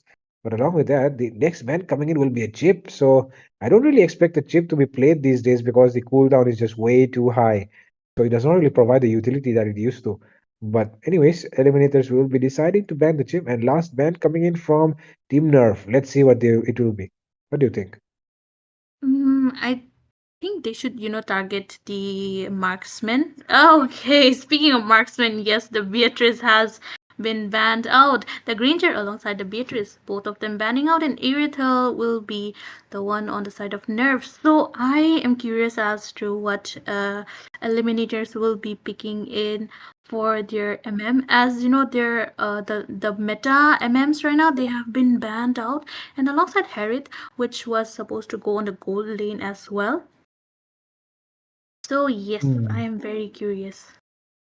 Well, they can pick up a Oh, Clint as Clint here because the Clint can perform really well against mm, the Irithel, and they can even go for the carry as well because I have faced carry in my opponents while playing in the goal lane, and I've come to realize that the carry after the buff is quite decent actually, especially when he has the ultimate. So with the ultimate on, you can do really well, but of course, not to forget, Illuminators will be picking up the hero that one of their former teammates used to play. Crisis on that Nathan was something that we always used to look out for, but this time it will be Fate taking the Nathan into his own hands. You know, Nathan, you don't see him quite often nowadays, and I am excited to see as to how Fate will be, using that Nathan right there. Now, the last two picks coming in from the side of Nerf, and will they be going for the Franco? Okay, Ling is quite understandable as he's an assassin. He can definitely burst down the back line, but a Franco, were they inspired by the Franco played by Eliminators, or were they just, it's kind of a comfort pick for them? Well, it could be anything at this point, but it seems like both the teams are trying to give each other lessons at this point because, of course, eliminators, are the first ones who are trying to give the lessons. But then there comes Utah saying, I also want to give some lessons because we are not just here to learn, we are here to teach as well. And with that, the last pick coming in from Art will be the Khalid. And Khalid against the Franco. Very interesting matchup. Like I said, like in the last match, we saw the Hilda up against the Franco. In this match, it's going to be the Khalid up against the Franco. So we might be seeing the hook coming onto the Khalid this time around. Let's see if it happens or not. Yep. Now I am curious about the hooks coming in from Utah this time. But with that, the draft has been completed, and both the teams they have quite a good draft, and taking each other's picks from the last match. And I do think both of them have a quite the balanced lineup. They have the burst, they have the CC, and also they have the late game security as well. So, which team's draft are you preferring right now, Fido? I prefer Eliminator's draft because it just seems more reasonable as compared to the other side. Because even though you have a Badang, I don't really see the reason why they have went with a Franco here because the Franco not the best frontline tank. It just operates from the back. So you usually have someone up front taking all the damage. So and you are having a Ling on your side. So I mean your early game is really weak because I mean you just look at this composition. Ling not that much damage. Zushin not that much damage. Franco not that much damage. And Irithel and Badang are also those kind of heroes which don't really have too much damage. So their early game is not really there. But on the other side, you can see the Farsa and the Khalid which will compensate for the lack of damage from the Nathan and the Lucas. Oh, Yep, definitely. Okay, a little bit of Padang quite on too little early, but a little bit of a skirmish going on here and there. Nothing much of an interesting thing to say, but Franco onto the Nathan, maybe helping out that Irithel right there. But Khalid is definitely having a follow up, and Ling he will be getting his level 4 right now, and we might be getting a little bit of a team fight. But the triple sweep coming in, and oh, the hook missing for by a little bit, just a little bit, but for now, no casualties for both the sides. yep, and Bid was doing really well there actually. But oh my, no, no, I would really be happy to see if the Link can actually get a kill onto Bid because Bid was so annoying last game for their team. So I mean, Yep, yep. killing Big Bid would be the revenge elimination that we would like to see. But for now, the turtle is about to be up in less than 5 seconds. Let's see which team decides to go for it first.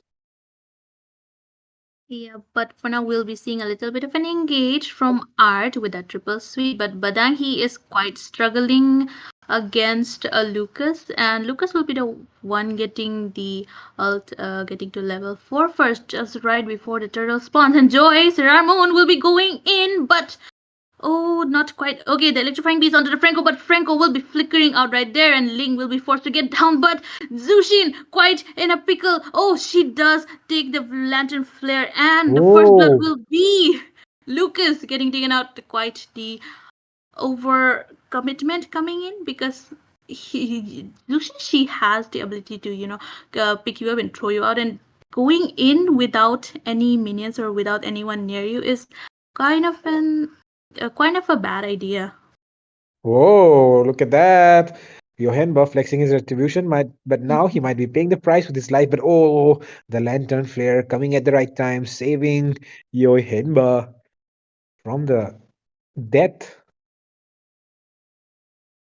Yeah, Oh, you can definitely say that. But the fact that the turtle will be going in the hands of Team Nerf this time as their first, it even though they took the turtle, their goal lead is not quite much, and it's almost the same. It's just 100 gold difference. So they do need to do something to widen out that gold lead, or at least not to fall behind right there. of course, we know that the Joy is actually a very, very fast farmer. So that is one of the reasons why we're seeing we might be seeing the farm difference not being so much.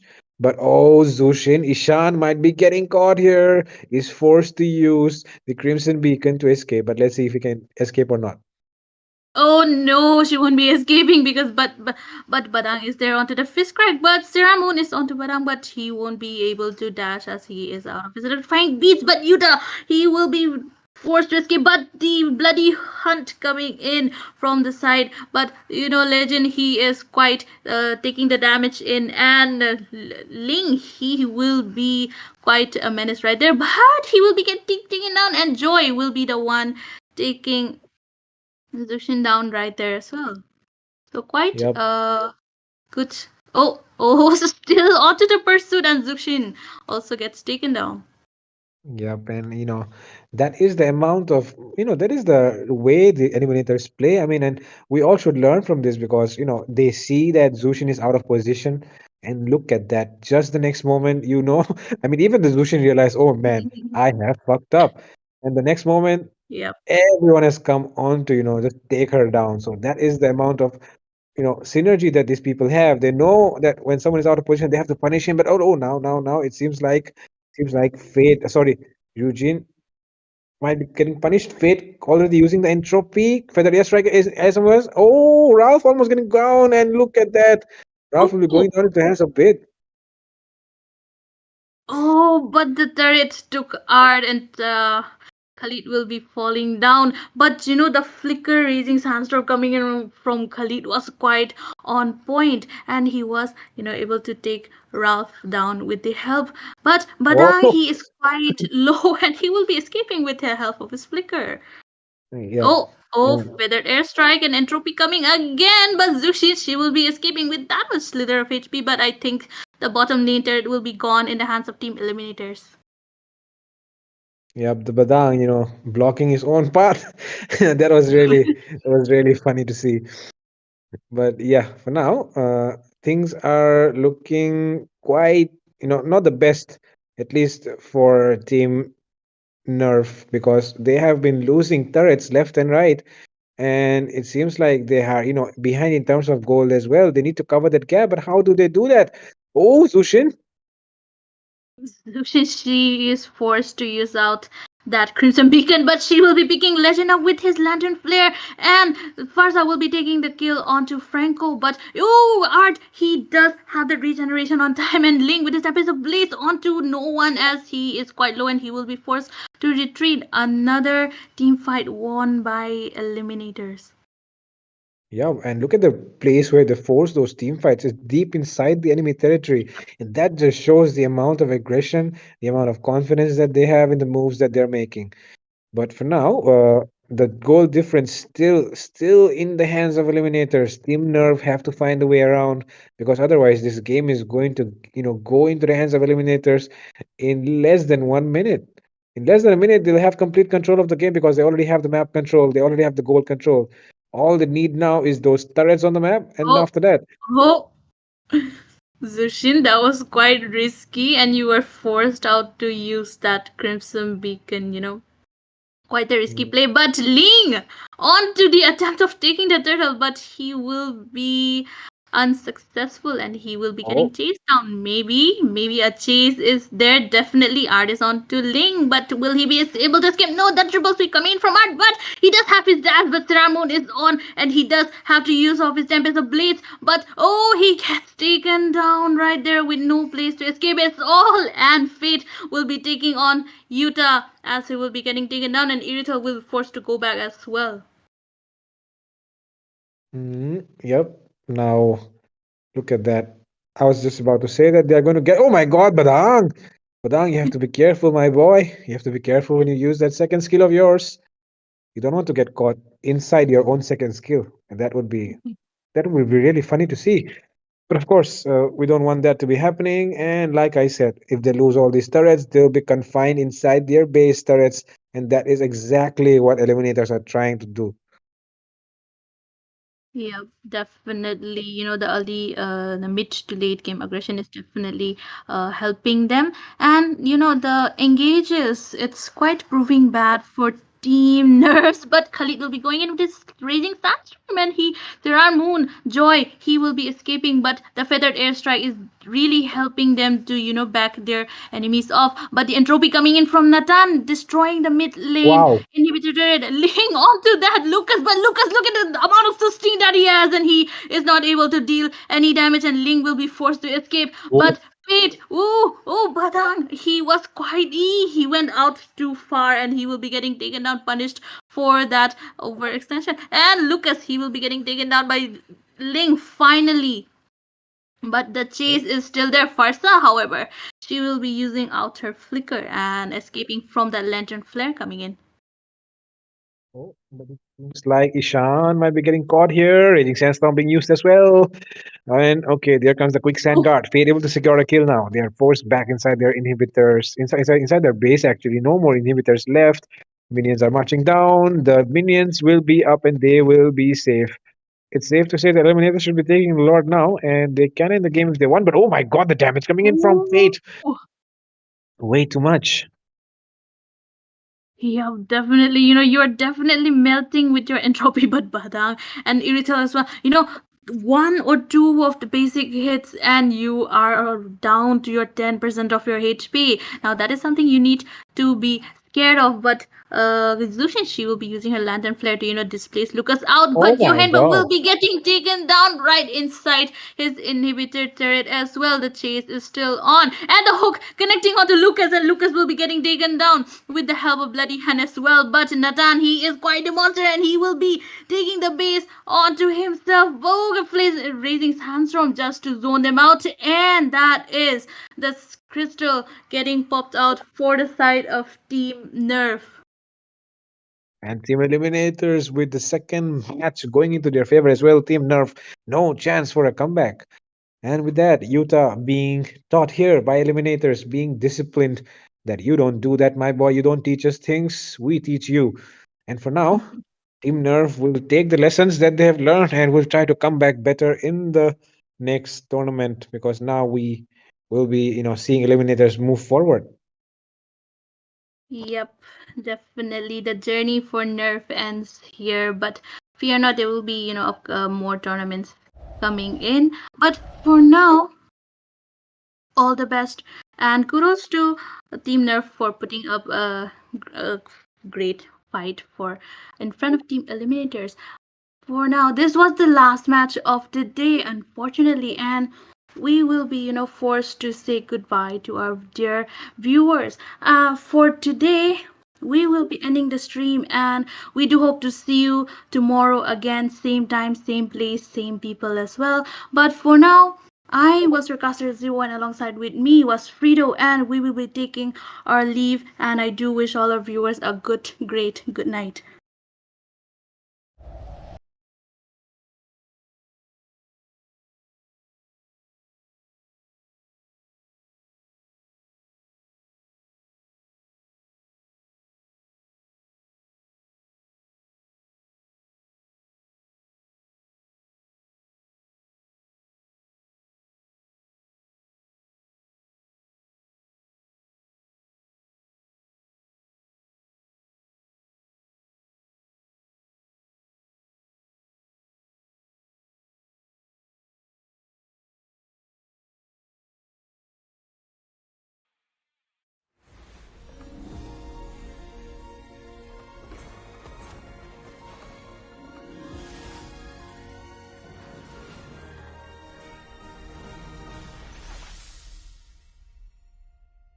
Feel the embrace of the celestial twilight. May the celestials guide us to triumph.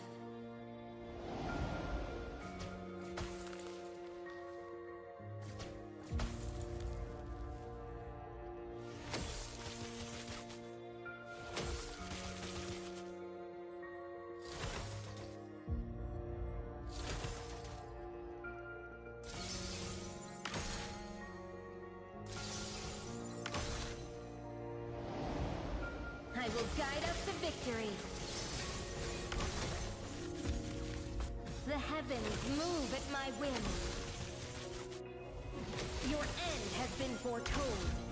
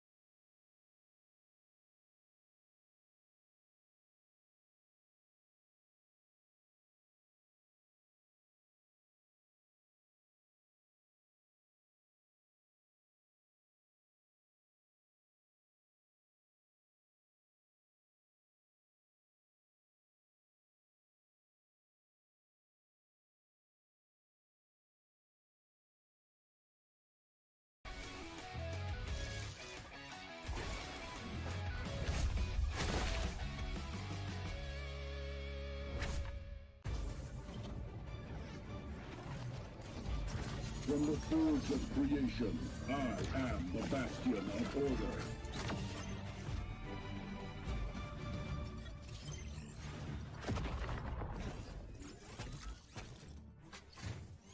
A sentinel protects above all else.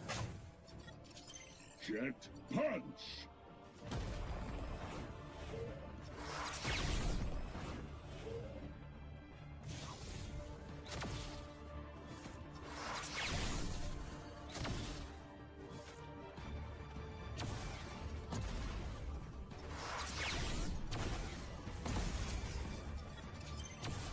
Prepare yourself!